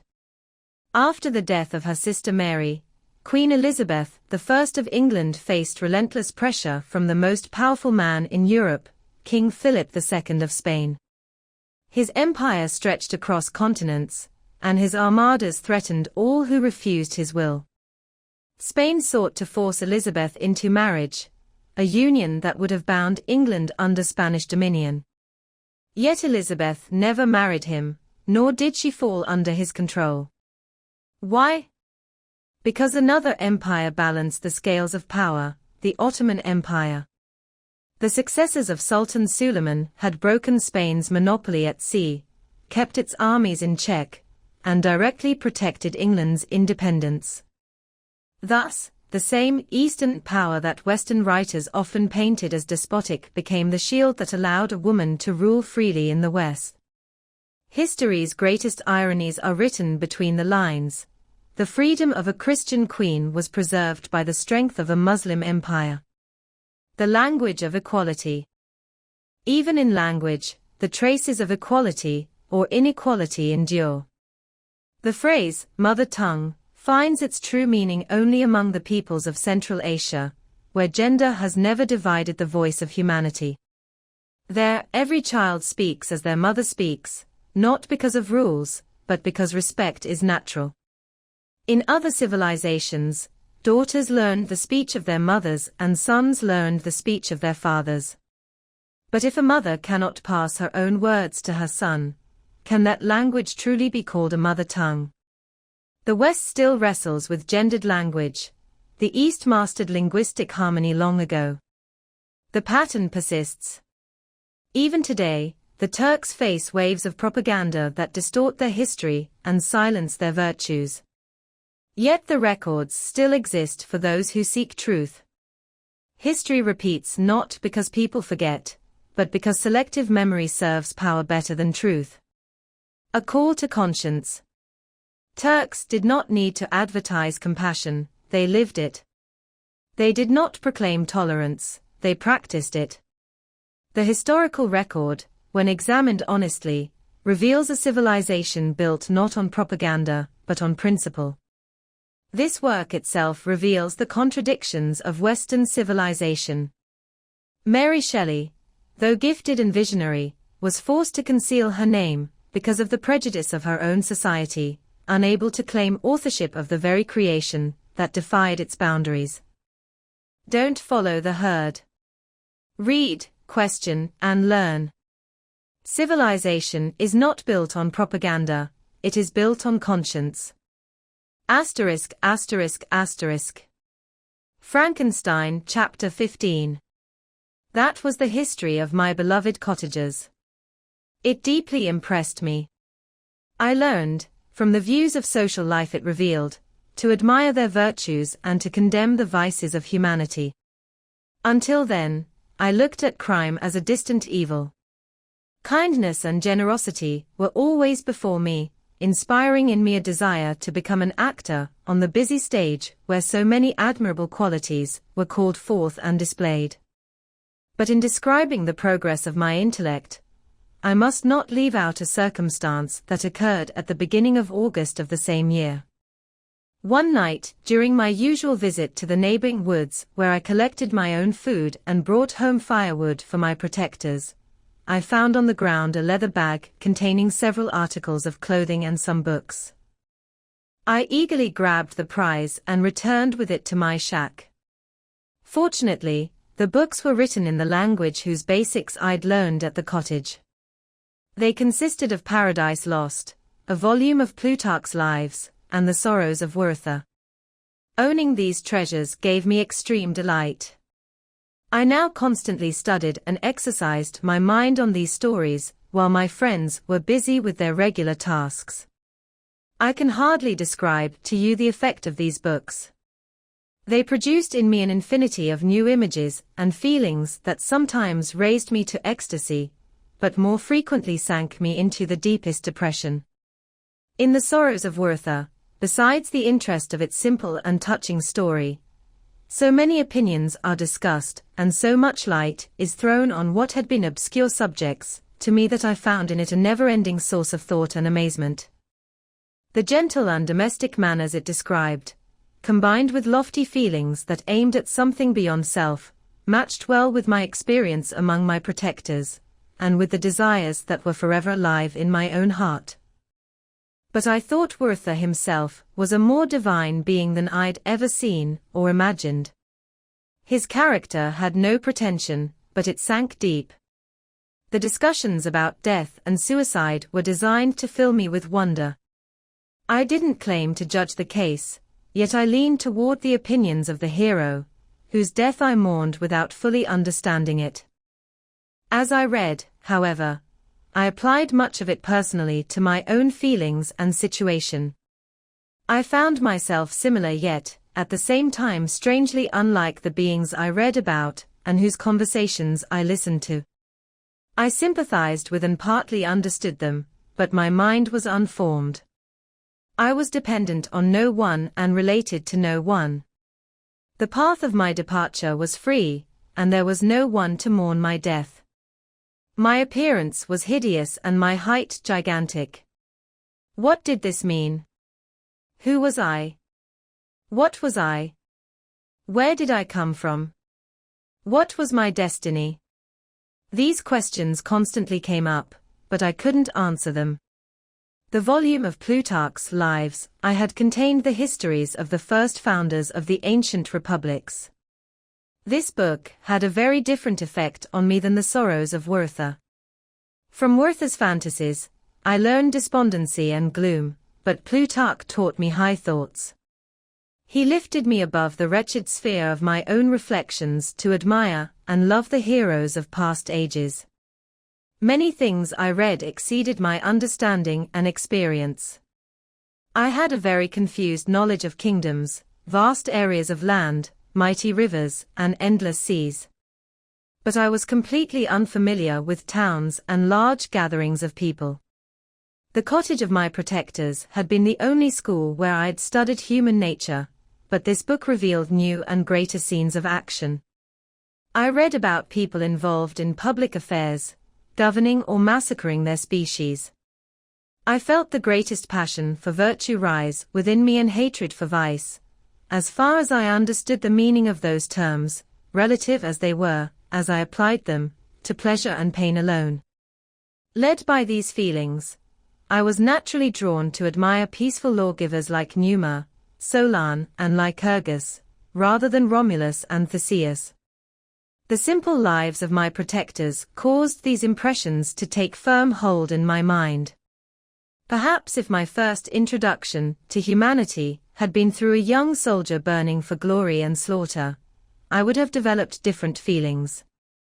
But Paradise Lost excited different and far deeper emotions. I read it, as I'd read the other volumes that had fallen into my hands, as a true history. It moved every feeling of wonder or that the picture of an all-powerful God warring with his creatures was capable of exciting. I often compared the various situations, as their similarity struck me, to my own.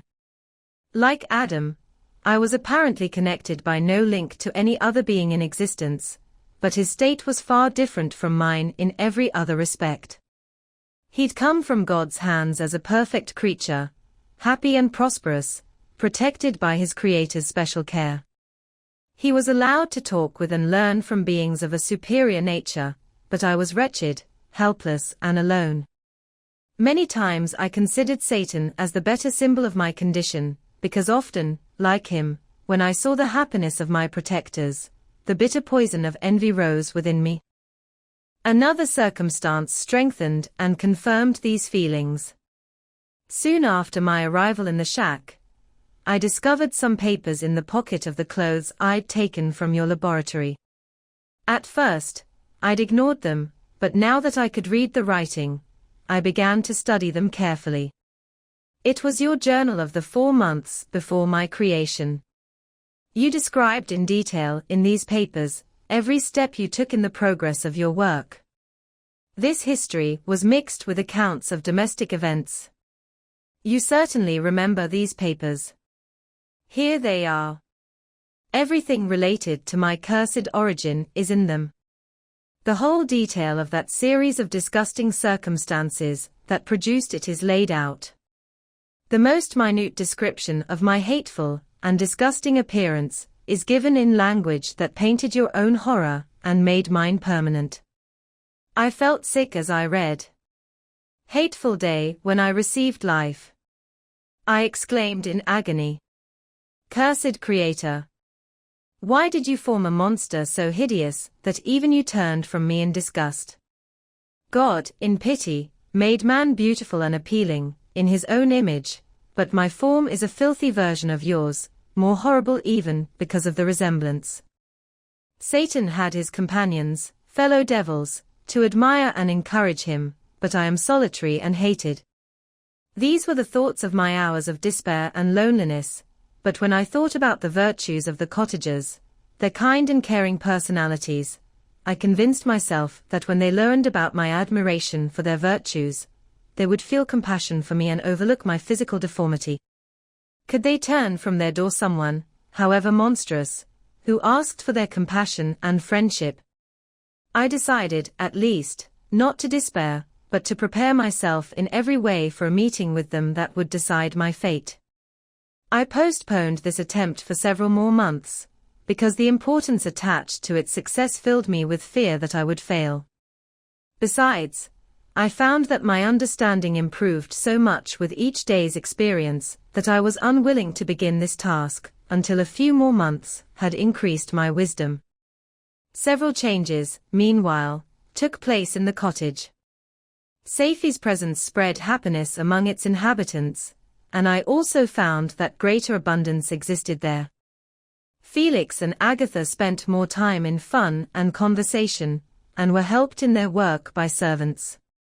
They didn't appear rich, but they were content and happy. Their feelings were calm and peaceful, while mine became more turbulent every day. Increased knowledge only showed me more clearly what a wretched outcast I was. I cherished hope, it's true, but it vanished when I saw my reflection in water or my shadow in the moonlight, just as fragile as that image and that fleeting shadow. I tried to crush these fears and to strengthen myself for the trial I planned to undergo in a few months. Sometimes I allowed my thoughts, unchecked by reason, to wander in the fields of paradise, and dared to imagine kind and lovely creatures sympathizing with my feelings and cheering my gloom. Their angelic faces showed smiles of comfort. But it was all a dream. No Eve soothed my sorrows or shared my thoughts. I was alone. I remembered Adam's plea to his Creator. But where was mine? He'd abandoned me, and in the bitterness of my heart, I cursed him. Autumn passed this way. I saw with surprise and sadness the leaves decay and fall, and nature again took on the barren and bleak appearance it had when I first saw the woods and the lovely moon.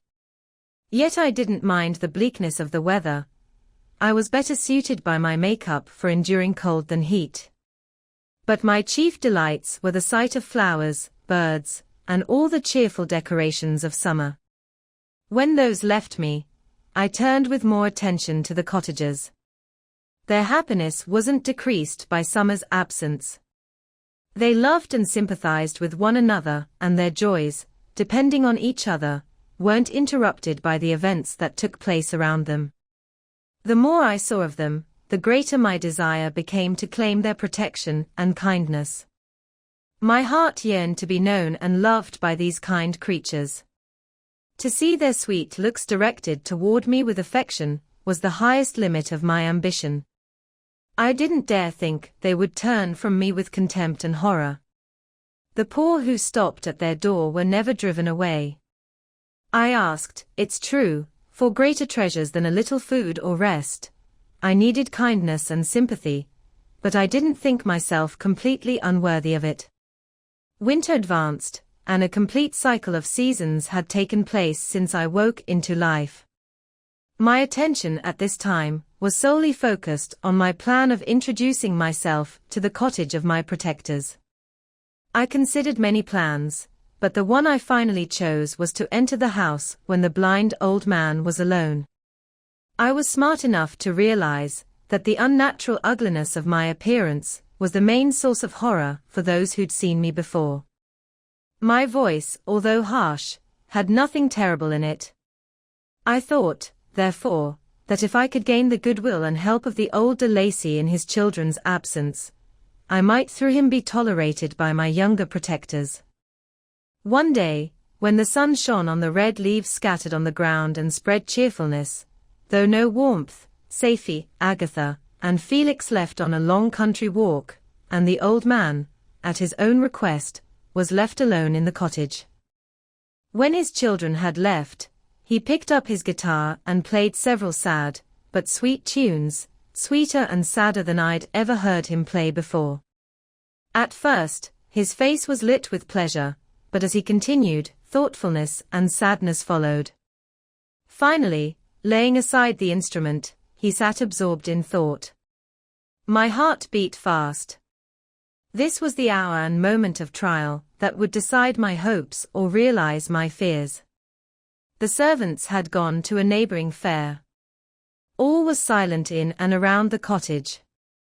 It was an excellent opportunity, yet when I went to execute my plan, my limbs failed me and I collapsed on the ground. Again I rose, and using all the strength I could muster, removed the boards I'd placed before my shack to hide my retreat. The fresh air revived me, and with renewed determination, I approached the door of their cottage. I knocked. "Who is there?" said the old man. "Come in." I entered. "Pardon this intrusion," I said. "I'm a traveler in need of a little rest. You would greatly help me if you'd allow me to stay a few minutes by the fire." "Enter," said de Lacy, "and I'll try to help you however I can, but unfortunately my children are away, and since I'm blind, I'm afraid I'll find it difficult to get food for you." "Don't trouble yourself, my kind host. I have food. It's warmth and rest only that I need." I sat down, and silence followed. I knew every minute was precious to me, yet I remained uncertain how to begin the conversation, when the old man spoke to me. "By your language, stranger, I suppose you're my countryman. Are you French?" "No, but I was educated by a French family and understand only that language. I'm now going to claim the protection of some friends whom I sincerely love and from whom I have some hope of favor." "Are they Germans?" "No, they are French. But let's change the subject. I'm an unfortunate and abandoned creature. I look around and have no relative or friend on earth. These kind people, I'm going to have never seen me and know little of me. I'm full of fears, because if I fail there, I'm an outcast in the world forever. Don't despair. To be friendless is indeed unfortunate, but human hearts, when not biased by obvious self-interest, are full of brotherly love and charity. Trust in your hopes, therefore, and if these friends are good and kind, don't despair. They are kind, they are the most excellent creatures in the world.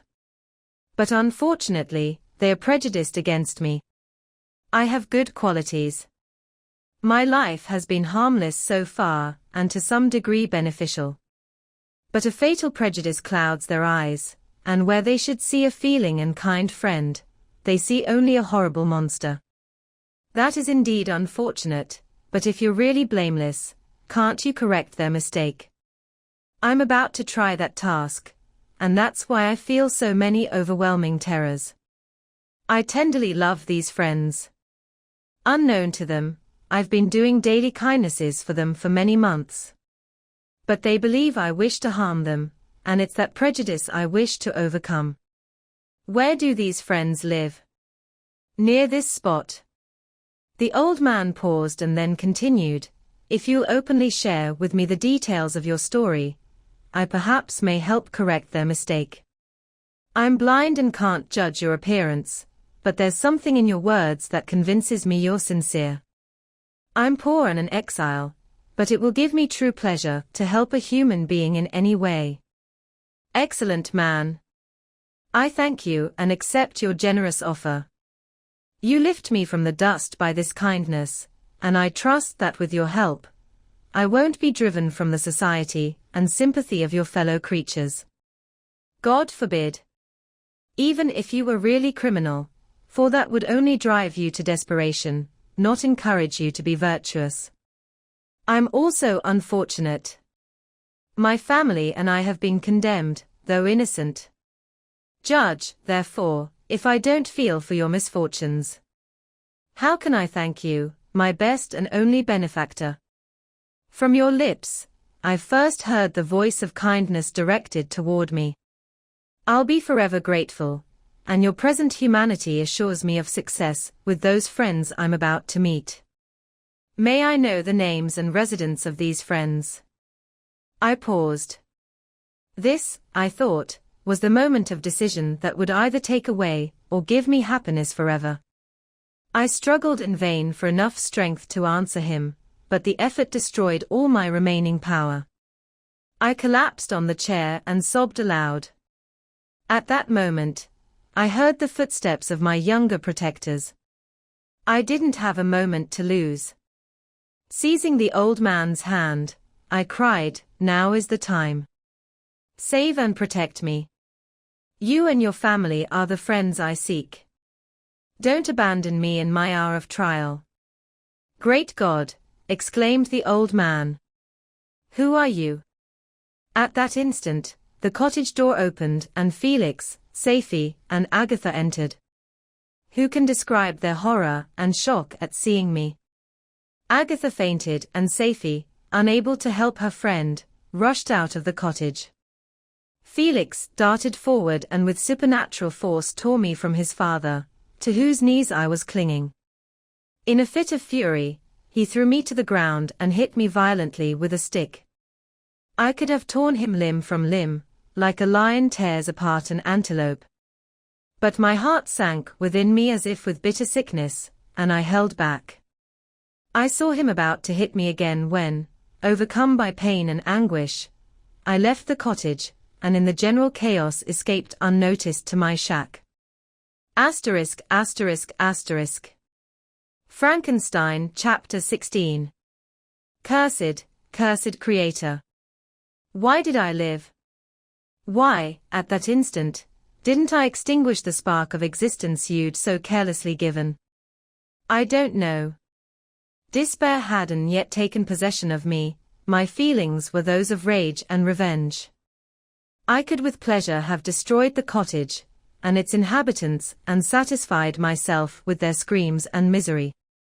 When night came, I left my retreat and wandered in the woods. Now, no longer held back by the fear of discovery, I gave vent to my anguish in terrible howls. I was like a wild beast that had broken free, destroying the objects that blocked me and running through the woods with deer-like speed. Oh, what a miserable night I spent! The cold stars shone in mockery, and the bare trees waved their branches above me. Now and then the sweet voice of a bird burst forth amid the universal stillness. All, except me, were at rest or enjoying themselves. I, like the arch-fiend, carried a hell within me, and finding myself without sympathy, wanted to tear up the trees, spread chaos and destruction around me, and then sit down and enjoy the ruin. But this was a luxury of sensation that couldn't last. I became exhausted from excessive physical exertion, and collapsed on the damp grass in the sick powerlessness of despair. There was no one among the millions of people who existed who would pity or help me. Should I feel kindness toward my enemies? No, from that moment I declared eternal war against the species, and more than all, against him who had formed me and sent me forth to this unbearable misery. The sun rose. I heard the voices of men, and knew it was impossible to return to my retreat during the day. So I hid myself in some thick underbrush, deciding to spend the coming hours reflecting on my situation. The pleasant sunshine and pure air of day restored me to some degree of peace. When I thought about what had happened at the cottage, I couldn't help thinking I'd been too hasty in my conclusions. I'd certainly acted foolishly. It was clear that my conversation had interested the father on my behalf, and I was a fool for exposing my appearance to the horror of his children. I should have familiarized the old de Lacy with me first and gradually revealed myself to the rest of his family when they were prepared for my approach.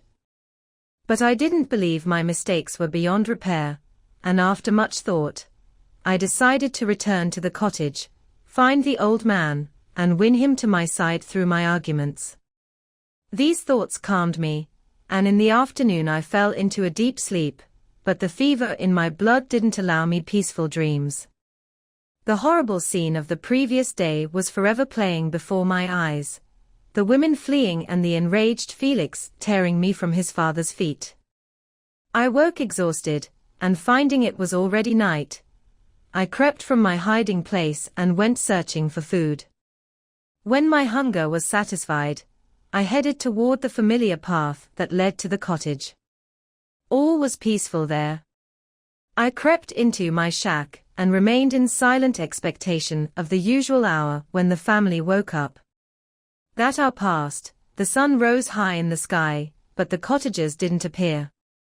I trembled violently, fearing some dreadful misfortune. The inside of the cottage was dark, and I heard no movement. I can't describe the agony of this suspense. Soon 2 countrymen passed by, but stopping near the cottage, they began talking, using violent gestures. I didn't understand what they said, because they spoke the local language, which was different from that of my protectors. Soon after, Felix approached with another man. I was surprised, since I knew he hadn't left the cottage that morning, and I waited anxiously to learn from their conversation the meaning of these unusual events. "Do you realize," said his companion to him, "that you'll have to pay 3 months' rent and lose the produce of your garden? I don't want to take unfair advantage, so I'm asking you to take some days to think about your decision." "It's completely useless," Felix replied. "We can never live in your cottage again. My father's life is in the greatest danger, because of the terrible event I've told you about. My wife and sister will never recover from their horror. I beg you not to argue with me anymore. Take possession of your property, and let me flee from this place." Felix trembled violently as he said this. He and his companion entered the cottage, stayed for a few minutes, and then left. I never saw any member of the de Lacy family again. I spent the rest of the day in my shack in a state of complete and stupid despair. My protectors had left and had broken the only link that held me to the world. For the first time, feelings of revenge and hatred filled my heart, and I didn't try to control them. Allowing myself to be carried away by the current, I turned my mind toward injury and death. When I thought of my friends, of de Lacy's mild voice, Agatha's gentle eyes, and the exquisite beauty of the Arabian, these thoughts vanished and a rush of tears somewhat soothed me. But again when I thought that they'd rejected and abandoned me, anger returned, a rage of anger, and unable to hurt anything human, I turned my fury toward inanimate objects. As night came, I placed various flammable materials around the cottage, and after destroying every trace of cultivation in the garden, I waited with forced impatience until the moon had set to begin my operation. As the night progressed, a fierce wind rose from the woods and quickly scattered the clouds that had lingered in the sky. The blast tore along like a mighty avalanche, and produced a kind of insanity in my spirits that broke all bounds of reason and thought. I lit the dry branch of a tree and danced with fury around the doomed cottage, my eyes still fixed on the western horizon, which the moon nearly touched. Part of it was finally hidden, and I waved my torch. It sank, and with a loud scream I set fire to the straw, heath, and bushes I'd collected. The wind fanned the fire, and the cottage was quickly wrapped in flames, which clung to it and licked it with their forked and destructive tongues. As soon as I was convinced that no help could save any part of the building, I left the scene and sought refuge in the woods. And now, with the world before me, where should I go? I decided to flee far from the scene of my misfortunes, but to me, hated and despised, every country must be equally horrible. Finally, the thought of you crossed my mind. I learned from your papers that you were my father, my creator. To whom could I turn more appropriately than to him who'd given me life? Among the lessons Felix had given Safie, geography hadn't been left out. From these I'd learned the relative positions of the different countries of the earth. You'd mentioned Geneva as the name of your hometown, and toward this place I decided to go. But how was I to find my way? I knew I had to travel southwest to reach my destination, but the sun was my only guide.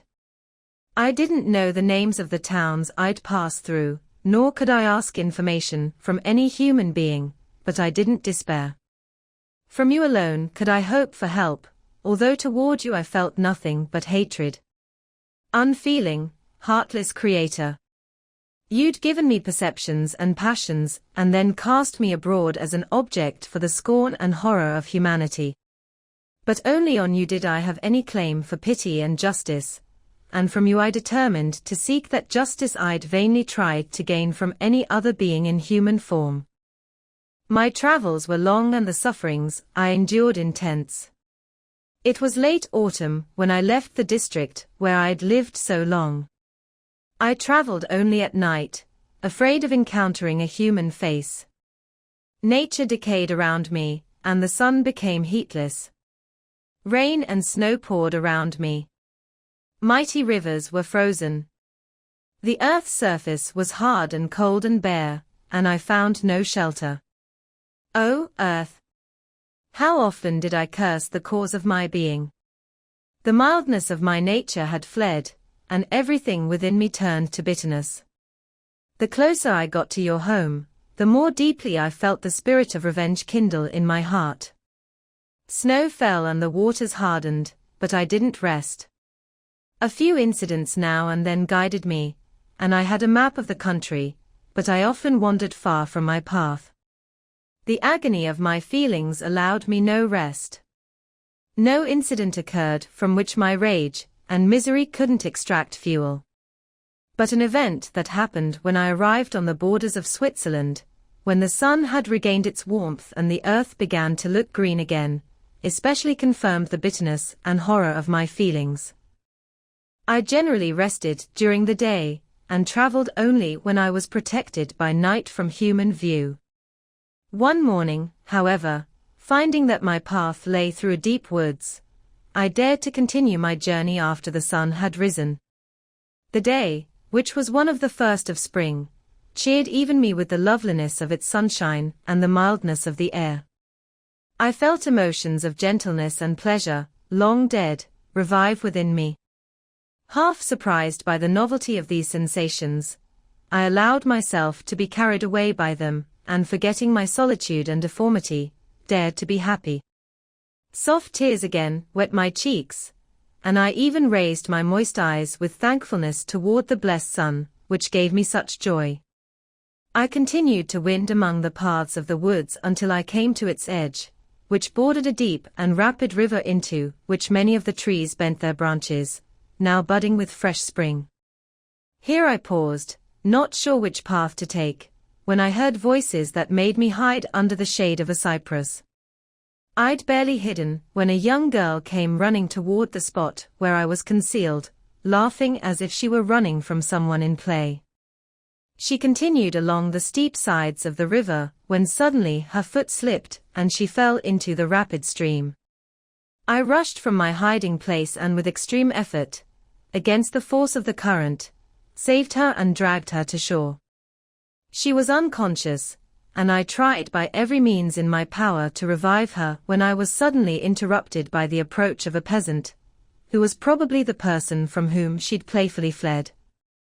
Seeing me, he rushed toward me and, tearing the girl from my arms, hurried toward the deeper parts of the woods. I followed quickly. I hardly knew why, but when the man saw me drawing near, he aimed a gun he was carrying at my body and fired. I collapsed on the ground, and my attacker, with increased speed, escaped into the woods. This was the reward of my kindness. I'd saved a human being from death, and as thanks, I now writhed under the miserable pain of a wound that shattered flesh and bone. The feelings of kindness and gentleness I'd felt, just moments before, gave way to hellish rage and gnashing of teeth. Inflamed by pain, I vowed eternal hatred and vengeance to all humanity. But the agony of my wound overcame me. My pulse stopped, and I fainted. For some weeks I led a miserable life in the woods, trying to heal the wound I'd received.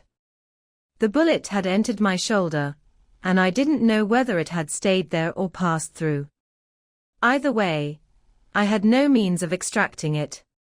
My sufferings were also increased by the oppressive sense of the injustice and ingratitude of their cause.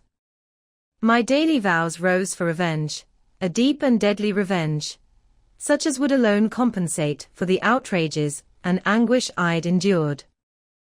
After some weeks my wound healed, and I continued my journey. The hardships I endured could no longer be eased by the bright sun or gentle breezes of spring.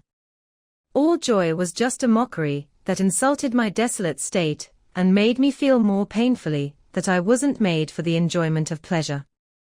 But my work now drew near to completion, and in 2 months from this time I reached the outskirts of Geneva.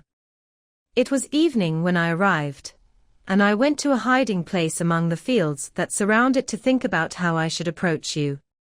I was oppressed by exhaustion and hunger, and far too unhappy to enjoy the gentle breezes of evening, or the sight of the sun setting behind the magnificent mountains of Jura.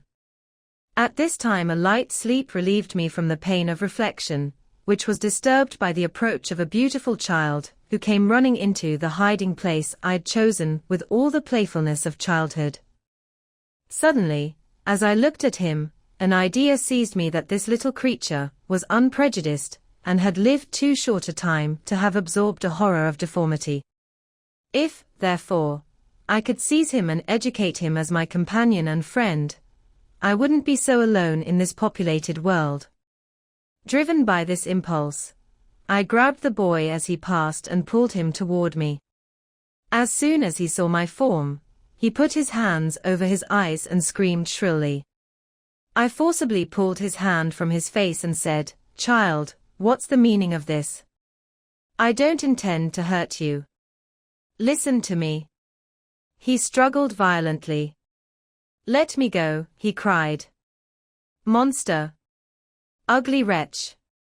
You want to eat me and tear me to pieces. You're an ogre. Let me go, or I'll tell my papa.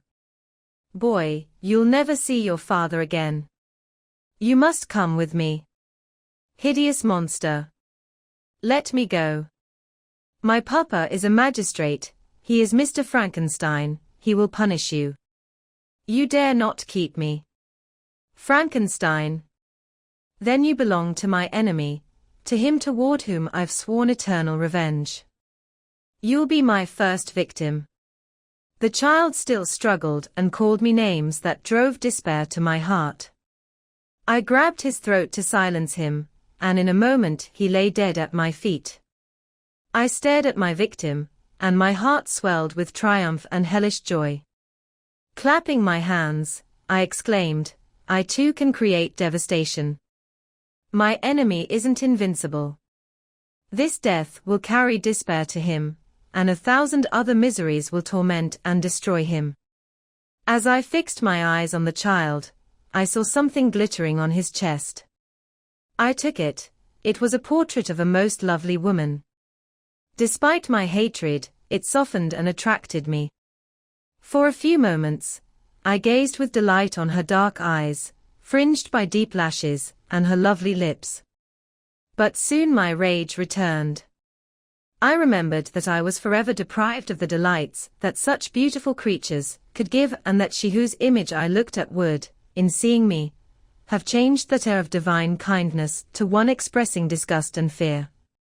Can you be surprised that such thoughts filled me with rage? I only wonder that at that moment, instead of venting my sensations in screams and agony, I didn't rush among humanity and die trying to destroy them.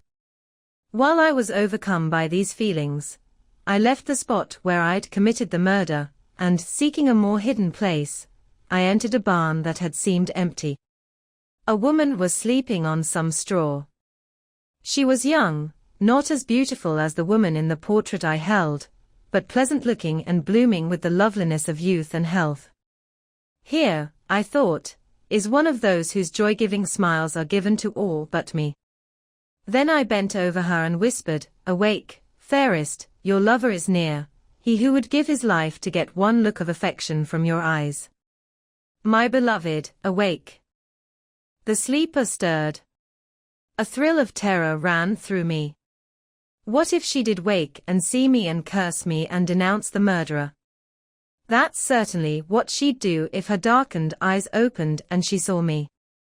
The thought was madness. It stirred the fiend within me, not I, but she will suffer. The murder I've committed, because I'm forever robbed of all she could give me, she'll pay for. The crime originated with her, let hers be the punishment. Thanks to Felix's lessons and the bloody laws of humanity, I'd now learned how to cause harm. I bent over her and placed the portrait securely in one of the folds of her dress. She moved again, and I fled.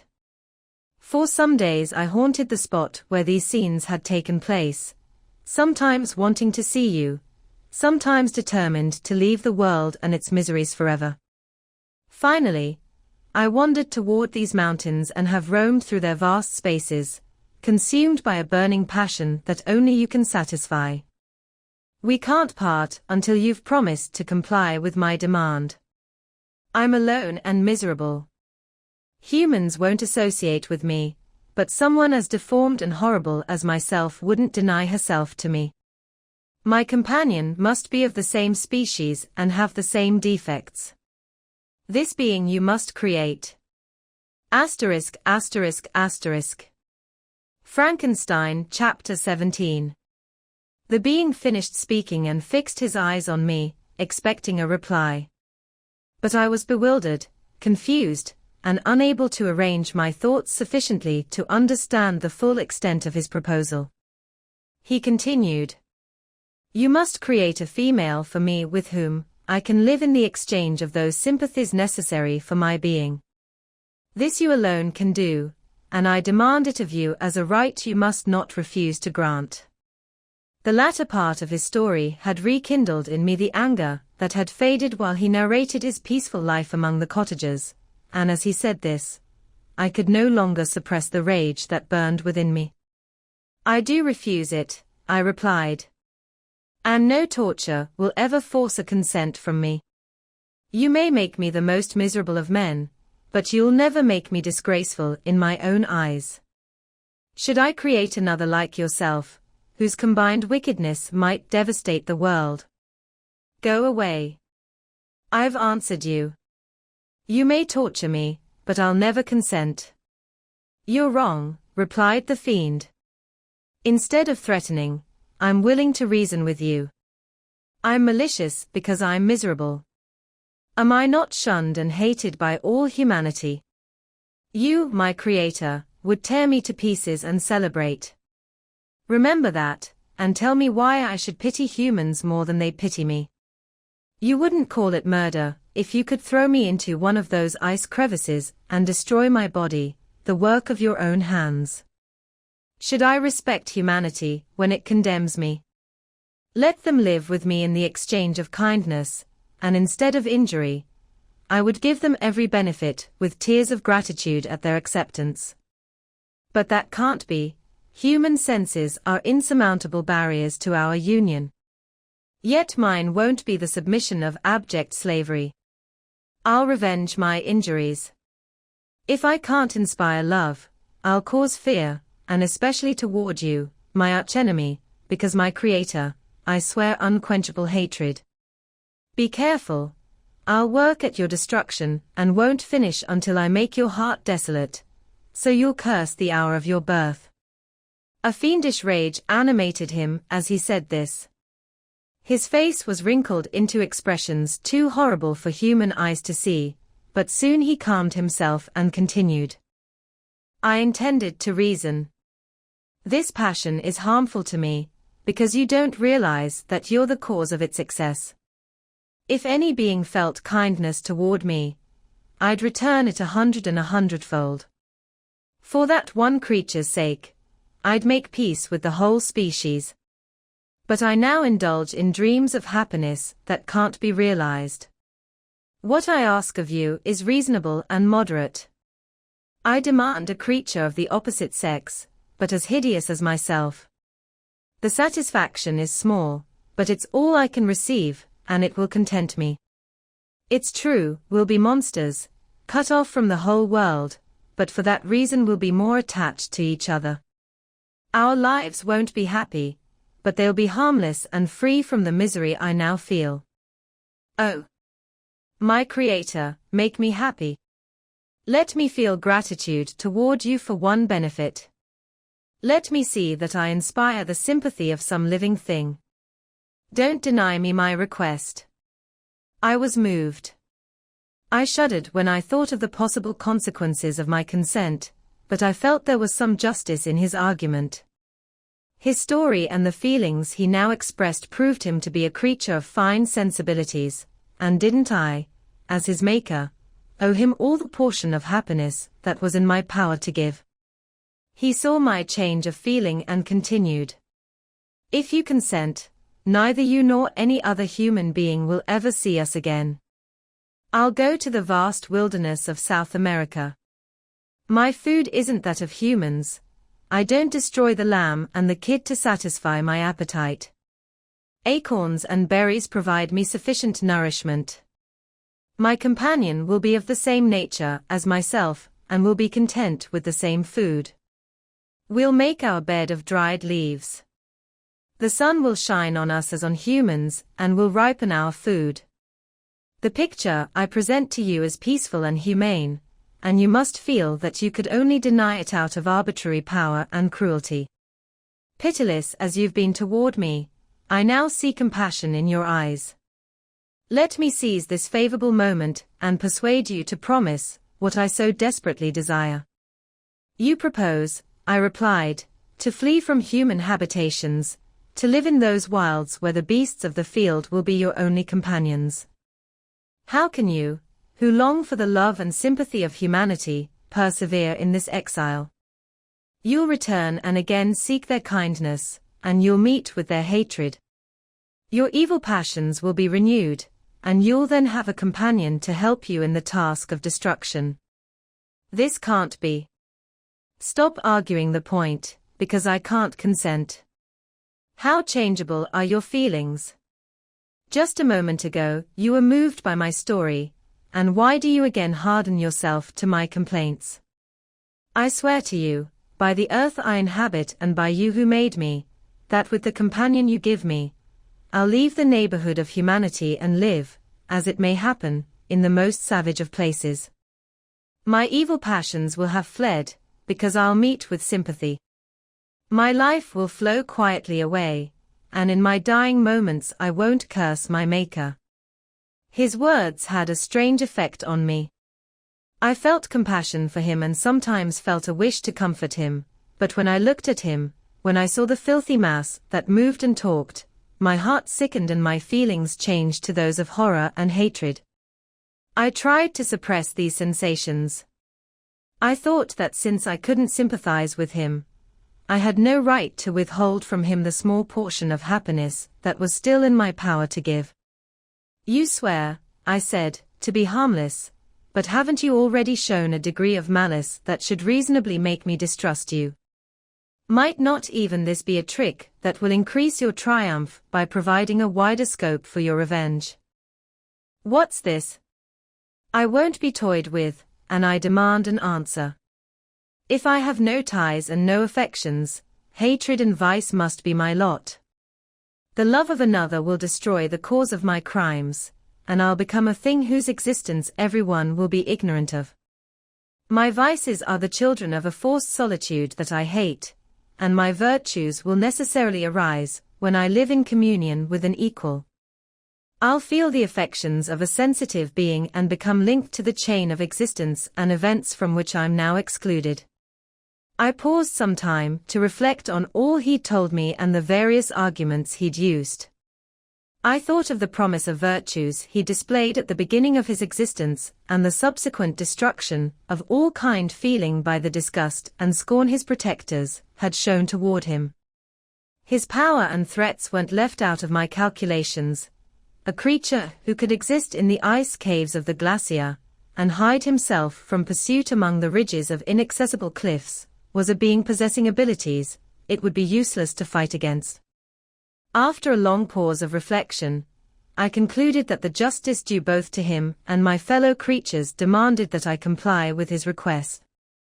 Turning to him, therefore, I said, "I consent to your demand, on your solemn oath to leave Europe forever, and every other place near humanity, as soon as I deliver into your hands a female, who will accompany you in your exile."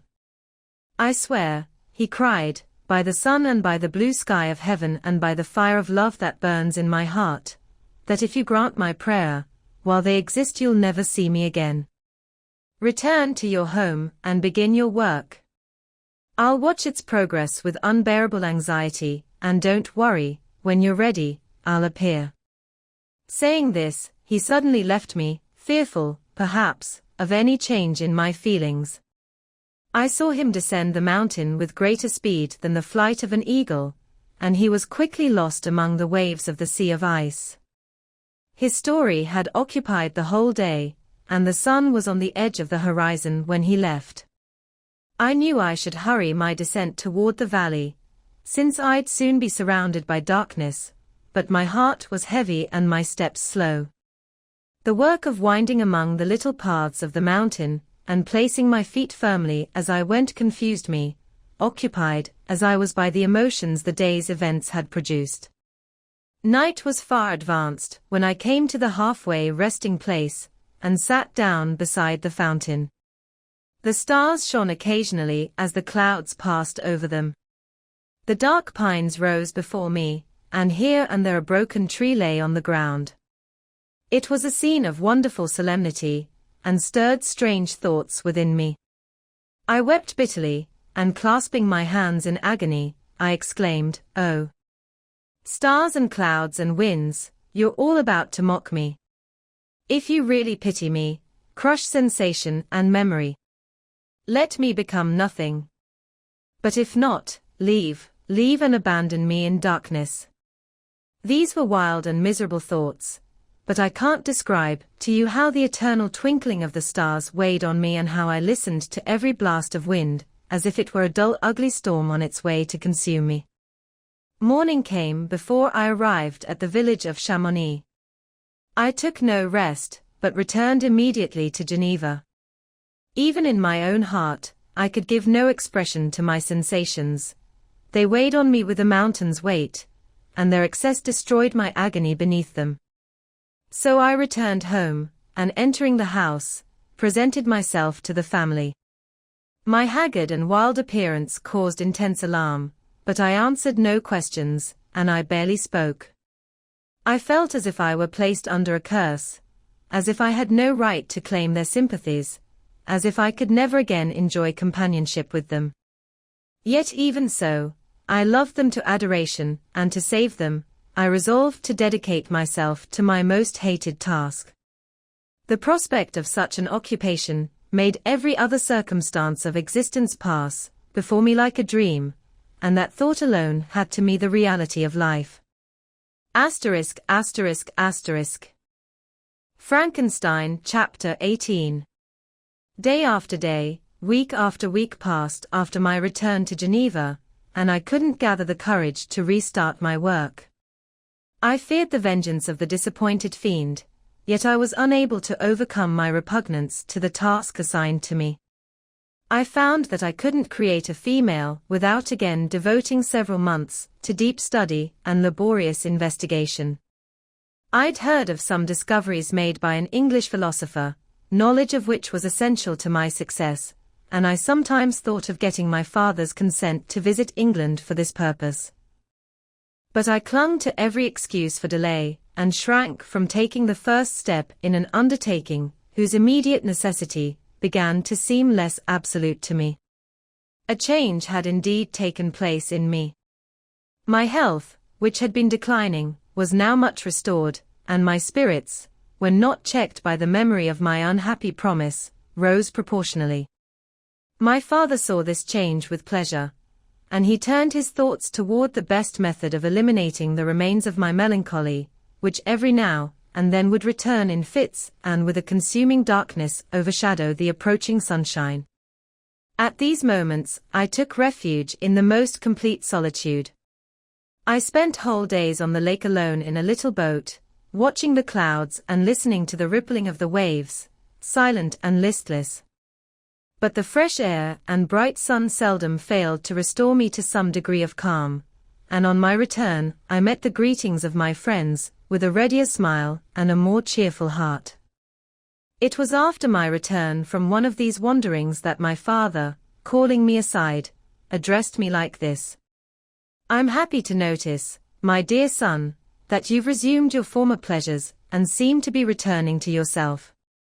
And yet you're still unhappy and still avoid our society. For some time I was lost trying to figure out the cause of this, but yesterday an idea struck me, and if it's correct, I beg you to confess it. Secrecy on such a point would be not only useless, but would bring triple misery on us all." I trembled violently at his introduction, and my father continued. "I confess, my son, that I've always looked forward to your marriage with our dear Elizabeth, as the bond of our domestic comfort, and the support of my declining years. You were attached to each other from earliest infancy. You studied together and appeared, in personality and tastes, entirely suited to one another. But so blind is human experience, that what I thought would be the best support for my plan may have entirely destroyed it. You, perhaps, see her as your sister, without any wish that she might become your wife. Or you may have met another whom you love, and considering yourself bound in honor to Elizabeth, this struggle may cause the intense misery you appear to feel. My dear father, reassure yourself. I love my cousin tenderly and sincerely. I never saw any woman who excited, as Elizabeth does, my warmest admiration and affection. My future hopes and prospects are entirely bound up in the expectation of our union. The expression of your feelings on this subject, my dear Victor, gives me more pleasure than I've experienced for some time. If you feel this way, we'll certainly be happy, however much present events may cast a gloom over us. But it's this gloom that appears to have taken such a strong hold of your mind that I wish to dispel. Tell me, therefore, whether you object to an immediate celebration of the marriage. We've been unfortunate, and recent events have drawn us from that everyday tranquility fitting my years and weaknesses. You're younger, yet I don't suppose, possessing as you do a sufficient fortune, that an early marriage would at all interfere with any future plans of honor and usefulness you may have formed. Don't suppose, however, that I wish to dictate happiness to you, or that a delay on your part would cause me any serious worry. Interpret my words honestly and answer me, I beg you, with confidence and sincerity. I listened to my father in silence and remained for some time unable to offer any reply. I rapidly turned over in my mind many thoughts and tried to reach some conclusion. Oh! To me, the idea of an immediate union with my Elizabeth was one of horror and dismay. I was bound by a solemn promise I hadn't yet fulfilled and didn't dare break, or if I did, what countless miseries might not hang over me and my devoted family. Could I enter into a celebration, with this deadly weight still hanging around my neck and bowing me to the ground? I had to fulfill my commitment, and let the monster leave with his mate before I allowed myself to enjoy the delight of a union from which I expected peace. I also remembered the necessity of either traveling to England, or entering into a long correspondence with those philosophers of that country whose knowledge and discoveries were indispensable to me in my present undertaking. The latter method of obtaining the desired information was slow and unsatisfactory. Besides, I had an insurmountable aversion to the idea of engaging in my disgusting task in my father's house while in daily contact with those I loved. I knew that 1,000 terrible accidents might occur, the slightest of which would reveal a story to shock all connected with me with horror. I was also aware that I'd often lose all self-control, all ability to hide the harrowing sensations that would possess me during the progress of my unearthly work. I had to absent myself from all I loved while employed in this way. Once started, it would be quickly finished, and I might be restored to my family in peace and happiness. My promise fulfilled, the monster would depart forever. Or, as my foolish imagination pictured, some accident might meanwhile occur to destroy him and put an end to my slavery forever. These feelings dictated my answer to my father. I expressed a wish to visit England, but concealing the true reasons for this request, I disguised my desires in a way that aroused no suspicion, while I urged my desire with an earnestness that easily induced my father to agree. After such a long period of absorbing melancholy that resembled madness in its intensity and effects, he was glad to find that I was capable of taking pleasure in the idea of such a journey, and he hoped that change of scene and varied amusement would, before my return, have restored me entirely to myself. The duration of my absence was left to my own choice. A few months, or at most a year, was the period planned. One fatherly precaution he'd taken to ensure I'd have a companion. Without previously telling me, he'd arranged with Elizabeth that Clerval should join me at Strasbourg. This interfered with the solitude I desired for completing my task. Yet at the beginning of my journey, my friend's presence could in no way be an obstacle, and truly I rejoiced that I'd be saved many hours of lonely, maddening reflection. Indeed, Henry might stand between me and the intrusion of my foe. If I were alone, wouldn't he sometimes force his hated presence on me to remind me of my task, or to check its progress? To England, therefore, I was headed, and it was understood that my union with Elizabeth would take place immediately upon my return. My father's age made him extremely opposed to delay. For myself, there was one reward I promised myself from my detested work, one consolation for my unparalleled sufferings. It was the prospect of that day when, freed from my miserable slavery, I might claim Elizabeth and forget the past in my union with her. I now made arrangements for my journey, but one feeling haunted me that filled me with fear and agitation. During my absence, I'd leave my friends unaware of their enemy's existence and unprotected from his attacks, enraged as he might be by my departure. But he'd promised to follow me wherever I might go, and wouldn't he accompany me to England? This thought was dreadful in itself, but soothing insofar as it suggested the safety of my friends. I was tormented by the idea that the opposite might happen. But throughout the whole period during which I was the slave of my creature, I allowed myself to be governed by the impulses of the moment, and my present sensations strongly suggested that the fiend would follow me and spare my family from the danger of his schemes. It was in late September that I again left my native country. My journey had been my own suggestion, and Elizabeth therefore agreed, but she was filled with anxiety at the idea of my suffering, away from her, the attacks of misery and grief. It had been her care that provided me a companion in Clerval, and yet a man is blind to 1,000 small details that call for a woman's careful attention. She longed to tell me to hurry my return. 1,000 conflicting emotions left her speechless, as she bade me a tearful, silent farewell. I threw myself into the carriage that was to take me away, hardly knowing where I was going and careless of what was passing around. I remembered only, and it was with bitter anguish that I reflected on it, to order that my chemical instruments should be packed to go with me. Filled with gloomy thoughts, I passed through many beautiful and majestic scenes, but my eyes were fixed and unobserving. I could only think of the destination of my travels and the work that would occupy me while they lasted. After some days spent in listless laziness, during which I travelled many leagues, I arrived at Strasbourg, where I waited 2 days for Clerval. He came. Oh, how great was the contrast between us! He was alive to every new scene, joyful when he saw the beauties of the setting sun, and happier when he saw it rise and begin a new day. He pointed out to me the shifting colors of the landscape and the appearances of the sky. "This is what it is to live," he cried. "Now I enjoy existence. But you, my dear Frankenstein, why are you so depressed and sorrowful?" In truth, I was occupied by gloomy thoughts, and saw neither the descent of the evening star nor the golden sunrise reflected in the Rhine.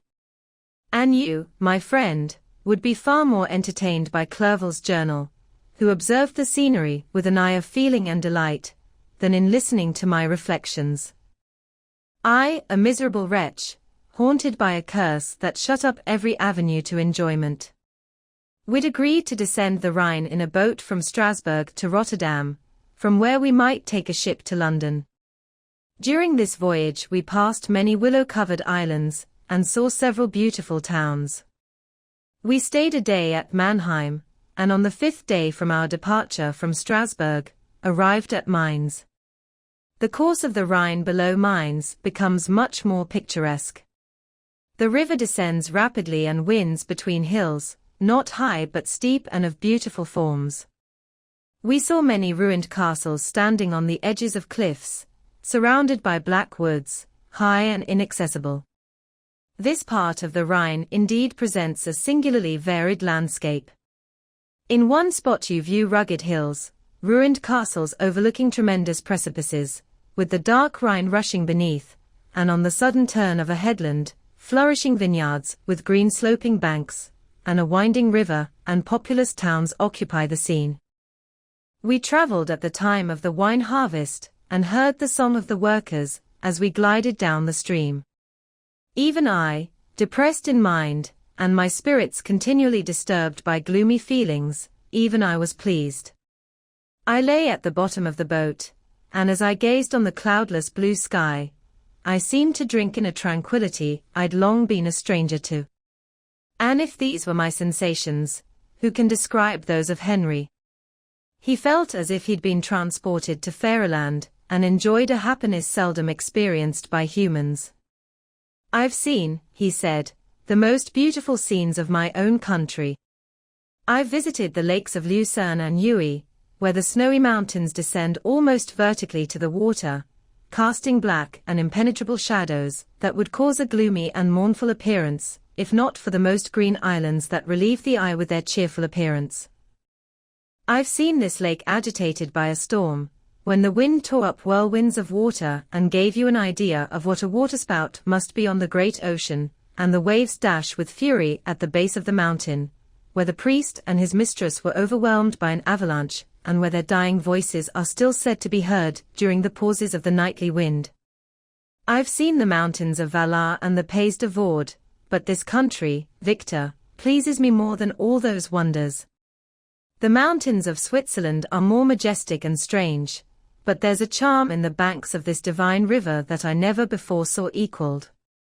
Look at that castle that overhangs that precipice, and that one also on the island, almost concealed among the foliage of those lovely trees, and now that group of workers coming from among their vines, and that village half hidden in the recess of the mountain. Oh, surely the spirit that inhabits and guards this place has a soul more in harmony with humanity than those who pile the glacier, or retreat to the inaccessible peaks of the mountains of our own country. Clerval. Beloved friend. Even now it delights me to record your words, and to dwell on the praise you so eminently deserve. He was a being formed in the very poetry of nature. His wild and enthusiastic imagination was tempered by the sensitivity of his heart. His soul overflowed with passionate affections, and his friendship was of that devoted and wondrous nature that the worldly-minded teach us to look for only in imagination. But even human sympathies weren't sufficient to satisfy his eager mind. The scenery of external nature, which others regard only with admiration, he loved with passion. The sounding cataract haunted him like a passion, the tall rock, the mountain, and the deep and gloomy wood, their colors and their forms, were then to him an appetite, the feeling and a love, that had no need of a remoter charm, by thought supplied, or any interest and borrowed from the eye. Wordsworth's Tintern Abbey. And where does he now exist? Is this gentle and lovely being lost forever? Has this mind, so full of ideas, imaginations fanciful and magnificent, which formed a world whose existence depended on the life of its creator, has this mind perished? Does it now only exist in my memory? No, it's not like this. Your form, so divinely created and beaming with beauty, has decayed, but your spirit still visits and comforts your unhappy friend. Pardon this outburst of sorrow. These inadequate words are but a slight tribute to the unmatched worth of Henry, but they soothe my heart, overflowing with the anguish his memory creates. I'll proceed with my story.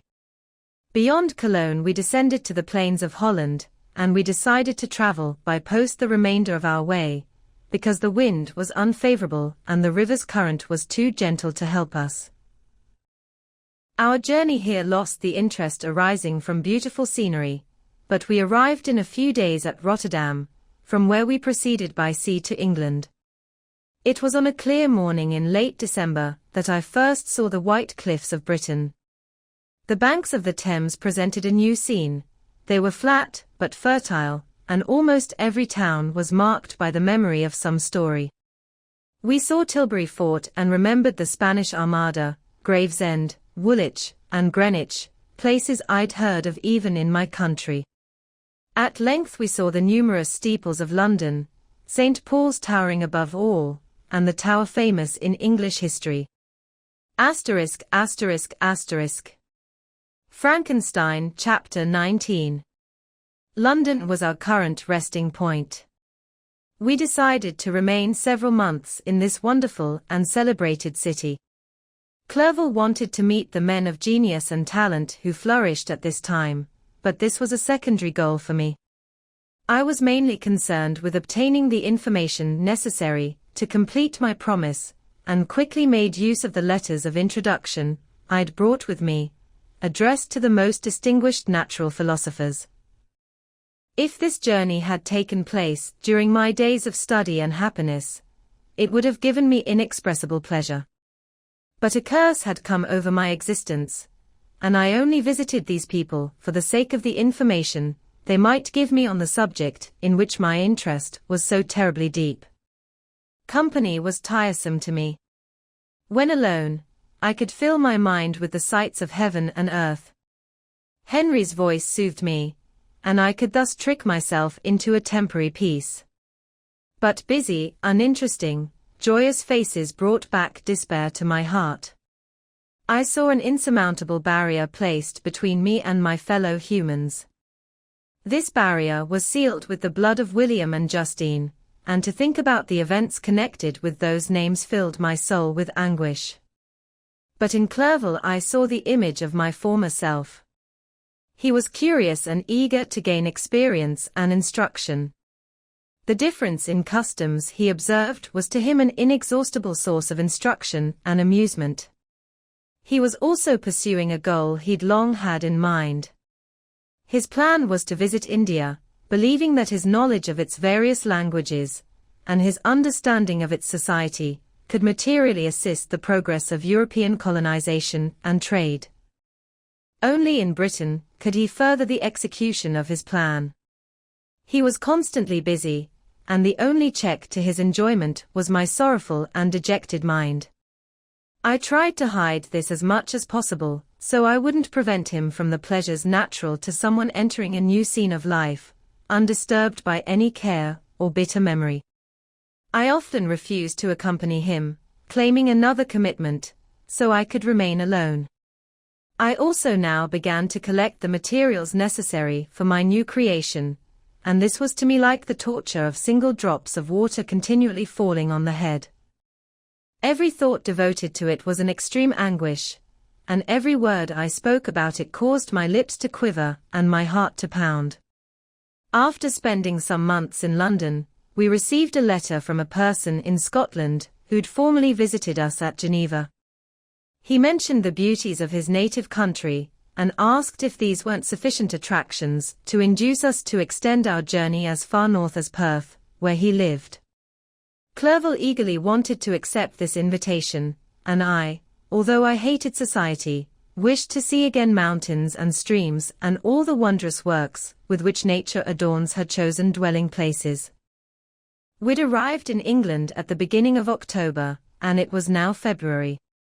We accordingly decided to begin our journey toward the north at the end of another month. In this trip we didn't intend to follow the main road to Edinburgh, but to visit Windsor, Oxford, Matlock, and the Cumberland Lakes, planning to arrive at the completion of this tour about the end of July.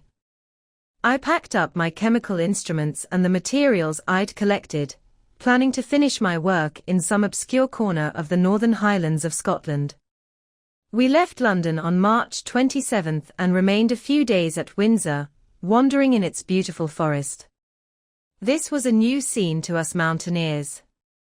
The majestic oaks, the abundance of game, and the herds of stately deer were all new to us. From there we went to Oxford. As we entered this city, our minds were filled with the memory of the events that had taken place there more than a century and a half before. It was here that Charles I had gathered his forces. This city had remained faithful to him after the whole nation had abandoned his cause to join Parliament and liberty. The memory of that unfortunate king and his companions, the amiable Falkland, the insolent Goring, his queen and son, gave a special interest to every part of the city they might have inhabited. The spirit of older days found a home here, and we delighted to trace its footsteps. If these feelings hadn't found an imaginary satisfaction, the appearance of the city had in itself sufficient beauty to win our admiration.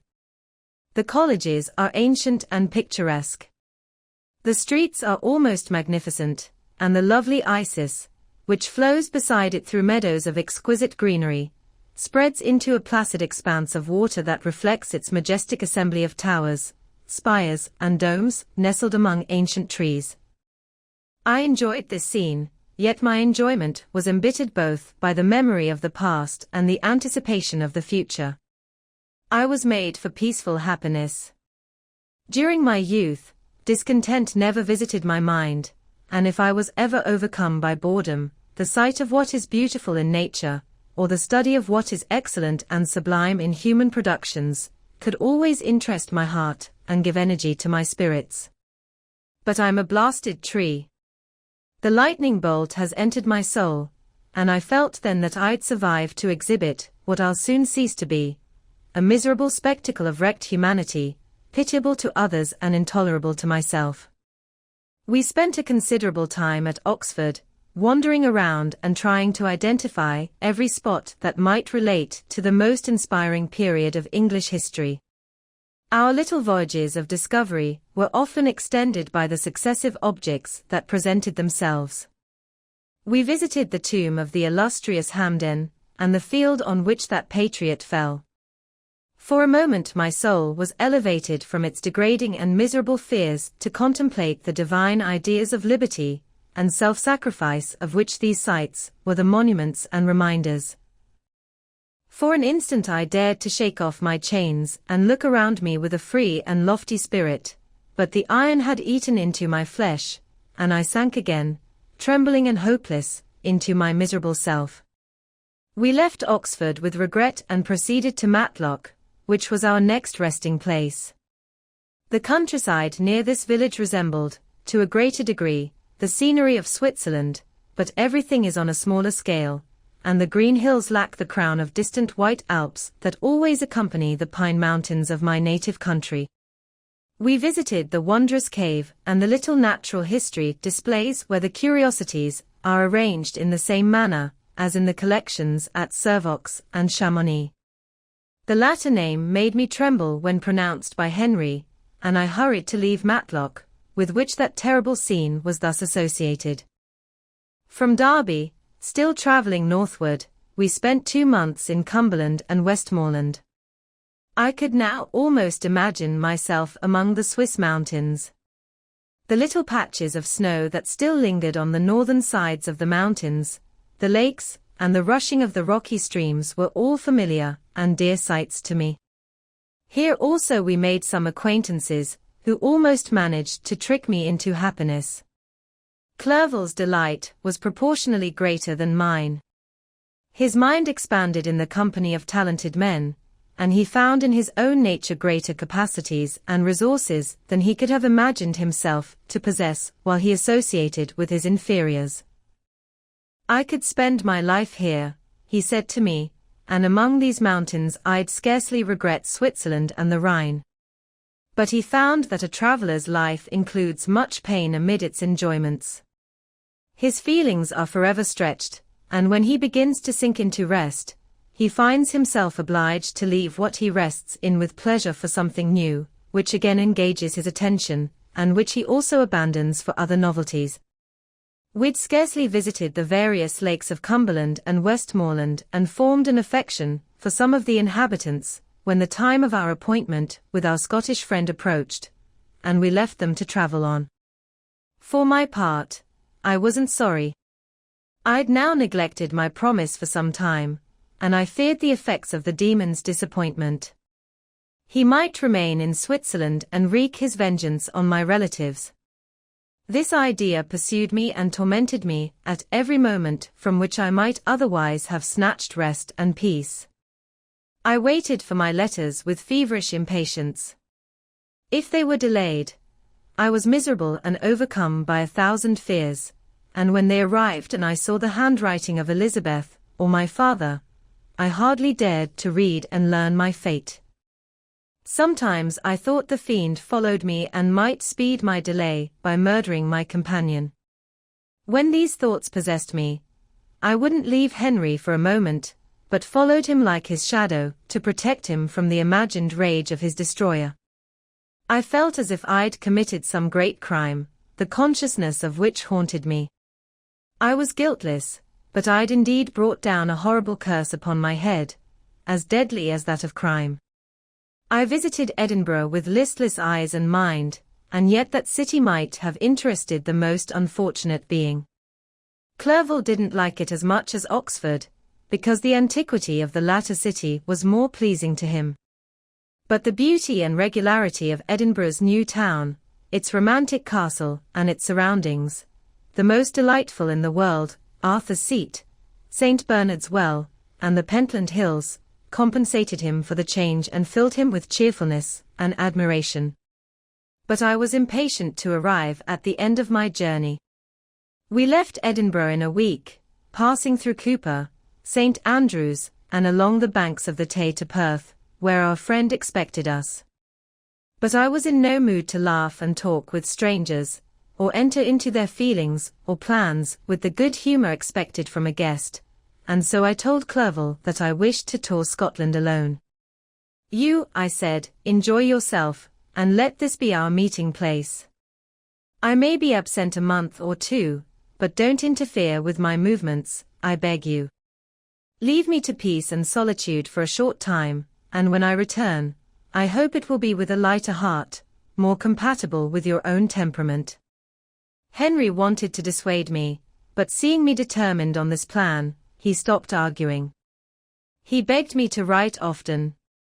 I'd rather be with you, he said, in your solitary wanderings than with these Scottish people whom I don't know. Hurry, then, my dear friend, to return, so I may again feel somewhat at home, which I can't do in your absence. Having parted from my friend, I decided to visit some remote spot of Scotland and finish my work in solitude.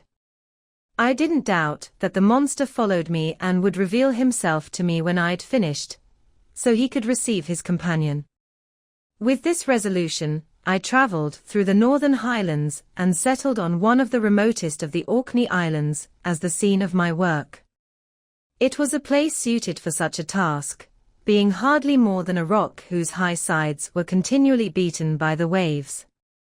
The soil was barren, barely providing pasture for a few miserable cows and oatmeal for its inhabitants, who consisted of 5 people, whose gaunt and scrawny limbs showed evidence of their miserable diet. Vegetables and bread, when they indulged in such luxuries, and even fresh water, had to be obtained from the mainland, which was about 5 miles away. On the whole island there were only 3 miserable huts, and one of these was vacant when I arrived. This I rented. It contained only 2 rooms, and these showed all the squalor of the most miserable poverty. The thatched roof had fallen in, the walls were unplastered, and the door was off its hinges. I ordered it to be repaired, bought some furniture, and took possession, an event that would doubtless have caused some surprise if all the senses of the cottagers hadn't been numbed by want and squalid poverty. As it was, I lived unnoticed and undisturbed, hardly thanked for the small amount of food and clothes I gave. So much does suffering dull even the coarsest sensations of people. In this retreat I devoted the morning to work, but in the evening, when the weather permitted, I walked on the stony beach of the sea to listen to the waves as they roared and crashed at my feet. It was a monotonous yet ever-changing scene. I thought of Switzerland. It was far different from this desolate and appalling landscape. Its hills are covered with vines, and its cottages are scattered thickly in the plains. Its beautiful lakes reflect a blue and gentle sky, and when troubled by the winds, their tumult is but like the play of a lively infant compared to the roaring of the giant ocean. In this manner I organized my activities when I first arrived, but as I proceeded in my work, it became every day more horrible and unpleasant to me. Sometimes I couldn't bring myself to enter my laboratory for several days, and at other times I worked day and night to complete my task. It was indeed a filthy process in which I was engaged. During my first experiment, a kind of enthusiastic frenzy had blinded me to the horror of my work. My mind was intently fixed on the completion of my task, and my eyes were shut to the horror of my actions. But now I approached it in cold blood, and my heart often sickened at the work of my hands. In this situation, engaged in the most detestable occupation, immersed in a solitude where nothing could for an instant call my attention from the actual scene in which I was engaged, my spirits became unstable. I grew restless and nervous.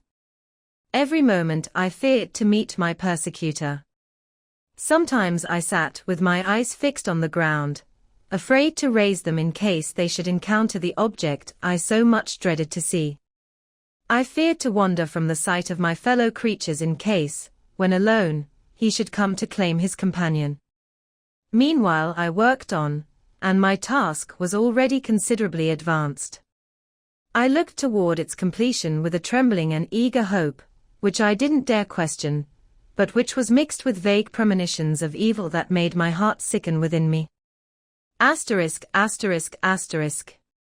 Frankenstein, Chapter 20. I sat one evening in my laboratory. The sun had set, and the moon was just rising from the sea. I didn't have sufficient light for my work, and I remained idle, pausing to consider whether I should leave my work for the night, or hasten its conclusion by constant attention to it. As I sat, a train of thought occurred to me that led me to consider the effects of what I was now doing. 3 years before, I'd been engaged in the same manner, and had created a fiend whose unparalleled brutality had devastated my heart, and filled it forever with the bitterest remorse. I was now about to form another being whose personality I was equally ignorant of. She might become 10,000 times more malicious than her mate and delight, for its own sake, in murder and wretchedness. He'd sworn to leave the neighborhood of humanity and hide himself in deserts, but she hadn't. She, who would probably become a thinking and reasoning animal, might refuse to comply with an agreement made before her creation. They might even hate each other. The creature who already lived loathed his own deformity, and might he not feel an even greater hatred for it when it appeared before his eyes in female form? She also might turn with disgust from him to the superior beauty of humans. She might leave him, and he'd be alone again, enraged by the fresh provocation of being deserted by one of his own species. Even if they were to leave Europe and inhabit the deserts of the New World, one of the first results of those sympathies for which the demon thirsted would be children, and a race of devils would be bred on the earth who might make the very existence of the human species precarious and full of terror. Did I have the right, for my own benefit, to inflict this curse upon everlasting generations? I'd before been moved by the false arguments of the being I'd created. I'd been struck senseless by his fiendish threats. But now, for the first time, the wickedness of my promise burst upon me. I shuddered to think that future ages might curse me as their plague, whose selfishness had not hesitated to buy its own peace at the price, perhaps, of the existence of the whole human race. I trembled and my heart failed within me when, looking up, I saw by the light of the moon the demon at the window. A ghastly grin wrinkled his lips as he gazed at me, where I sat fulfilling the task he'd assigned to me. Yes, he'd followed me in my travels. He'd lingered in forests, hidden himself in caves, or taken refuge in wide and desert heaths, and he now came to check my progress and claim the fulfillment of my promise. As I looked at him, his face expressed the utmost extent of malice and treachery. I thought with a sensation of madness about my promise of creating another like him, and trembling with passion, I tore to pieces the thing on which I was working. The wretch saw me destroy the creature on whose future existence he depended for happiness, and with a howl of devilish despair and revenge, withdrew. I left the room and, locking the door, made a solemn vow in my own heart never to resume my work. Then, with trembling steps, I went to my own room. I was alone. No one was near me to dispel the gloom and relieve me from the sickening oppression of the most terrible thoughts. Several hours passed, and I remained near my window gazing at the sea. It was almost motionless, because the winds were calm, and all nature rested under the eye of the quiet moon. A few fishing vessels alone dotted the water, and now and then the gentle breeze carried the sound of voices as the fishermen called to one another. I felt the silence, although I was hardly conscious of its extreme depth, until my ear was suddenly caught by the paddling of oars near the shore, and a person landed close to my house. A few minutes later, I heard the creaking of my door, as if someone tried to open it softly. I trembled from head to foot. I felt a premonition of who it was and wished to wake one of the peasants who lived in a cottage not far from mine, but I was overcome by the sensation of helplessness so often felt in frightful dreams, when you try in vain to flee from an approaching danger, and I was rooted to the spot. Soon I heard the sound of footsteps along the passage. The door opened, and the wretch I dreaded appeared. Shutting the door, he approached me and said in a muffled voice, "You've destroyed the work you began. What do you intend? Do you dare break your promise? I've endured work and misery. I left Switzerland with you. I crept along the shores of the Rhine, among its willow islands and over the summits of its hills. I've lived many months in the heaths of England and among the deserts of Scotland. I've endured incalculable fatigue, cold, and hunger. Do you dare destroy my hopes? Go away. I do break my promise. Never will I create another like yourself, equal in deformity and wickedness. Slave, I reasoned with you before, but you've proved yourself unworthy of my tolerance. Remember that I have power. You believe yourself miserable, but I can make you so wretched that the light of day will be hateful to you. You are my creator, but I am your master. Obey. The hour of my hesitation is past, and the period of your power has arrived. Your threats can't move me to do an act of wickedness, but they confirm me in my determination not to create you a companion in vice. Should I, in cold blood, Set loose upon the earth a demon whose delight is in death and wretchedness. Go away. I'm firm, and your words will only increase my rage. The monster saw my determination in my face and gnashed his teeth in powerless anger. Should every man, he cried, find a wife for his heart, and every beast have his mate, and I be alone? I had feelings of affection, and they were met with hatred and scorn. Man, you may hate, but beware. Your hours will pass in dread and misery, and soon the blow will fall that must rob you of your happiness forever. Are you to be happy while I grovel in the intensity of my wretchedness? You can destroy my other passions, but revenge remains, revenge, henceforth dearer than light or food. I may die, but first you, my tyrant and tormentor, will curse the sun that gazes on your misery. Beware, for I'm fearless and therefore powerful. I'll watch with the cunning of a snake, so I may sting with its venom. Man, you'll regret the injuries you inflict. Devil, stop, and don't poison the air with these sounds of malice. I've declared my resolution to you, and I'm no coward to bend beneath words. Leave me. I am inflexible. It is well. I go, but remember, I shall be with you on your wedding night. I started forward and exclaimed, Villain! Before you sign my death warrant, be sure that you are yourself safe. I would have seized him, but he dodged me and left the house quickly. In a few moments I saw him in his boat, which shot across the waters with arrow-like speed and was soon lost among the waves. All was silent again, but his words rang in my ears. I burned with rage to pursue the murderer of my peace and throw him into the ocean. I walked up and down my room hastily and disturbed, while my imagination conjured up 1,000 images to torment and sting me. Why hadn't I followed him and fought him to the death? But I'd let him leave, and he'd directed his course toward the mainland. I shuddered to think who might be the next victim sacrificed to his insatiable revenge. And then I thought again of his words, I will be with you on your wedding night. That, then, was the time fixed for the fulfillment of my destiny. In that hour I should die and at once satisfy and extinguish his malice. The prospect didn't move me to fear, yet when I thought of my beloved Elizabeth, of her tears and endless sorrow when she should find her lover so brutally snatched from her, tears, the first I'd shed for many months, streamed from my eyes, and I resolved not to fall before my enemy without a bitter struggle. The night passed away, and the sun rose from the ocean.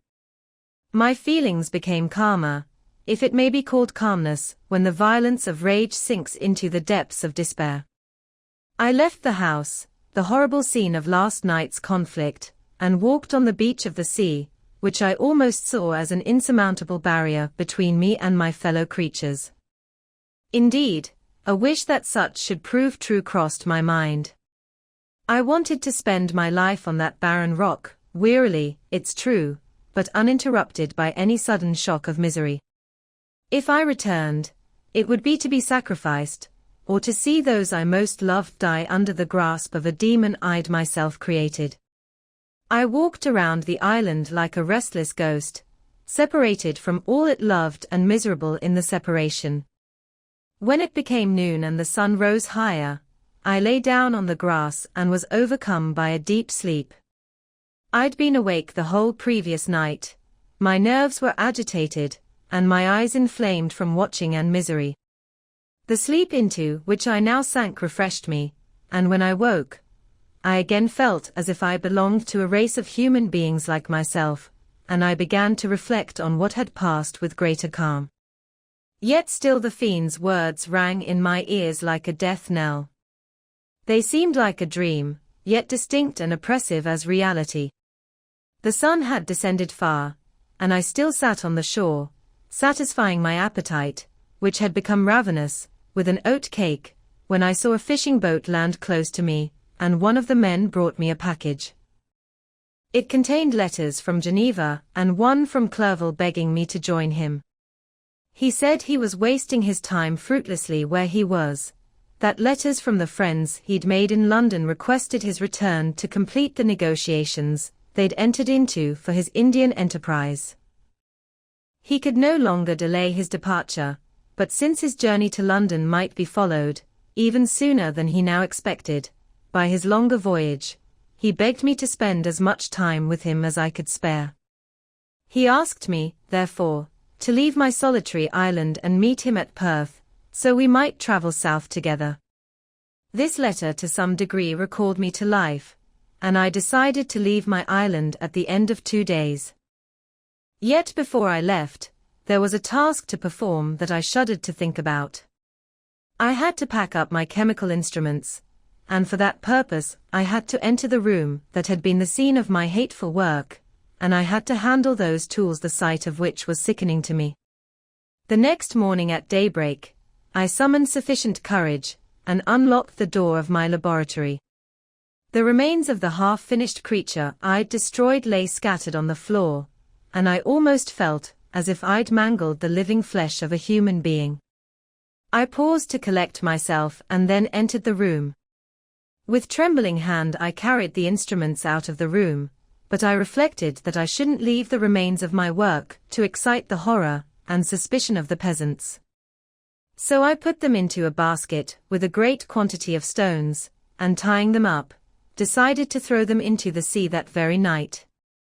Meanwhile I sat on the beach, busy cleaning and arranging my chemical equipment. Nothing could be more complete than the change that had taken place in my feelings since the night of the demon's appearance. I'd before regarded my promise with gloomy despair as something that, with whatever consequences, must be fulfilled. But I now felt as if a film had been removed from my eyes, and I saw clearly for the first time. The idea of renewing my work didn't occur to me for one instant. The threat I'd heard weighed on my thoughts, but I didn't realize that a voluntary act of mine could prevent it. I'd decided in my own mind that creating another like the fiend I'd first made would be an act of the basest and most atrocious selfishness, and I banished from my mind every thought that could lead to a different conclusion.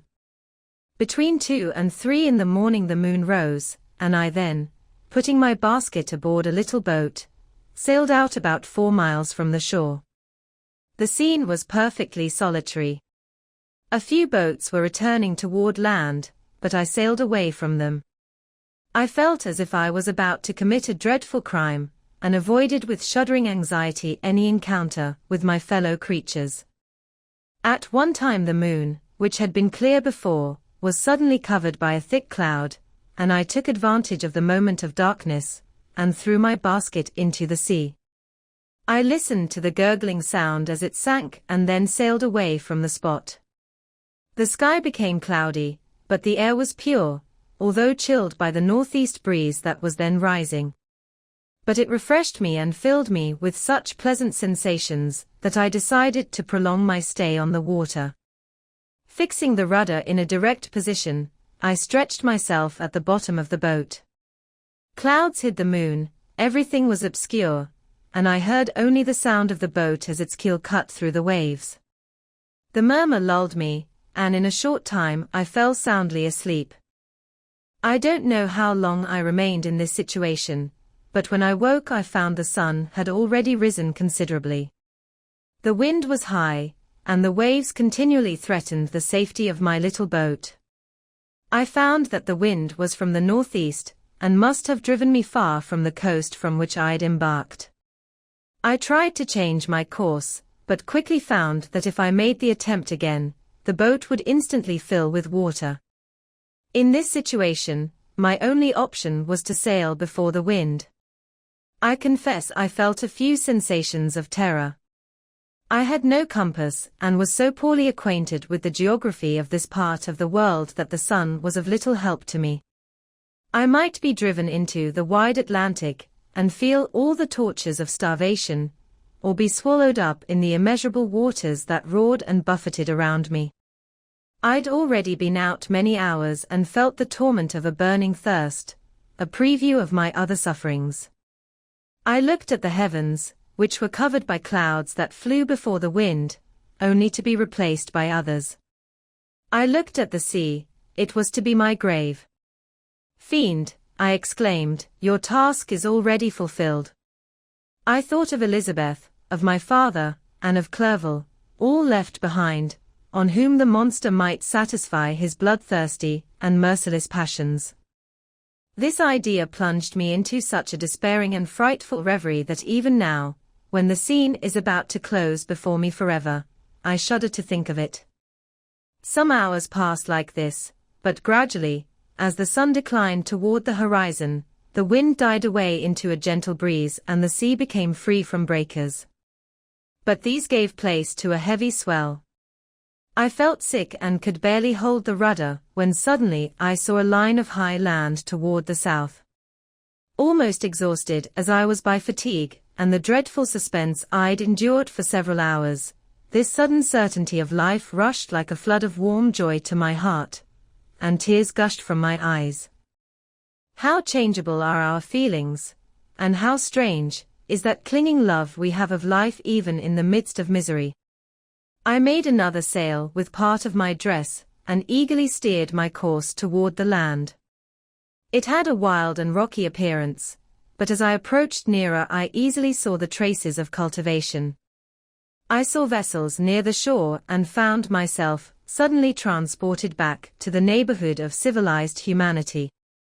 I carefully traced the windings of the land and hailed a steeple that I finally saw emerging from behind a small headland. Since I was in a state of extreme weakness, I decided to sail directly toward the town as a place where I could most easily get nourishment.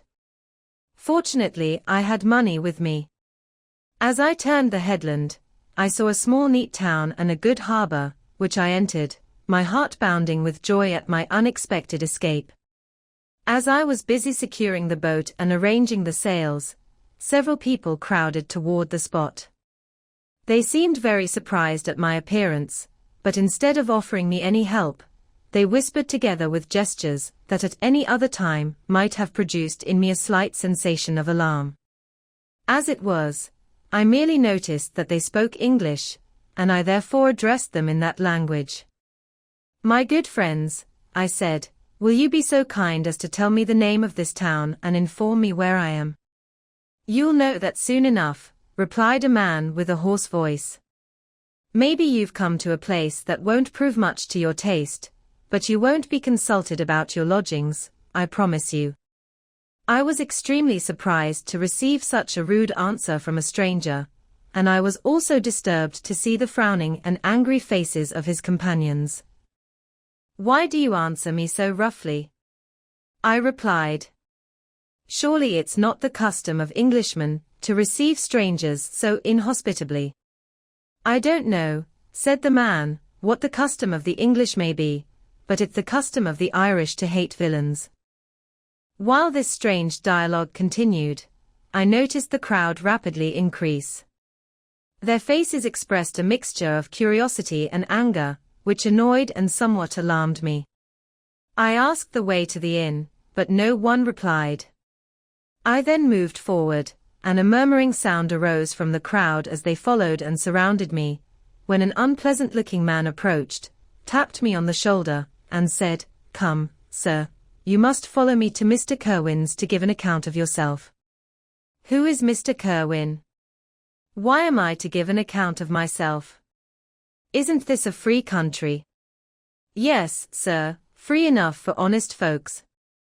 Mr. Kerwin is a magistrate, and you're to give an account of the death of a gentleman who was found murdered here last night." This answer startled me, but I soon recovered myself. I was innocent, that could easily be proved. Accordingly, I followed my escort in silence and was led to one of the best houses in the town. I was ready to collapse from fatigue and hunger, but being surrounded by a crowd, I thought it wise to summon all my strength, so no physical weakness might be interpreted as apprehension or conscious guilt. Little did I then expect the calamity that was in a few moments to overwhelm me and extinguish in horror and despair all fear of shame or death. I must pause here, because it requires all my strength to recall the memory of the frightful events I'm about to relate in proper detail to my memory. ******. Frankenstein, Chapter 21. I was soon brought into the presence of the magistrate, an old kind man with calm and mild manners. He looked at me, however, with some degree of severity, and then, turning toward my escorts, he asked who appeared as witnesses on this occasion. About half a dozen men came forward, and one being selected by the magistrate, he testified that he'd been out fishing the night before with his son and brother-in-law, Daniel Nugent, when, about 10 o'clock, they noticed a strong northerly wind rising, and they accordingly headed for port. It was a very dark night, as the moon hadn't yet risen. They didn't land at the harbor, but, as was their custom, at a creek about 2 miles below. He walked ahead, carrying part of the fishing tackle, and his companions followed him at some distance. As he was walking along the sand, he struck his foot against something and fell full length on the ground. His companions came up to help him, and by the light of their lantern they found he'd fallen on the body of a man who appeared to be dead. Their first assumption was that it was the corpse of someone who'd drowned and was thrown on shore by the waves, but on examination they found the clothes weren't wet and even that the body wasn't yet cold. They instantly carried it to the cottage of an old woman near the spot and tried, but in vain, to restore it to life. It appeared to be a handsome young man, about 25 years of age. He'd apparently been strangled, because there was no sign of any violence except the black mark of fingers on his neck. The first part of this testimony didn't interest me at all, but when the mark of the fingers was mentioned, I remembered my brother's murder and felt myself extremely agitated. My limbs trembled, and a mist came over my eyes, which forced me to lean on a chair for support. The magistrate observed me with a keen eye and of course drew an unfavorable conclusion from my manner. The son confirmed his father's account, but when Daniel Nugent was called, he swore positively that just before his companion's fall, he saw a boat with a single man in it at a short distance from the shore, and as far as he could judge by the light of a few stars, it was the same boat in which I'd just landed.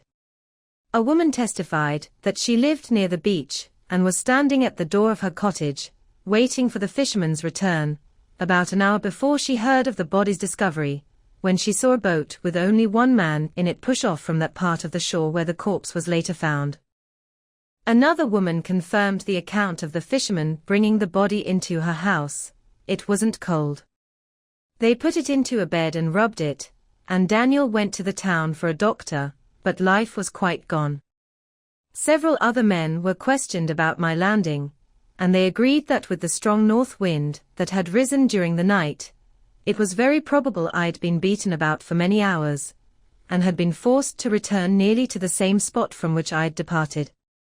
Besides, they observed that it appeared I'd brought the body from another place, and it was likely that since I didn't seem to know the shore, I might have entered the harbor ignorant of the distance of the town from the place where I'd left the corpse. Mr. Kerwin, hearing this evidence, requested that I be taken into the room where the body lay for burial so it could be observed what effect the sight of it would produce on me. This idea was probably suggested by the extreme agitation I'd shown when the method of murder had been described. I was accordingly led by the magistrate and several other people to the inn. I couldn't help being struck by the strange coincidences that had taken place during this eventful night, but knowing I'd been talking with several people on the island I'd inhabited around the time the body had been found, I was perfectly calm about the consequences of the affair. I entered the room where the corpse lay and was led up to the coffin. How can I describe my sensations on seeing it? I still feel parched with horror, nor can I think of that terrible moment without shuddering and agony. The examination, the presence of the magistrate and witnesses, passed like a dream from my memory when I saw the lifeless form of Henry Clerval stretched before me. I gasped for breath, and throwing myself on the body, I exclaimed, "Have my murderous schemes deprived you also, my dearest Henry, of life?" 2 I've already destroyed. Other victims await their destiny, but you, Clerval, my friend, my benefactor. The human body could no longer support the agonies I endured, and I was carried out of the room in strong convulsions. A fever followed this. I lay for 2 months on the point of death. My ravings, as I later heard, were frightful. I called myself the murderer of William, of Justine, and of Clerval. Sometimes I begged my attendants to help me destroy the fiend by whom I was tormented, and at other times I felt the monster's fingers already grasping my neck and screamed aloud with agony and terror. Fortunately, since I spoke my native language, only Mr. Kerwin understood me, but my gestures and bitter cries were sufficient to frighten the other witnesses. Why didn't I die? More miserable than any man had ever been before, why didn't I sink into unconsciousness and rest? Death snatches away many blooming children, the only hopes of their doting parents. How many brides and young lovers have been one day in the bloom of health and hope, and the next prey for worms and the decay of the tomb? Of what materials was I made that I could resist so many shocks, which, like the turning of the wheel, continually renewed the torture? But I was doomed to live, and in 2 months found myself awakening as from a dream, in a prison, stretched on a wretched bed, surrounded by jailers, guards, bolts, and all the miserable equipment of a dungeon. It was morning, I remember, when I thus woke to understanding. I'd forgotten the details of what had happened and only felt as if some great misfortune had suddenly overwhelmed me, but when I looked around and saw the barred windows and the squalor of the room I was in, everything flashed across my memory, and I groaned bitterly. This sound disturbed an old woman who was sleeping in a chair beside me. She was a hired nurse, the wife of one of the guards, and her face expressed all those bad qualities that often characterize that class. The lines of her face were hard and rough, like those of people accustomed to seeing without sympathizing in sights of misery. Her tone expressed her complete indifference. She addressed me in English, and the voice struck me as one I'd heard during my sufferings. "Are you better now, sir?" she said. I replied in the same language, with a feeble voice, "I believe I am, but if it's all true, if indeed I didn't dream, I'm sorry I'm still alive to feel this misery and horror." "For that matter," replied the old woman, "if you mean about the gentleman you murdered, I believe it would be better for you if you were dead, because I think it will go hard with you. However, that's none of my business. I'm sent to nurse you and get you well.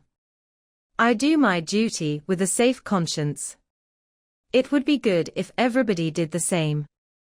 I turned with disgust from the woman who could utter such an unfeeling speech to a person just saved from the very edge of death, but I felt weak and unable to reflect on all that had passed. The whole series of my life appeared to me as a dream. I sometimes doubted if it were all true, because it never presented itself to my mind with the force of reality. As the images that floated before me became more distinct, I grew feverish. A darkness pressed around me. No one was near me who soothed me with the gentle voice of love. No dear hand supported me. The doctor came and prescribed medicines, and the old woman prepared them for me, but complete carelessness was visible in the first, and the expression of brutality was strongly marked on the second's face. Who could be interested in the fate of a murderer, but the executioner, who would gain his fee? These were my first thoughts, but I soon learned that Mr. Kerwin had shown me extreme kindness. He'd arranged for the best room in the prison to be prepared for me, wretched indeed was the best, and it was he who'd provided a doctor and a nurse. It's true, he seldom came to see me, because although he desperately wanted to relieve the sufferings of every human being, he didn't wish to be present at the agonies and miserable ravings of a murderer. He came, therefore, sometimes to see that I wasn't neglected, but his visits were short and with long intervals. One day, while I was gradually recovering, I was seated in a chair, my eyes half open, and my cheeks pale like those in death. I was overcome by gloom and misery, and often thought I'd better seek death than desire to remain in a world that to me was full of wretchedness. At one time I considered whether I shouldn't declare myself guilty and suffer the penalty of the law, less innocent than poor Justine had been. Such were my thoughts when the door of my room was opened and Mr. Kerwin entered. His face expressed sympathy and compassion.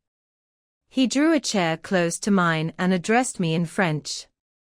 "I fear this place is very shocking to you.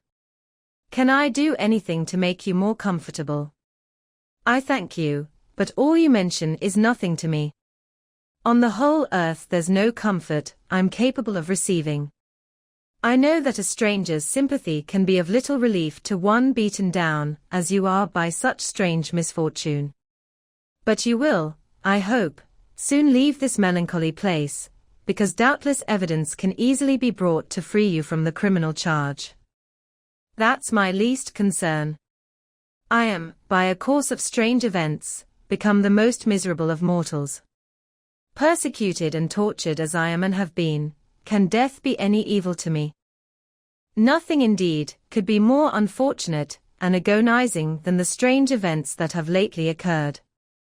You were thrown by some surprising accident on this shore, famous for its hospitality, seized immediately, and charged with murder. The first sight presented to your eyes was the body of your friend, murdered in such an inexplicable manner and placed, as it were, by some fiend across your path. As Mr. Kerwin said this, despite the agitation I endured looking back on my sufferings, I also felt considerable surprise at the knowledge he seemed to have about me. I suppose some astonishment showed on my face, because Mr. Kerwin hurried to say, "Immediately upon your falling ill, all the papers on your person were brought to me, and I examined them to discover some way I could send to your relatives an account of your misfortune and illness. I found several letters, and among others, one which I discovered from its beginning to be from your father. I immediately wrote to Geneva. Nearly 2 months have passed since my letter left. But you're ill, even now you tremble. You're unfit for agitation of any kind. This suspense is 1,000 times worse than the most horrible event. Tell me what new scene of death has been acted and whose murder I'm now to mourn." "Your family is perfectly well," said Mr. Kerwin gently, "and someone, a friend, has come to visit you." I don't know by what chain of thought the idea presented itself, but it instantly flashed into my mind that the murderer had come to mock my misery and taunt me with Clerval's death as a new incentive for me to comply with his hellish desires. I put my hand before my eyes and cried out in agony, "Oh! Take him away. I can't see him. For God's sake, don't let him enter." Mr. Kerwin regarded me with a troubled expression. He couldn't help seeing my exclamation as proof of my guilt, and said in rather a severe tone, "I should have thought, young man, that your father's presence would have been welcome instead of inspiring such violent repugnance." "My father?" I cried, while every feature and muscle relaxed from anguish to pleasure. "Is my father really here? How kind, how very kind. But where is he? Why doesn't he hurry to me?" My change of manner surprised and pleased the magistrate. Perhaps he thought my former exclamation was a momentary return of delirium, and now he instantly resumed his former kindness. He rose and left the room with my nurse, and in a moment my father entered. Nothing at this moment could have given me greater pleasure than my father's arrival. I stretched out my hand to him and cried, "Are you then safe, and Elizabeth, and Ernest?" My father calmed me with assurances of their welfare and tried, by dwelling on these subjects, so interesting to my heart, to raise my depressed spirits, but he soon felt that a prison can't be a home of cheerfulness. "What a place is this you inhabit, my son," he said, looking sorrowfully at the barred windows and wretched appearance of the room. You traveled to seek happiness, but a curse seems to pursue you. And poor Clerval. My unfortunate and murdered friend's name was an agitation too great to endure in my weak state. I shed tears. Oh yes, my father, I replied. Some destiny of the most horrible kind hangs over me, and I must live to fulfill it, or surely I should have died on Henry's coffin. We weren't allowed to talk for long, because my precarious health required every precaution necessary to ensure tranquility. Mr. Kerwin came in and insisted that my strength shouldn't be exhausted by too much effort. But my father's appearance was to me like that of my guardian angel, and I gradually recovered my health. As my sickness left me, I was absorbed by a gloomy and black melancholy that nothing could dispel. Clerval's image was forever before me, ghastly and murdered. More than once the agitation these thoughts threw me into made my friends fear a dangerous relapse. Oh!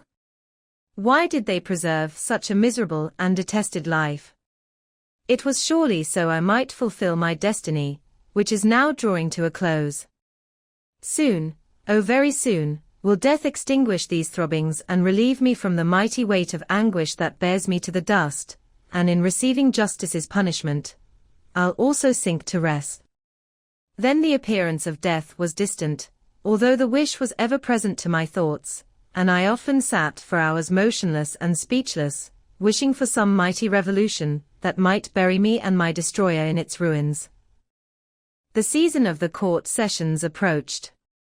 I'd already been 3 months in prison, and although I was still weak and in constant danger of a relapse, I was forced to travel nearly 100 miles to the county town where the court was held.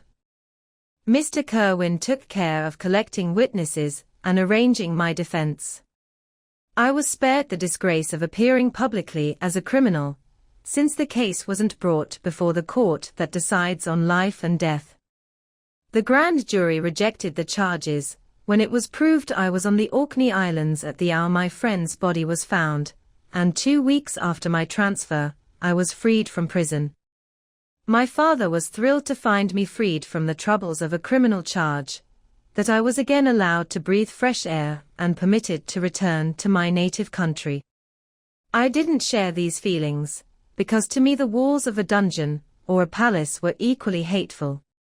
The cup of life was poisoned forever, and although the sun shone on me as on the happy and cheerful, I saw around me nothing but a dense and frightful darkness, penetrated by no light, but the glimmer of 2 eyes that glared at me.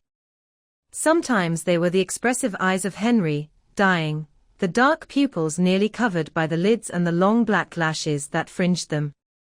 Sometimes they were the watery, clouded eyes of the monster, as I first saw them in my room at Ingolstadt. My father tried to awaken in me the feelings of affection. He talked of Geneva, which I'd soon visit, of Elizabeth and Ernest, but these words only drew deep groans from me.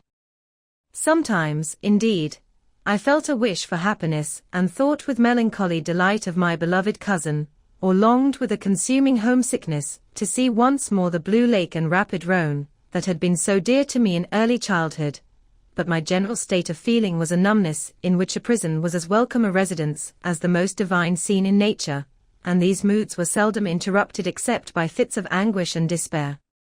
At these moments I often tried to end the existence I loathed, and it required constant attendance and vigilance to restrain me from committing some dreadful act of violence.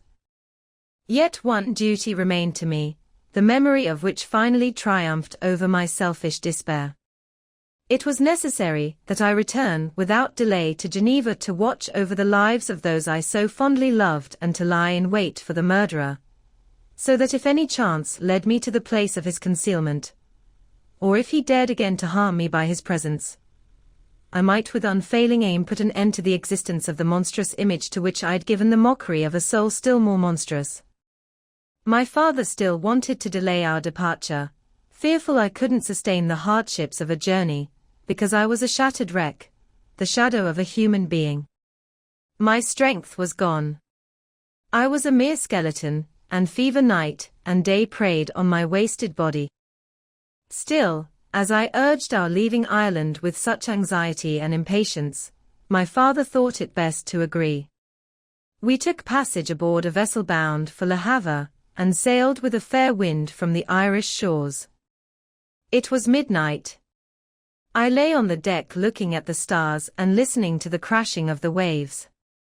I welcomed the darkness that shut Ireland from my sight, and my pulse beat with feverish joy when I thought I'd soon see Geneva. The past appeared to me like a frightful dream, yet the vessel I was in, the wind that blew me from the detested shore of Ireland, and the sea that surrounded me told me too forcefully that I wasn't deceived by any vision, and that Clerval, my friend and dearest companion, had fallen victim to me and the monster of my creation. I reviewed in my memory my whole life, my quiet happiness while living with my family in Geneva, my mother's death, and my departure for Ingolstadt. I remembered, shuddering, the mad enthusiasm that hurried me on to the creation of my hideous enemy, and I recalled the night when he first lived. I couldn't pursue the train of thought. 1,000 feelings pressed on me, and I wept bitterly. Ever since my recovery from the fever, I'd been in the habit of taking every night a small quantity of laudanum, because it was only through this drug that I was able to gain the rest necessary for the preservation of life. Oppressed by the memory of my various misfortunes, I now swallowed double my usual amount and soon fell into a deep sleep. But sleep didn't give me respite from thought and misery. My dreams presented 1,000 objects that scared me. Toward morning I was possessed by a kind of nightmare. I felt the fiend's grasp on my neck and couldn't free myself from it. Groans and cries rang in my ears. My father, who was watching over me, noticing my restlessness, woke me. The crashing waves were around, the cloudy sky above. The fiend was not here. A sense of security, a feeling that a truce was established between the present hour and the irresistible, disastrous future gave me a kind of calm forgetfulness, of which the human mind is by its structure particularly susceptible. Asterisk, asterisk, asterisk. Frankenstein, Chapter 22. The voyage came to an end. We landed and proceeded to Paris. I soon found I'd overtaxed my strength, and that I had to rest before I could continue my journey. My father's care and attention were tireless, but he didn't know the source of my sufferings and sought wrong methods to remedy the incurable illness. He wanted me to seek amusement in society. I hated the face of humanity. Oh, not hated. They were my brothers, my fellow beings, and I felt drawn even to the most repulsive among them, as to creatures of an angelic nature and celestial mechanism. But I felt I had no right to share their company. I'd unleashed an enemy among them whose joy it was to shed their blood and revel in their groans. How they would, each and all, hate me and hunt me from the world if they knew my unholy acts and the crimes that had their source in me. My father finally gave in to my desire to avoid society, and tried through various arguments to banish my despair. Sometimes he thought I felt deeply the degradation of having to answer a charge of murder, and he tried to prove to me the futility of pride. "Oh, my father," I said, "how little you know me. Human beings, their feelings and passions, would indeed be degraded if such a wretch as I felt pride. Justine, poor unhappy Justine, was as innocent as I, and she suffered the same charge. She died for it, and I'm the cause of this. I murdered her. William, Justine, and Henry, they all died by my hands." My father had often, during my imprisonment, heard me make the same assertion. When I accused myself like this, he sometimes seemed to want an explanation, and at other times he appeared to consider it the product of delirium, and that during my illness some idea of this kind had presented itself to my imagination, the memory of which I preserved during my recovery. I avoided explanation, and maintained constant silence about the wretch I'd created. I was convinced I'd be thought mad, and this in itself would have forever silenced me. But besides, I couldn't bring myself to reveal a secret that would fill my listener with horror and make fear and unnatural terror the inhabitants of his heart. I checked, therefore, my impatient thirst for sympathy and was silent when I would have given the world to have confided the fatal secret. Yet still, words like those I've recorded would burst uncontrollably from me. I could offer no explanation of them, but their truth partly relieved the burden of my mysterious sorrow. On this occasion my father said with an expression of unbounded wonder, "My dearest Victor, what delusion is this? My dear son, I beg you never to make such an assertion again." "I'm not mad," I cried energetically. "The sun and the heavens, who have witnessed my actions, can testify to my truth. I'm the assassin of those most innocent victims. They died by my schemes. 1,000 times I would have shed my own blood, drop by drop, to have saved their lives, but I couldn't, my father, indeed I couldn't sacrifice the whole human race." The conclusion of this speech convinced my father that my ideas were disturbed, and he instantly changed the subject of our conversation, and tried to alter the course of my thoughts. He wanted as much as possible to erase the memory of the scenes that had taken place in Ireland and never mentioned them, or allowed me to speak of my misfortunes. As time passed I became calmer. Misery had made its home in my heart, but I no longer talked in the same incoherent manner about my own crimes. The consciousness of them was sufficient for me. Through the greatest self-control, I curbed the commanding voice of wretchedness, which sometimes wanted to declare itself to the whole world, and my manners were calmer and more composed than they'd been since my journey to the Sea of Ice.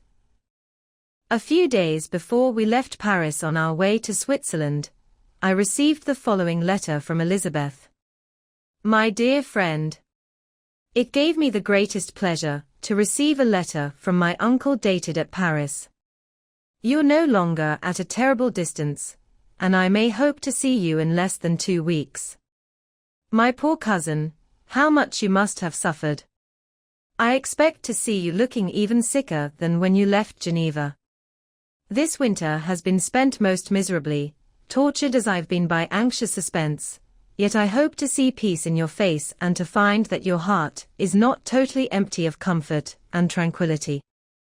Yet I fear that the same feelings now exist that made you so miserable a year ago, even perhaps increased by time.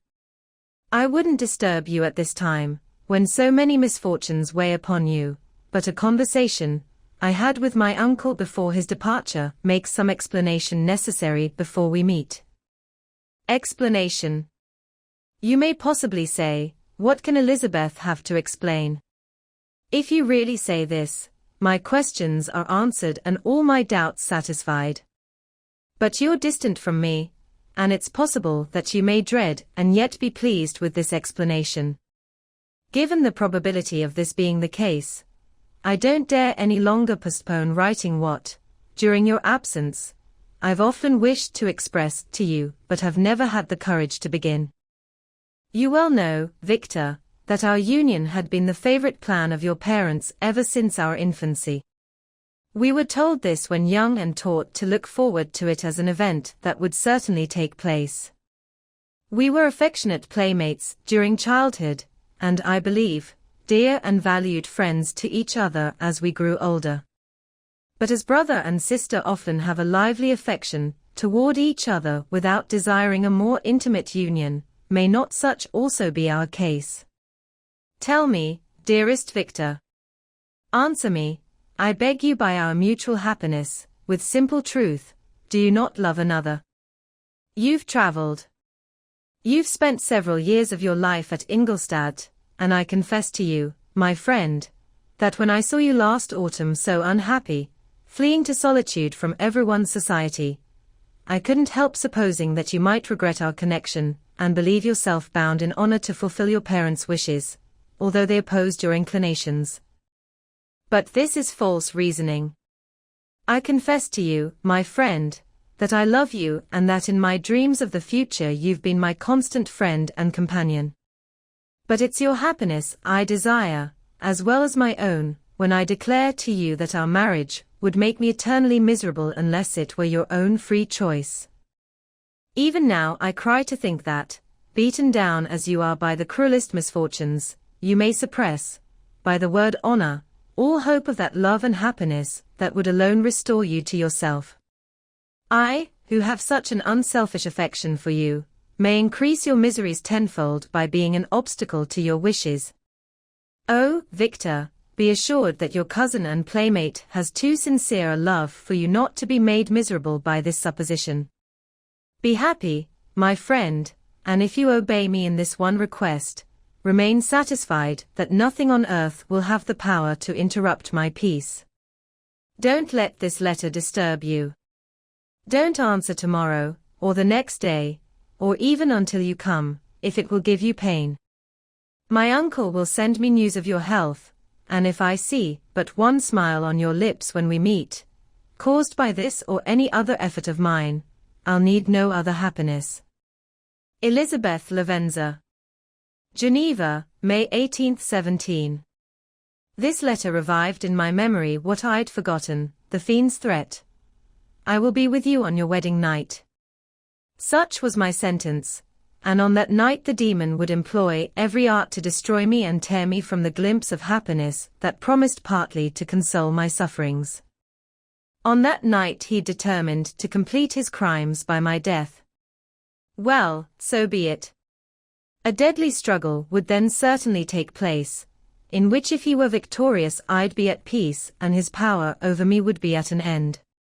If he were defeated, I'd be a free man. Oh! What freedom! Such as the peasant enjoys when his family has been massacred before his eyes, his cottage burned, his lands laid waste, and his turned adrift, homeless, penniless and alone, but free. Such would be my liberty, except that in my Elizabeth the first possessed a treasure, balanced, alas, by those horrors of remorse and guilt that would pursue me until death. Sweet and beloved Elizabeth! I read and reread her letter, and some softened feelings stole into my heart, and dared to whisper paradise-like dreams of love and joy, but the apple was already eaten, and the angel's arm raised to drive me from all hope. Yet I would die to make her happy.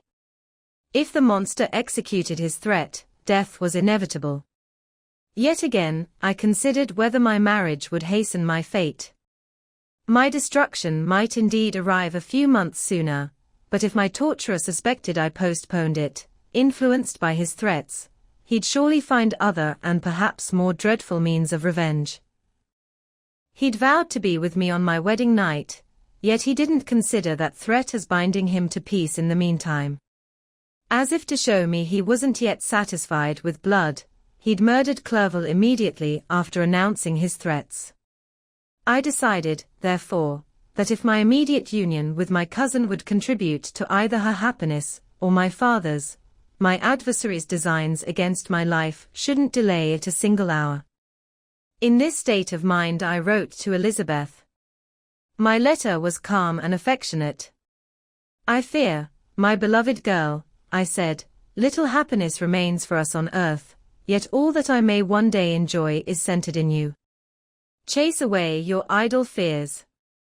To you alone do I dedicate my life and my efforts for contentment. I have one secret, Elizabeth, a dreadful one. When revealed to you, it will chill you with horror, and then, far from being surprised at my misery, you'll only wonder that I survive what I've endured. I'll confide this tale of misery and terror to you the day after our marriage takes place, for, my sweet cousin, there must be perfect confidence between us. But until then, I beg you, don't mention, or allude to it. This I most earnestly request, and I know you'll comply. About a week after Elizabeth's letter arrived, we returned to Geneva. The sweet girl welcomed me with warm affection, yet tears were in her eyes, as she saw my emaciated body and feverish cheeks. I saw a change in her too. She was thinner and had lost much of that heavenly liveliness that had charmed me before, but her gentleness, and soft looks of compassion made her a more fitting companion for someone blasted and miserable as I was. The peace I now enjoyed didn't last.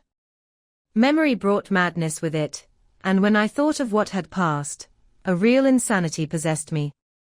Sometimes I was furious and burned with rage, sometimes low and depressed. I neither spoke nor looked at anyone, but sat motionless, bewildered by the multitude of miseries that overcame me. Elizabeth alone had the power to draw me from these fits. Her gentle voice would soothe me when transported by passion, and inspire me with human feelings when sunk in numbness. She cried with me and for me. When reason returned, she would protest and try to inspire me with resignation. Oh, it's well for the unfortunate to be resigned, but for the guilty there's no peace. The agonies of remorse poison the luxury sometimes found in indulging the excess of grief. Soon after my arrival my father spoke of my immediate marriage with Elizabeth. I remained silent. Have you, then, some other attachment? None on earth. I love Elizabeth, and look forward to our union with delight.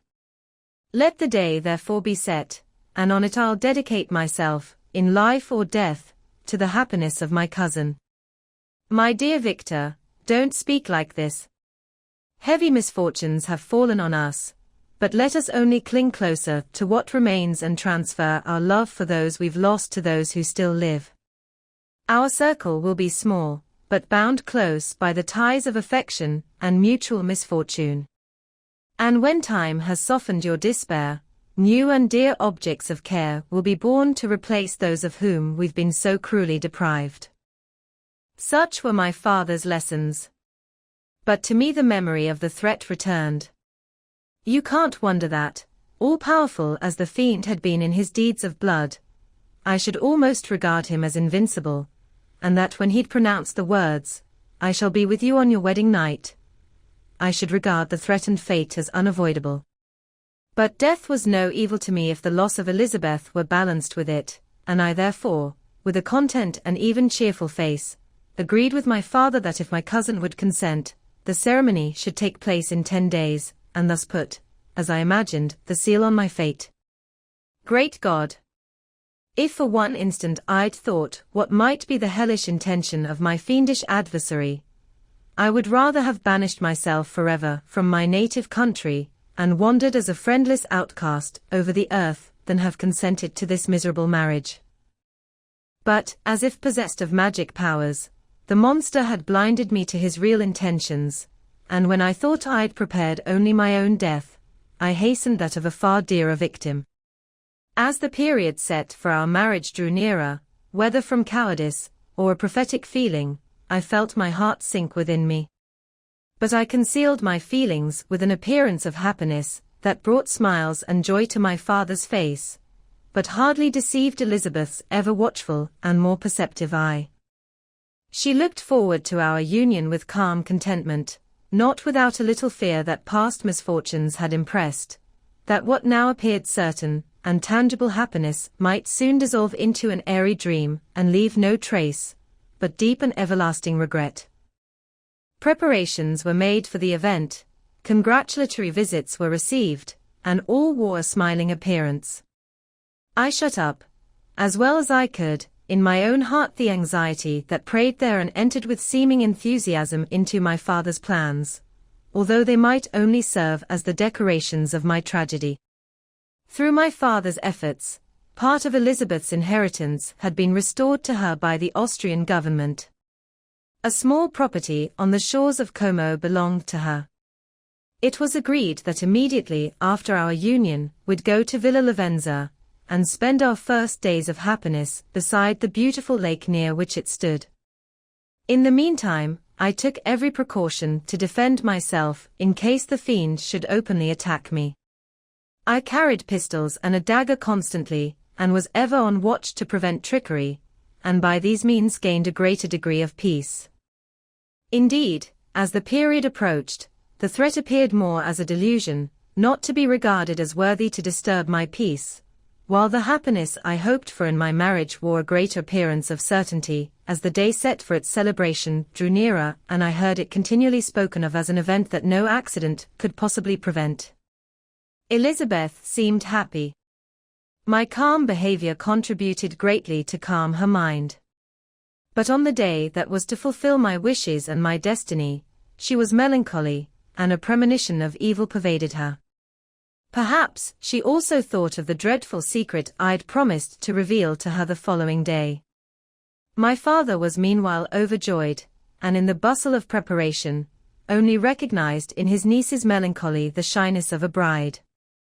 After the ceremony was performed, a large party assembled at my father's, but it was agreed that Elizabeth and I would begin our journey by water, sleeping that night at Evian and continuing our voyage the following day. The day was beautiful, the wind favorable. All smiled on our wedding journey. Those were the last moments of my life, during which I enjoyed the feeling of happiness. We passed rapidly along. The sun was hot, but we were sheltered from its rays by a kind of canopy while we enjoyed the beauty of the scene, sometimes on one side of the lake, where we saw Mont-Salive, the pleasant banks of Montalegre, and at a distance, rising above all, the beautiful Mont Blanc and the assembly of snowy mountains that in vain try to rival her. Sometimes sailing along the opposite banks, we saw the mighty Jura opposing its dark side to the ambition that would leave its native country and an almost insurmountable barrier to the invader who would wish to enslave it. I took Elizabeth's hand. "You're sorrowful, my love. Oh, if you knew what I've suffered and what I may yet endure, you'd try to let me taste the quiet and freedom from despair that this one day at least permits me to enjoy." "Be happy, my dear Victor," replied Elizabeth. "There is, I hope, nothing to distress you, and be assured that if lively joy isn't painted on my face, my heart is content. Something whispers to me not to depend too much on the prospect that's opened before us, but I won't listen to such a sinister voice. Observe how fast we move along and how the clouds, which sometimes obscure and sometimes rise above the dome of Mont Blanc, make the scene of beauty still more interesting. Look also at the countless fish swimming in the clear waters, where we can see every pebble that lies at the bottom. What a divine day! How happy and serene all nature appears!" Thus Elizabeth tried to divert her thoughts and mine from all reflection on melancholy subjects. But her mood was fluctuating.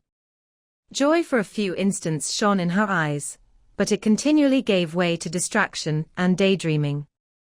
The sun sank lower in the sky. We passed the river Drance and observed its path through the chasms of the higher hills and the valleys of the lower hills. The Alps here come closer to the lake, and we approached the amphitheater of mountains that forms its eastern boundary. The spire of Evian shone under the woods that surrounded it and the range of mountain above mountain by which it was overhung. The wind, which had carried us along with amazing speed, died down at sunset to a light breeze. The soft air just ruffled the water and caused a pleasant motion among the trees as we approached the shore, from which it carried the most delightful scent of flowers and hay. The sun sank beneath the horizon as we landed, and as I touched the shore I felt those cares and fears revive that would soon clasp me and cling to me forever. Asterisk, asterisk, asterisk. Frankenstein, Chapter 23. It was 8 o'clock when we landed. We walked for a short time on the shore, enjoying the fading light, and then went to the inn and contemplated the lovely scene of waters, woods, and mountains, obscured in darkness, yet still displaying their black outlines. The wind, which had died down in the south, now rose with great violence in the west. The moon had reached its summit in the sky and was beginning to descend.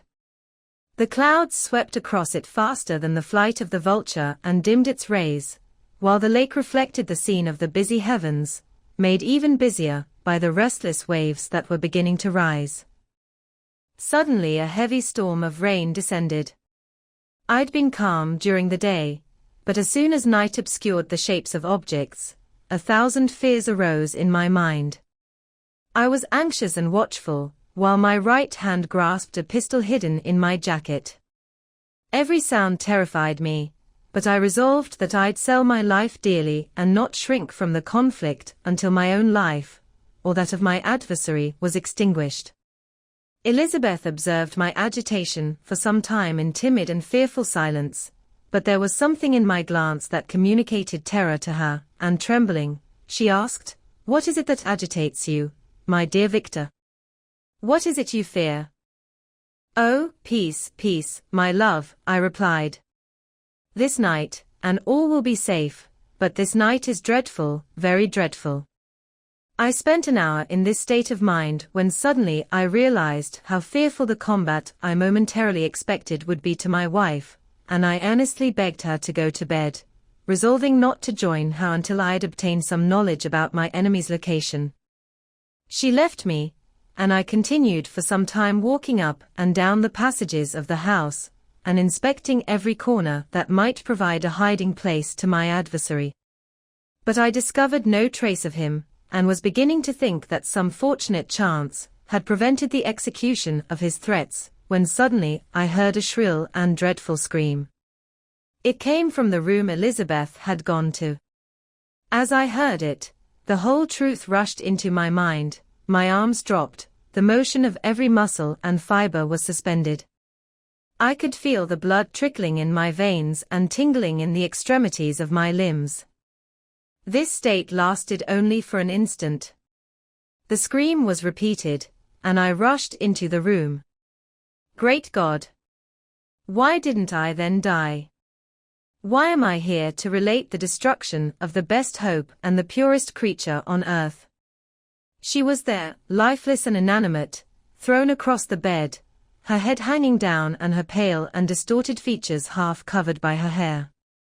Everywhere I turn I see the same figure, her bloodless arms and relaxed form flung by the murderer on its bridal bed.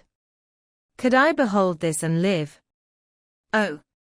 Life is obstinate and clings closest where it's most hated. For a moment only did I lose consciousness. I fell senseless on the ground. When I recovered I found myself surrounded by the people of the inn. Their faces expressed a breathless terror, but the horror of others appeared only as a mockery, a shadow of the feelings that oppressed me. I escaped from them to the room where lay Elizabeth's body, my love, my wife, so recently living, so dear, so worthy. She'd been moved from the position in which I'd first seen her, and now, as she lay with her head on her arm and a handkerchief thrown across her face and neck, I might have supposed her asleep. I rushed toward her and embraced her with passion, but the deadly languor and coldness of the limbs told me that what I now held in my arms had ceased to be the Elizabeth I'd loved and cherished. The murderous mark of the fiend's grasp was on her neck, and the breath had ceased to issue from her lips. While I still hung over her in the agony of despair, I happened to look up. The windows of the room had been darkened before, and I felt a kind of panic on seeing the pale yellow light of the moon illuminate the room. The shutters had been thrown back, and with a sensation of horror beyond description, I saw at the open window a figure the most hideous and abhorred. A grin was on the monster's face. He seemed to mock, as with his fiendish finger he pointed toward my wife's corpse. I rushed toward the window and, drawing a pistol from my jacket, fired. But he dodged me, leaped from his position, and running with the speed of lightning, plunged into the lake. The pistol shot brought a crowd into the room. I pointed to the spot where he'd disappeared, and we followed the trail with boats. Nets were cast, but in vain. After spending several hours, we returned hopeless, most of my companions believing it had been a form conjured up by my imagination. After landing, they proceeded to search the countryside, parties going in different directions among the woods and vines. I tried to accompany them and went a short distance from the house, but my head spun, my steps were like those of a drunk, and I fell at last in a state of utter exhaustion. A film covered my eyes, and my skin was parched with fever heat. In this state, I was carried back and placed on a bed, barely conscious of what had happened. My eyes wandered around the room as if to seek something I'd lost. After an interval I got up, and as if by instinct, crawled into the room where my beloved's corpse lay. There were women weeping around. I hung over it and joined my sad tears to theirs. All this time no distinct idea presented itself to my mind, but my thoughts rambled to various subjects, reflecting confusedly on my misfortunes and their cause. I was bewildered, in a cloud of wonder and horror. The death of William, the execution of Justine, the murder of Clerval, and lastly of my wife. Even at that moment I didn't know that my only remaining friends was safe from the fiend's malice. My father even now might be writhing under his grasp, and Ernest might be dead at his feet. This idea made me shudder and recalled me to action. I jumped up and resolved to return to Geneva as quickly as possible. There were no horses available, and I had to return by the lake, but the wind was unfavorable and the rain fell in torrents. However, it was barely morning, and I might reasonably hope to arrive by night. I hired men to row and took an oar myself, because I'd always experienced relief from mental torment in physical exercise. But the overwhelming misery I now felt, and the excessive agitation I endured made me incapable of any effort. I threw down the oar and, leaning my head on my hands, gave way to every gloomy idea that arose.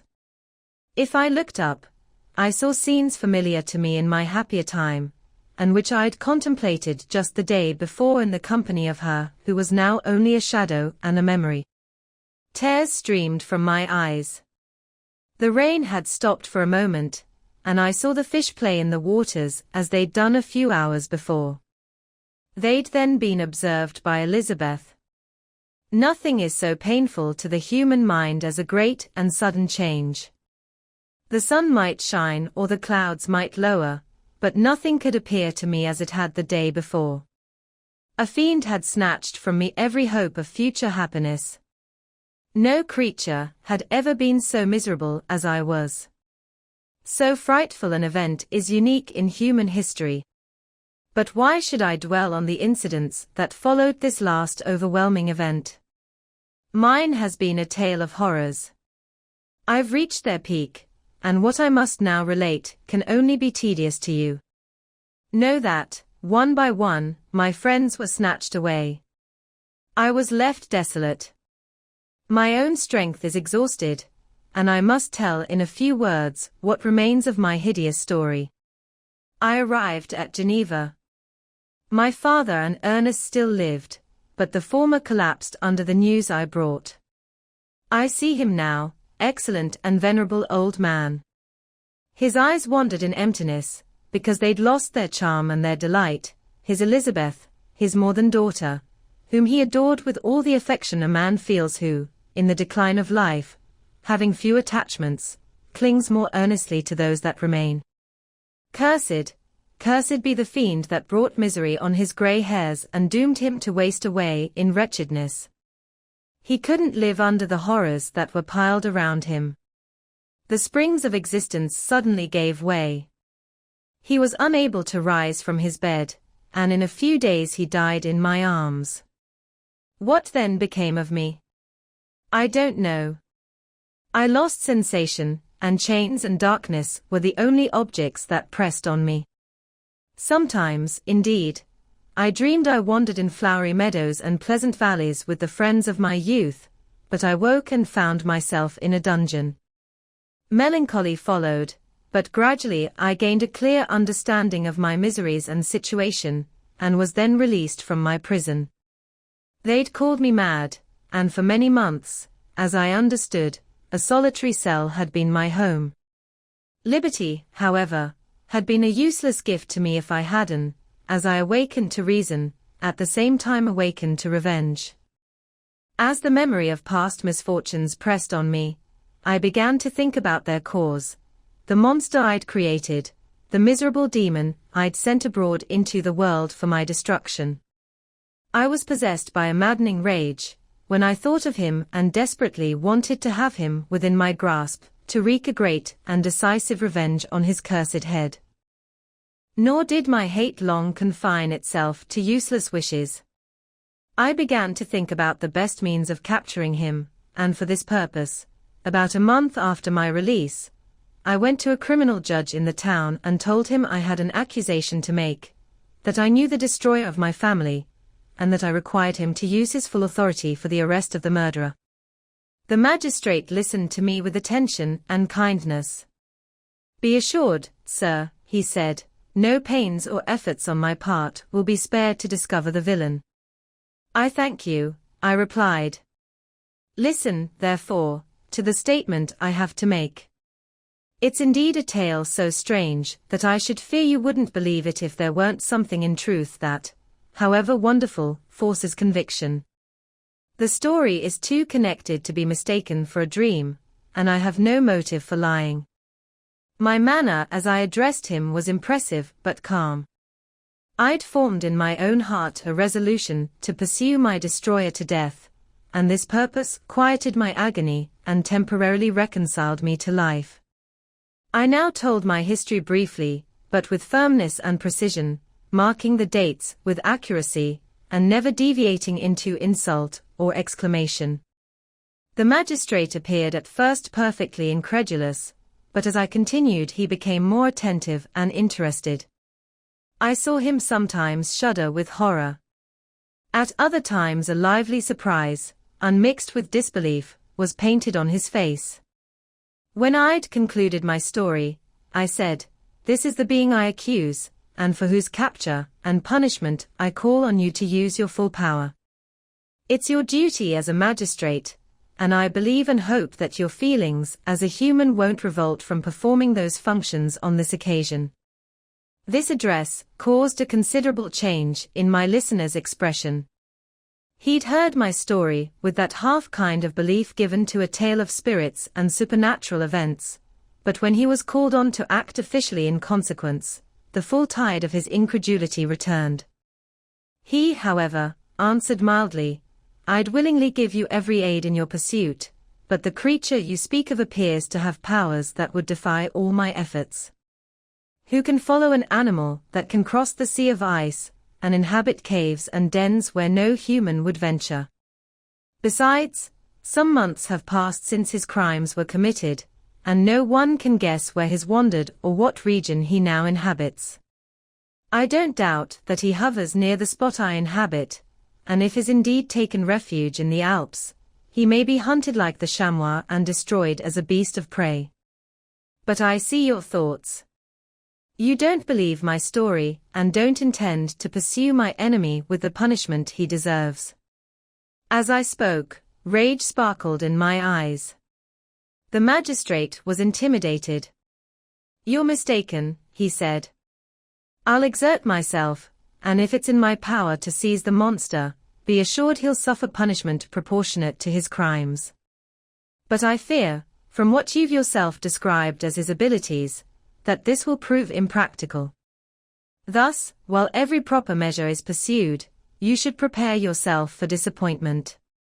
"That can't be, but all I can say will be of little use. My revenge is of no importance to you, yet while I admit it's a vice, I confess it's the consuming and only passion of my soul. My rage is unspeakable when I think that the murderer I've turned loose upon society still exists. You refuse my just demand. I have only one resource, and I devote myself, either in my life or death, to his destruction." I trembled with excess of agitation as I said this. There was a frenzy in my manner and something, I'm sure, of that proud fierceness the martyrs of old are said to have possessed. But to a Genevan magistrate, whose mind was occupied by far other ideas than those of devotion and heroism, this elevation of mind looked very much like madness. He tried to soothe me as a nurse does a child and referred to my tale as the effects of delirium. "Man," I cried, "how ignorant you are in your pride of wisdom. Stop. You don't know what you're saying. I broke from the house angry and disturbed and went to think about some other mode of action. Asterisk, asterisk, asterisk. Frankenstein, Chapter 24.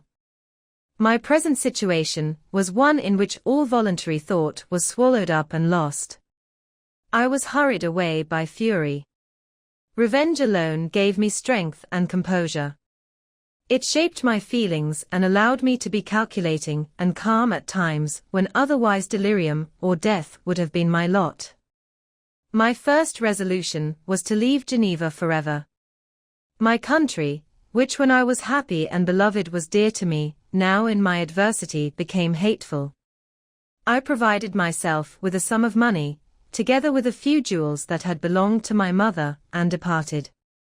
And now my wanderings began, which are to cease only with life. I've traveled a vast portion of the earth, and have endured all the hardships that travelers in deserts and barbarous countries usually meet. How I've lived I hardly know.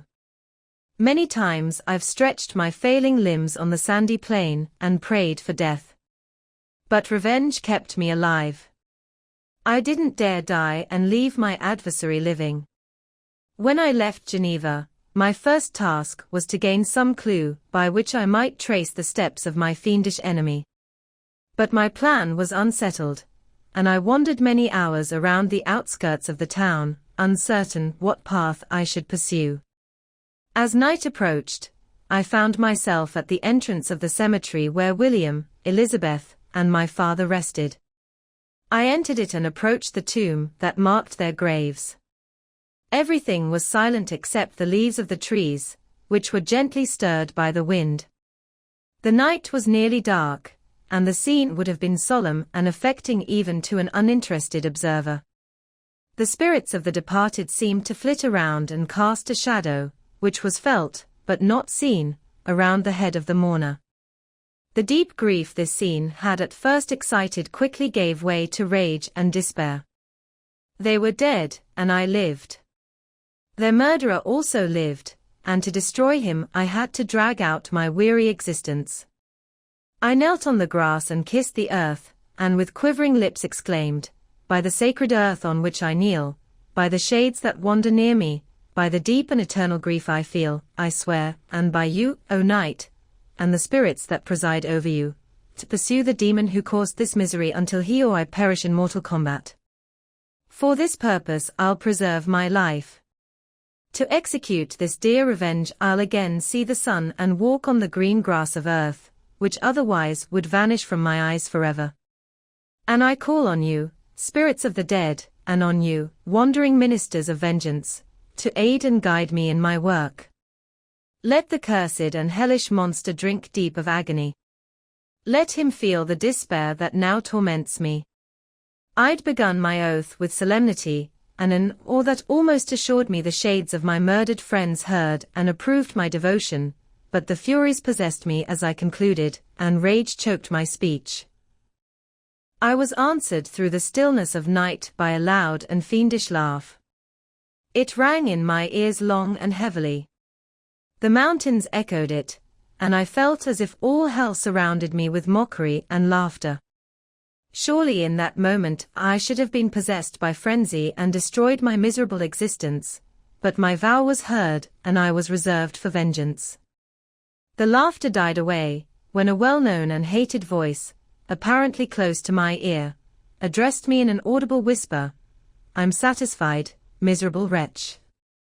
You've determined to live, and I'm satisfied." I darted toward the spot from which the sound came, but the devil eluded my grasp. Suddenly the broad disk of the moon rose and shone full on his ghastly and distorted shape, as he fled with more than mortal speed. I pursued him, and for many months this has been my task. Guided by a slight clue, I followed the windings of the Rhone, but in vain. The blue Mediterranean appeared, and by a strange chance I saw the fiend enter by night, and hide himself in a vessel bound for the Black Sea. I took passage in the same ship, but he escaped, I don't know how.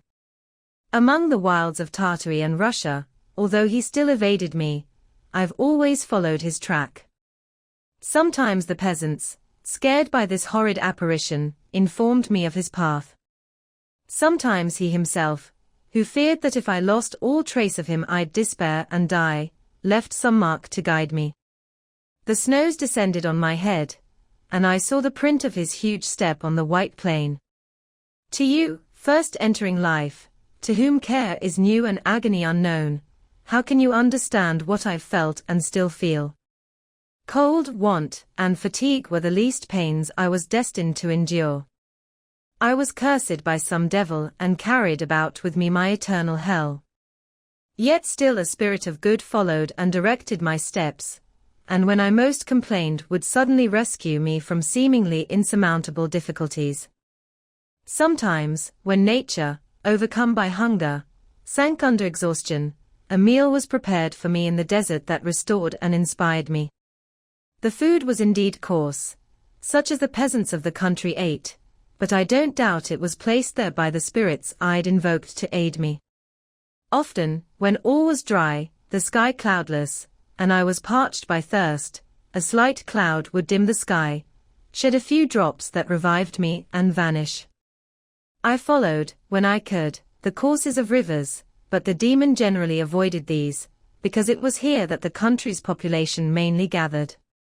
In other places human beings were seldom seen, and I generally lived on the wild animals that crossed my path. I had money with me and gained the friendship of villagers by giving it to them, or I brought with me some food I'd killed, which, after taking a small part, I always gave to those who'd provided me with fire and cooking utensils. My life, as it passed like this, was indeed hateful to me, and it was only during sleep that I could taste joy. O blessed sleep!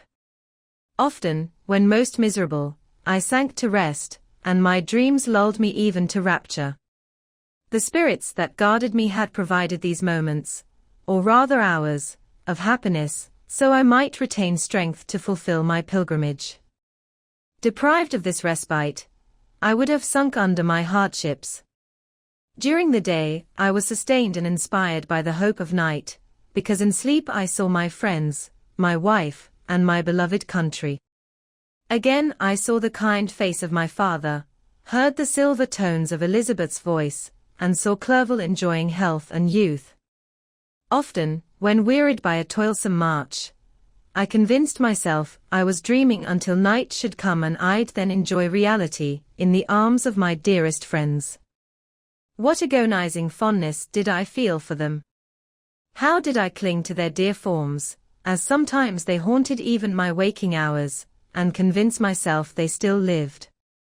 At such moments vengeance, that burned within me, died in my heart, and I pursued my path toward the destruction of the demon more as a task commanded by heaven, as the mechanical impulse of some power of which I was unconscious, than as the passionate desire of my soul. What his feelings were, whom I pursued, I can't know. Sometimes, indeed, he left marks in writing on the bark of trees or cut in stone that guided me and provoked my fury. My reign is not yet over, these words were legible in one of these inscriptions, you live, and my power is complete. Follow me. I seek the everlasting ice of the north, where you'll feel the misery of cold and frost, to which I'm immune. You'll find near this place, if you don't follow too slowly, a dead hare. Eat and be refreshed. Come on, my enemy. We have yet to wrestle for our lives, but many hard and miserable hours you must endure until that time arrives. Mocking devil. Again I vow vengeance. Again I devote you, miserable fiend, to torture and death. Never will I give up my search until he or I perish. And then with what ecstasy I'll join my Elizabeth and my departed friends, who even now prepare for me the reward of my tedious toil and horrible pilgrimage. As I still pursued my journey northward, the snows thickened and the cold increased to a degree almost too severe to support. The peasants were shut up in their hovels, and only a few of the hardiest ventured forth to seize the animals that starvation had forced from their hiding places to seek prey. The rivers were covered with ice, and no fish could be caught, and thus I was cut off from my main source of food. My enemy's triumph increased with the difficulty of my labors. One inscription he left was in these words: "Prepare. Your toils only begin. Wrap yourself in furs and provide food, because we'll soon enter a journey where your sufferings will satisfy my everlasting hatred." My courage and perseverance were strengthened by these mocking words. I resolved not to fail in my purpose, and calling on heaven to support me, I continued with unabated passion to cross immense deserts, until the ocean appeared at a distance and formed the farthest boundary of the horizon. Oh, how unlike it was to the blue seas of the south! Covered with ice, it was only to be distinguished from land by its superior wildness and ruggedness. The Greeks wept for joy when they saw the Mediterranean from the hills of Asia, and hailed with rapture the boundary of their toils. I didn't weep, but I knelt down and with a full heart thanked my guiding spirit for conducting me safely to the place where I hoped, despite my adversary's jibe, to meet and grapple with him. Some weeks before this period I'd gotten a sledge and dogs and thus crossed the snows with incredible speed. I don't know whether the fiend had the same advantages, but I found that while before I'd daily lost ground in the pursuit, I now gained on him so much that when I first saw the ocean, he was only 1 day's journey ahead, and I hoped to intercept him before he reached the beach. With new courage, therefore, I pressed on, and in 2 days arrived at a wretched hamlet on the seashore. I asked the inhabitants about the fiend and got accurate information. A gigantic monster, they said, had arrived the night before, armed with a gun and many pistols, putting to flight the inhabitants of a solitary cottage through fear of his terrific appearance. He'd carried off their store of winter food, and placing it in a sledge, he'd seized a large pack of trained dogs, harnessed them, and the same night, to the joy of the horror-struck villagers, had pursued his journey across the sea in a direction that led to no land. They guessed he must quickly be destroyed by the breaking of the ice, or frozen by the eternal frosts. On hearing this information, I felt a temporary wave of despair. He'd escaped me, and I had to begin a destructive and almost endless journey across the mountainous ice of the ocean, amid cold that few of the inhabitants could long endure and which I, the native of a warm and sunny climate, couldn't hope to survive. Yet at the idea that the fiend should live and be triumphant, my rage and vengeance returned and, like a mighty tide, overwhelmed every other feeling. After a brief rest, during which the spirits of the dead hovered around and urged me to toil and revenge, I prepared for my journey. I exchanged my land sledge for one made for the rough ice of the frozen ocean, and purchasing a plentiful stock of provisions, I departed from land.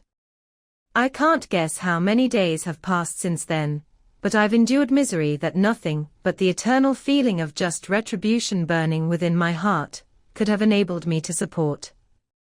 Immense and rugged mountains of ice often blocked my passage, and I often heard the thunder of the ground sea, which threatened my destruction. But again the frost came and made the paths of the sea secure. By the quantity of provisions I'd consumed, I guess I'd spent 3 weeks in this journey, and the continual delay of hope, returning back on the heart, often wrung bitter drops of despair and grief from my eyes. Despair had indeed almost secured its prey, and I should soon have sunk beneath this misery. Once, after the poor animals that carried me had with incredible toil gained the summit of a sloping ice mountain, and one, sinking under his fatigue, died, I viewed the expanse before me with anguish, when suddenly my eye caught a dark speck on the dusky plain. I strained my sight to discover what it could be and uttered a wild cry of ecstasy, when I saw a sledge, and the distorted proportions of a well-known form within. Oh! With what a burning rush did hope revisit my heart.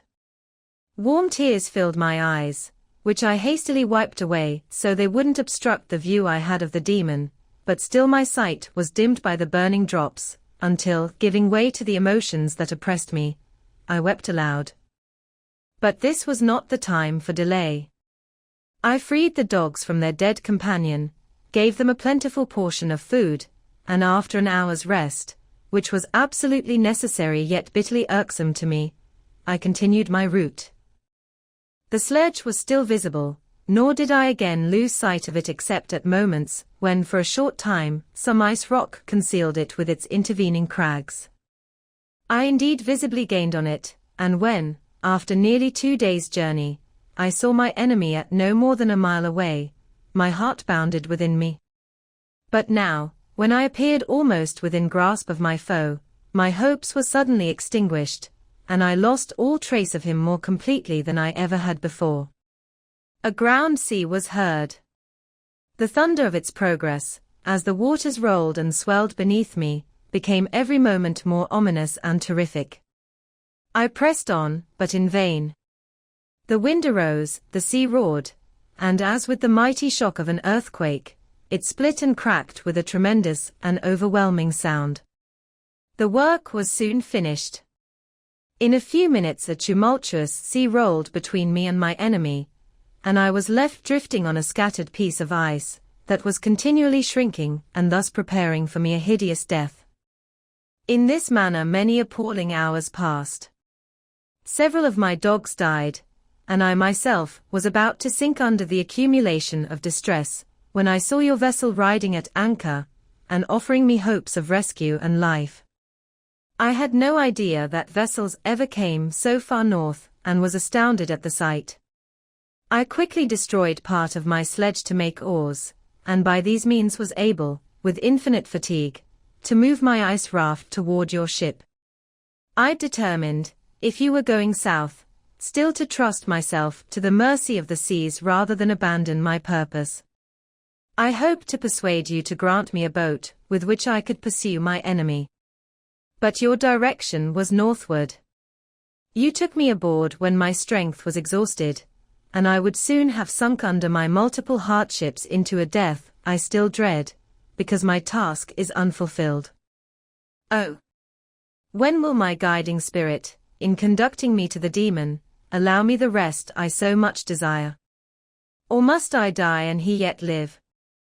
If I do, swear to me, Walton, that he won't escape, that you'll seek him and satisfy my vengeance in his death.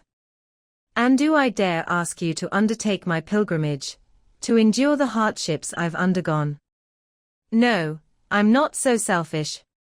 Yet when I'm dead, if he should appear, if the ministers of vengeance should conduct him to you, swear that he won't live, swear that he won't triumph over my accumulated woes and survive to add to the list of his dark crimes.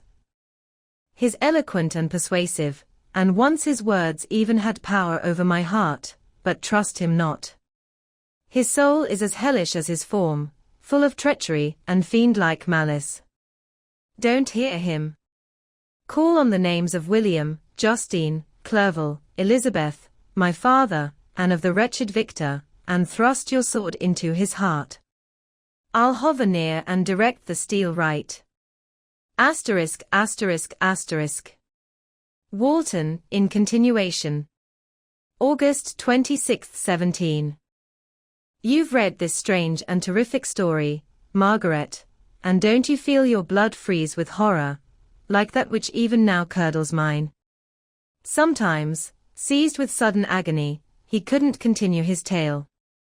At other times, his voice broken yet piercing, uttered with difficulty the words so full of anguish.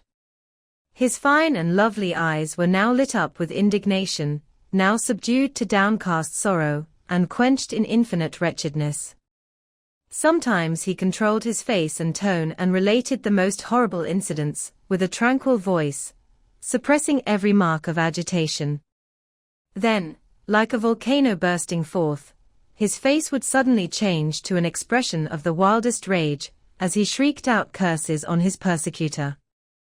His tale is connected and told with an appearance of the simplest truth, yet I admit to you that the letters of Felix and Safie, which he showed me, and the appearance of the monster seen from our ship brought me a greater conviction of the truth of his story than his statements, however earnest and connected.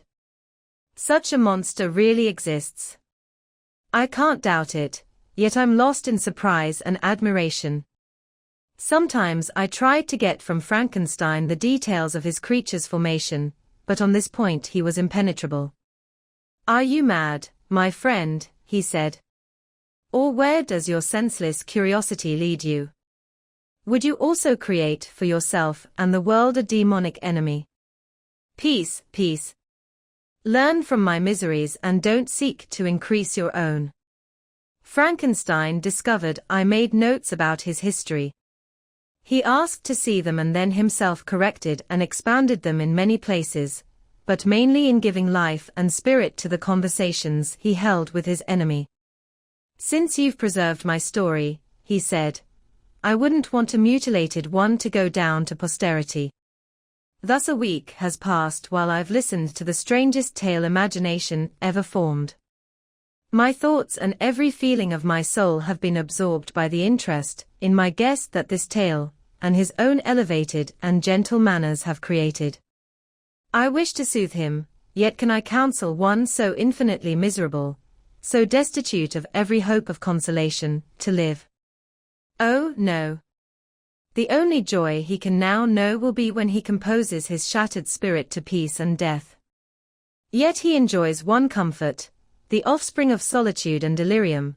He believes that when in dreams he talks with his friends and draws from that communion consolation for his miseries or excitement for his vengeance, they are not the creations of his imagination, but the beings themselves who visit him from the regions of a remote world. This faith gives a solemnity to his dreams that makes them to me almost as imposing and interesting as truth. Our conversations aren't always confined to his own history and misfortunes. On every point of general literature, he displays unbounded knowledge and a quick and piercing understanding.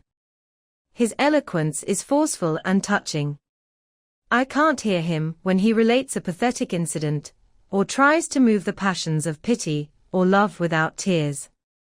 What a glorious creature he must have been in the days of his prosperity, when he is thus noble and godlike in ruin. He seems to feel his own worth and the greatness of his fall. "When younger," he said, "I believed myself destined for some great enterprise.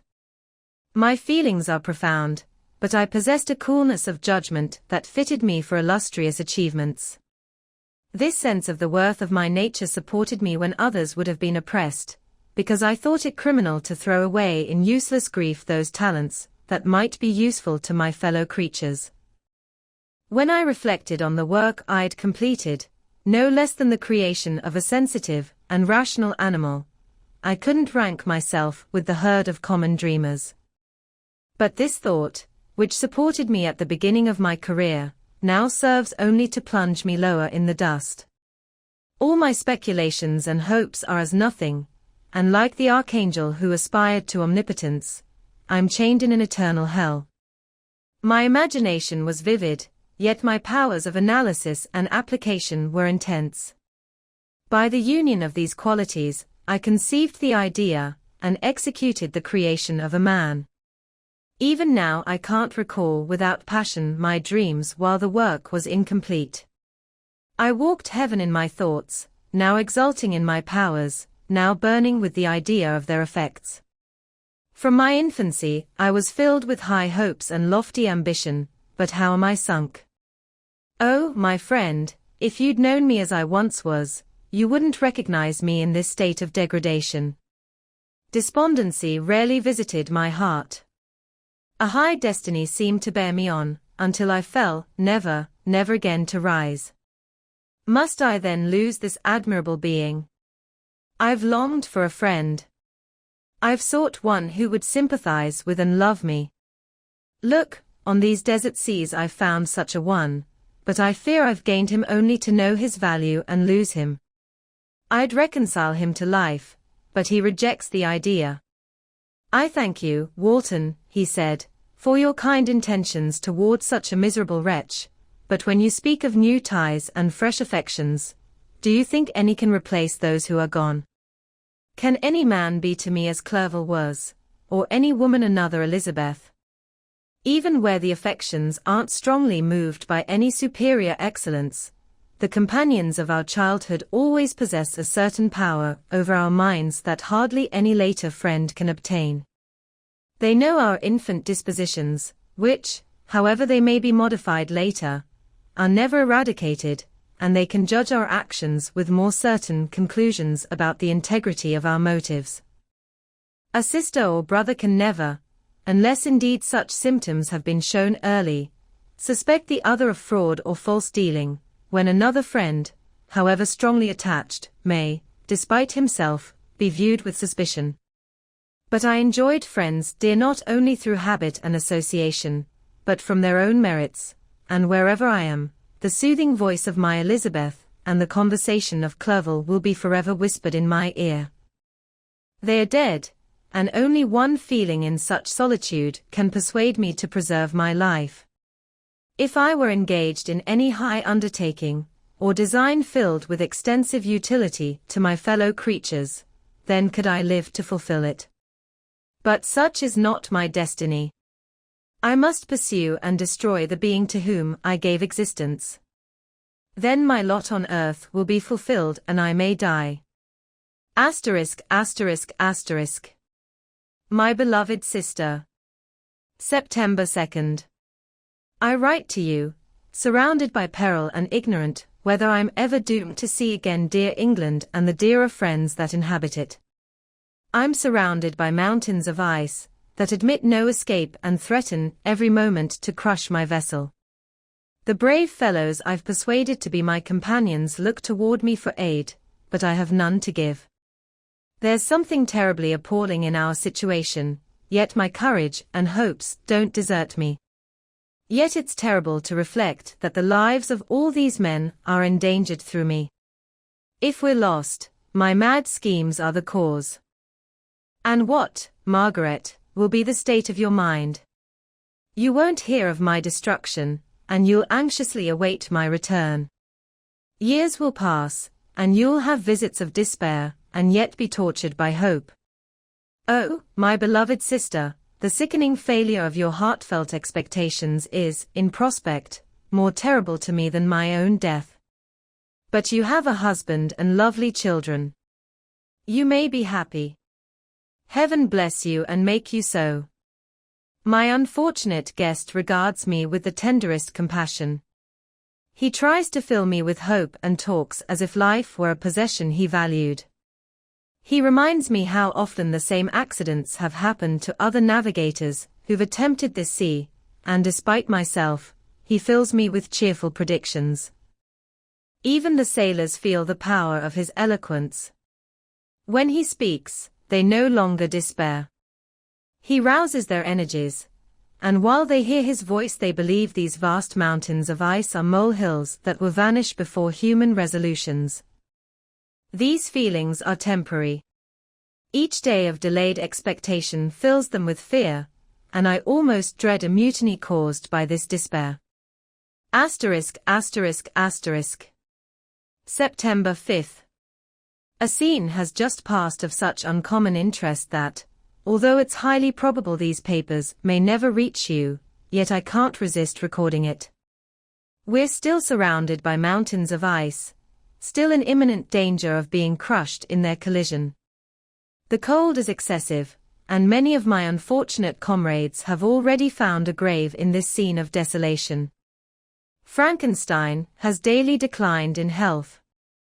A feverish fire still glimmers in his eyes, but is exhausted, and when suddenly roused to any effort, he speedily sinks again into apparent lifelessness.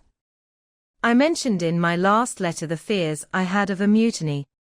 This morning, as I sat watching my friend's pale face, his eyes half closed and his limbs hanging listlessly, I was approached by half a dozen sailors who demanded admission to the cabin. They entered, and their leader addressed me. He told me that he and his companions had been chosen by the other sailors to come as a delegation to me to make a request that, in justice, I couldn't refuse.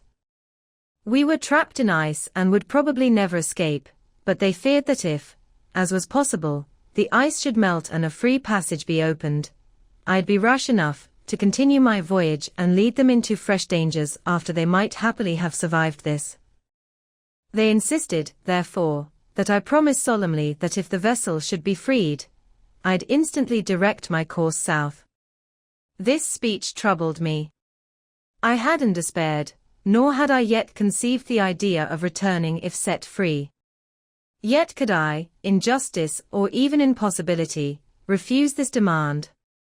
I hesitated before I answered, when Frankenstein, who'd at first been silent and indeed appeared hardly to have force enough to pay attention, now roused himself. His eyes sparkled, and his cheeks flushed with momentary energy. Turning toward the men, he said, "What do you mean? What do you demand of your captain? Are you, then, so easily turned from your design? Didn't you call this a glorious expedition? And why was it glorious? Not because the way was smooth and calm as a southern sea, but because it was full of dangers and terror, because at every new incident your fortitude was to be called forth and your courage exhibited, because danger and death surrounded it, and these you were to brave and overcome. For this was it glorious, for this was it an honorable undertaking. You were to be hailed as the benefactors of your species, your names adored as belonging to brave men who encountered death for honor and the benefit of humanity. And now, look, with the first hint of danger, or, if you will, the first mighty and terrific trial of your courage, you shrink away and are content to be handed down as men who didn't have strength enough to endure cold and peril. And so, poor souls, they were chilly and returned to their warm firesides. Why, that requires no preparation. You didn't need to come this far, and drag your captain to the shame of defeat merely to prove yourselves cowards. Oh! Be men, or be more than men. Be steady to your purposes and firm as a rock. This ice isn't made of such stuff as your hearts may be. It's changeable and can't withstand you if you say it won't. Don't return to your families with the stigma of disgrace marked on your foreheads. Return as heroes who fought and conquered, and who don't know what it is to turn their backs on the foe. He spoke this with a voice so adapted to the different feelings expressed in his speech, with an eye so full of lofty design and heroism, that can you wonder these men were moved? They looked at one another and were unable to reply. I spoke. I told them to retire and consider what had been said, that I wouldn't lead them farther north if they strongly desired the opposite, but that I hoped that, with reflection, their courage would return. They left, and I turned toward my friend, but he was sunk in exhaustion and almost deprived of life. How all this will end, I don't know, but I'd rather die than return shamefully, my purpose unfulfilled. Yet I fear such will be my fate. The men, unsupported by ideas of glory and honor, can never willingly continue to endure their present hardships. Asterisk. September 7th. The die is cast. I've consented to return if we're not destroyed. Thus are my hopes blasted by cowardice and indecision. I come back ignorant and disappointed. It requires more philosophy than I possess to bear this injustice with patience. Asterisk. September 12th. It's past. I'm returning to England. I've lost my hopes of utility and glory. I've lost my friend. But I'll try to detail these bitter circumstances to you, my dear sister, and while I'm carried toward England and toward you, I won't despond. September 9th, the ice began to move, and roars like thunder were heard at a distance as the island split and cracked in every direction. We were in the most imminent peril, but since we could only remain passive, my chief attention was occupied by my unfortunate guest, whose illness increased so much that he was entirely confined to his bed. The ice cracked behind us and was driven with force toward the north. A breeze sprang from the west, and on the 11th the passage toward the south became perfectly free. When the sailors saw this and that their return to their native country was apparently assured, a shout of tumultuous joy broke from them, loud and long continued. Frankenstein, who was dozing, woke and asked the cause of the noise. They shout, I said, because they'll soon return to England. Do you, then, really return? Oh yes. I can't withstand their demands. I can't lead them unwillingly to danger, and I must return. Do so if you will, but I won't. You may give up your purpose, but mine is assigned to me by heaven, and I dare not. I am weak, but surely the spirits who assist my vengeance will give me sufficient strength. Saying this, he tried to spring from the bed, but the effort was too great for him. He fell back and fainted. It was long before he recovered, and I often thought life was entirely gone. At length he opened his eyes. He breathed with difficulty, and was unable to speak. The surgeon gave him a calming medicine, and ordered us to leave him undisturbed. Meanwhile, he told me my friend certainly didn't have many hours to live. His sentence was pronounced, and I could only grieve and be patient. I sat by his bed watching him. His eyes were closed, and I thought he slept, but soon he called to me in a feeble voice, and asking me to come near, said, "Oh, the strength I relied on is gone. I feel I'll soon die, and he, my enemy and persecutor, may still be alive. Don't think, Walton, that in the last moments of my existence I feel that burning hatred and passionate desire of revenge I once expressed, but I feel myself justified in desiring my adversary's death. During these last days I've been occupied in examining my past conduct, and I don't find it blameworthy. In a fit of enthusiastic madness, I created a rational creature, and was bound toward him to ensure, as far as was in my power, his happiness and well-being. This was my duty, but there was another still more important. My duties toward the beings of my own species had greater claims to my attention, because they included a greater proportion of happiness or misery.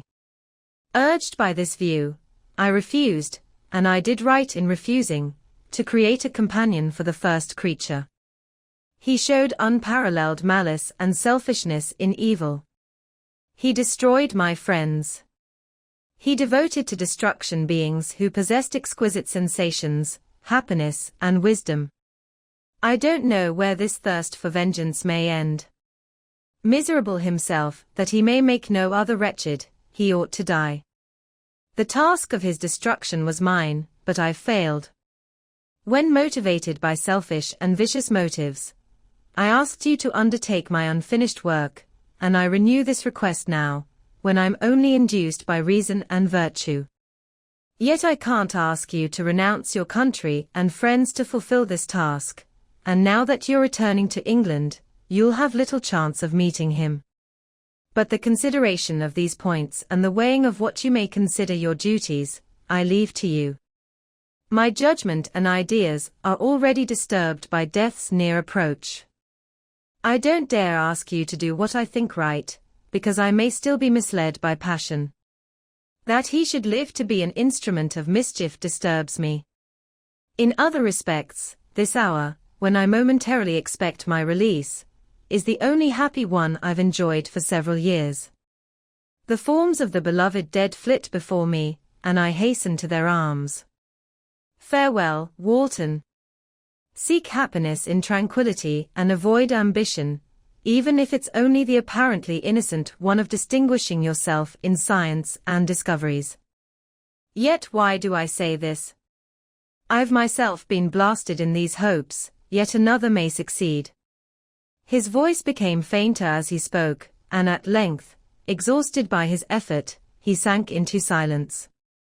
About half an hour later he tried again to speak, but was unable. He pressed my hand feebly, and his eyes closed forever, while the radiance of a gentle smile passed away from his lips. Margaret, what comment can I make on the untimely end of this glorious spirit? What can I say that will enable you to understand the depth of my sorrow? All I should express would be inadequate and feeble. My tears flow. My mind is overshadowed by a cloud of disappointment. But I journey toward England, and I may there find consolation. I'm interrupted. What do these sounds mean? It's midnight. The breeze blows fairly, and the watch on deck scarcely stirs. Again there's a sound as of a human voice, but hoarser. It comes from the cabin where Frankenstein's remains still lie. I must get up and investigate. Good night, my sister. Asterisk, asterisk, asterisk. Great God! What a scene has just taken place. I'm still dizzy with the memory of it. I hardly know whether I'll have the power to describe it, yet the tale I've recorded would be incomplete without this final and wonderful catastrophe.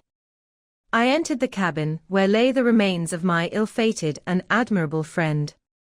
Over him hung a form I can't find words to describe, gigantic in stature yet awkward and distorted in its proportions.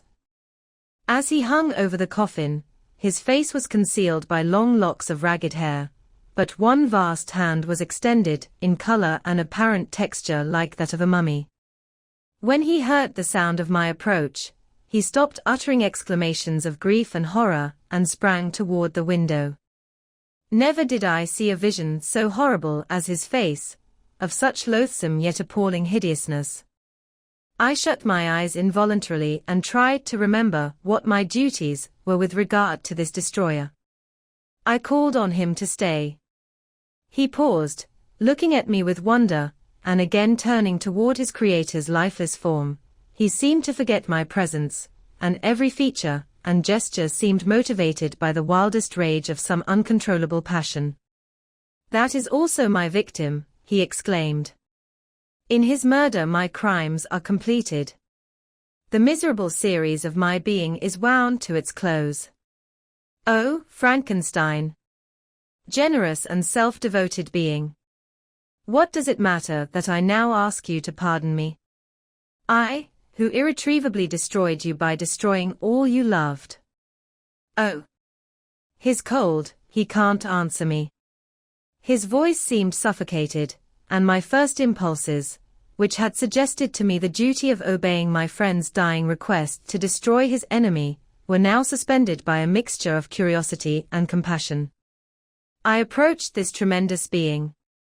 I didn't dare again raise my eyes to his face.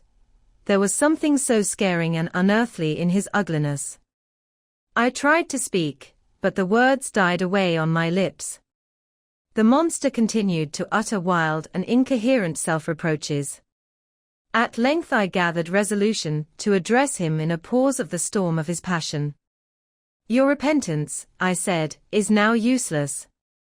If you'd listened to the voice of conscience, and heeded the stings of remorse before you'd pushed your diabolical vengeance to this extreme, Frankenstein would yet have lived.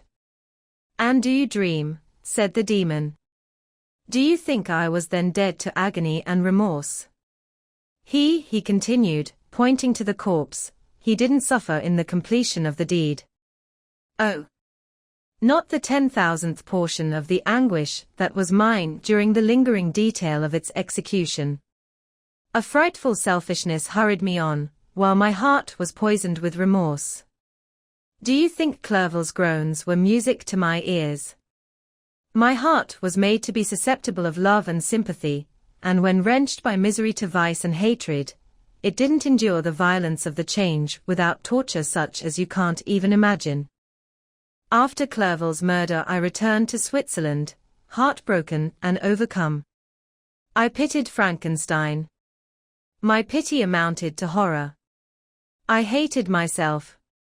But when I discovered that he, the author at once of my existence and of its unspeakable torments, dared to hope for happiness, that while he heaped wretchedness and despair on me he sought his own enjoyment in feelings and passions from which I was forever barred, then powerless envy and bitter indignation filled me with an insatiable thirst for vengeance. I remembered my threat and resolved it should be accomplished. I knew I was preparing for myself a deadly torture, but I was the slave, not the master, of an impulse I detested yet couldn't disobey. Yet when she died, No, then I wasn't miserable. I'd cast off all feeling, subdued all anguish, to revel in the excess of my despair. Evil from then on became my good. Urged this far, I had no choice but to adapt my nature to an element I'd willingly chosen. The completion of my demonic design became an insatiable passion. And now it's ended. There is my last victim. I was at first touched by the expressions of his misery, yet when I remembered what Frankenstein had said of his powers of eloquence and persuasion, and when I again looked at my friend's lifeless form, indignation was rekindled within me. "Wretch," I said, "it's fitting that you come here to whine over the desolation you've made. You throw a torch into a pile of buildings, and when they are consumed, you sit among the ruins and lament the fall. Hypocritical fiend. If he whom you mourn still lived, he'd still be the object, again would he become the prey, of your accursed vengeance. It's not pity you feel. You lament only because the victim of your malice is withdrawn from your power." "Oh, it's not like this, interrupted the being. "Yet such must be the impression conveyed to you by what appears to be the purpose of my actions. Yet I don't seek anyone to share my misery. No sympathy may I ever find. When I first sought it, it was the love of virtue, the feelings of happiness and affection with which my whole being overflowed, that I wished to be shared. But now that virtue has become to me a shadow, and that happiness and affection are turned into bitter and loathing despair, in what should I seek sympathy? I am content to suffer alone while my sufferings last. When I die, I'm well satisfied that hatred and disgrace should load my memory. Once my imagination was soothed with dreams of virtue, fame, and enjoyment. Once I falsely hoped to meet beings who, pardoning my outward form, would love me for the excellent qualities I was capable of showing. I was nourished with high thoughts of honor and devotion. But now crime has degraded me beneath the meanest animal. No guilt, no mischief, no malice, no misery, can be found comparable to mine. When I run over the frightful catalogue of my sins, I can't believe I'm the same creature, whose thoughts were once filled with sublime and transcendent visions of the beauty and majesty of goodness. But it's even so. The fallen angel becomes a malignant devil. Yet even that enemy of God and humanity had friends and associates in his desolation. I'm alone. You, who call Frankenstein your friend, seem to have knowledge of my crimes and his misfortunes. But in the detail he gave you of them, he couldn't sum up the hours and months of misery I endured wasting in powerless passions. Because while I destroyed his hopes, I didn't satisfy my own desires. They were forever passionate and craving. Still I desired love and fellowship, and I was still spurned. Was there no injustice in this? Am I to be thought the only criminal, when all humankind sinned against me? Why don't you hate Felix, who drove his friend from his door with contempt? Why don't you curse the peasant who tried to destroy the savior of his child?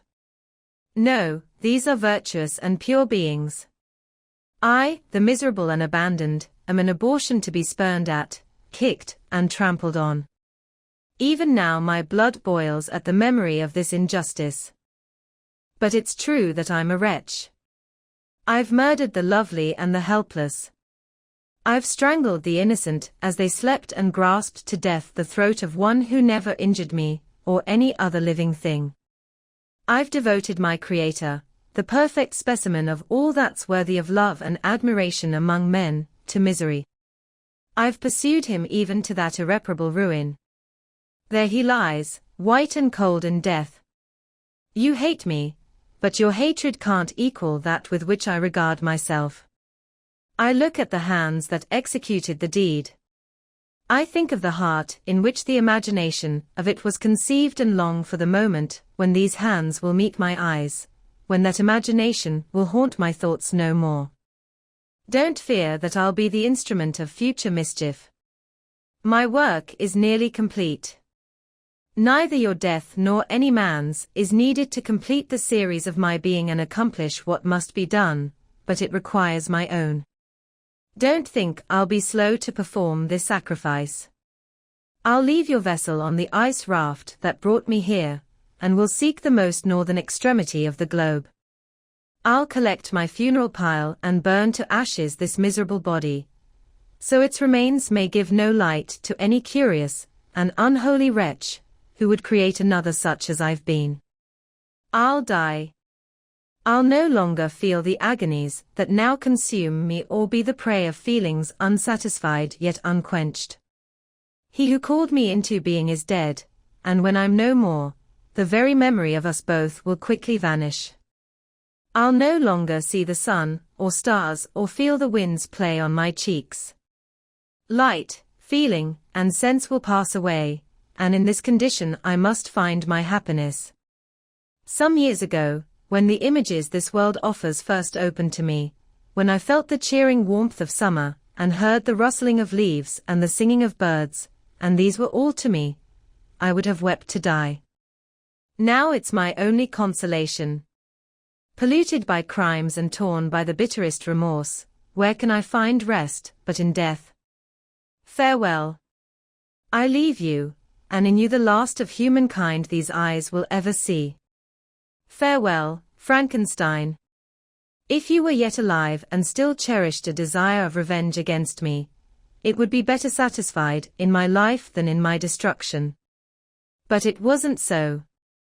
You sought my extinction, so I might not cause greater wretchedness, and if yet, in some mode unknown to me, you hadn't ceased to think and feel, you wouldn't desire against me a vengeance greater than what I feel. Blasted as you were, my agony was still superior to yours, because the bitter sting of remorse won't cease to rankle in my wounds until death closes them forever. But soon, he cried with sad and solemn enthusiasm, I'll die, and what I now feel will be no longer felt. Soon these burning miseries will be extinct. I'll ascend my funeral pile triumphantly and exult in the agony of the torturing flames. The light of that fire will fade away. My ashes will be swept into the sea by the winds. My spirit will sleep in peace, or if it thinks, it will not surely think like this. Farewell. He sprang from the cabin window as he said this, onto the ice raft that lay close to the vessel. He was soon carried away by the waves and lost in darkness and distance. ******. The end.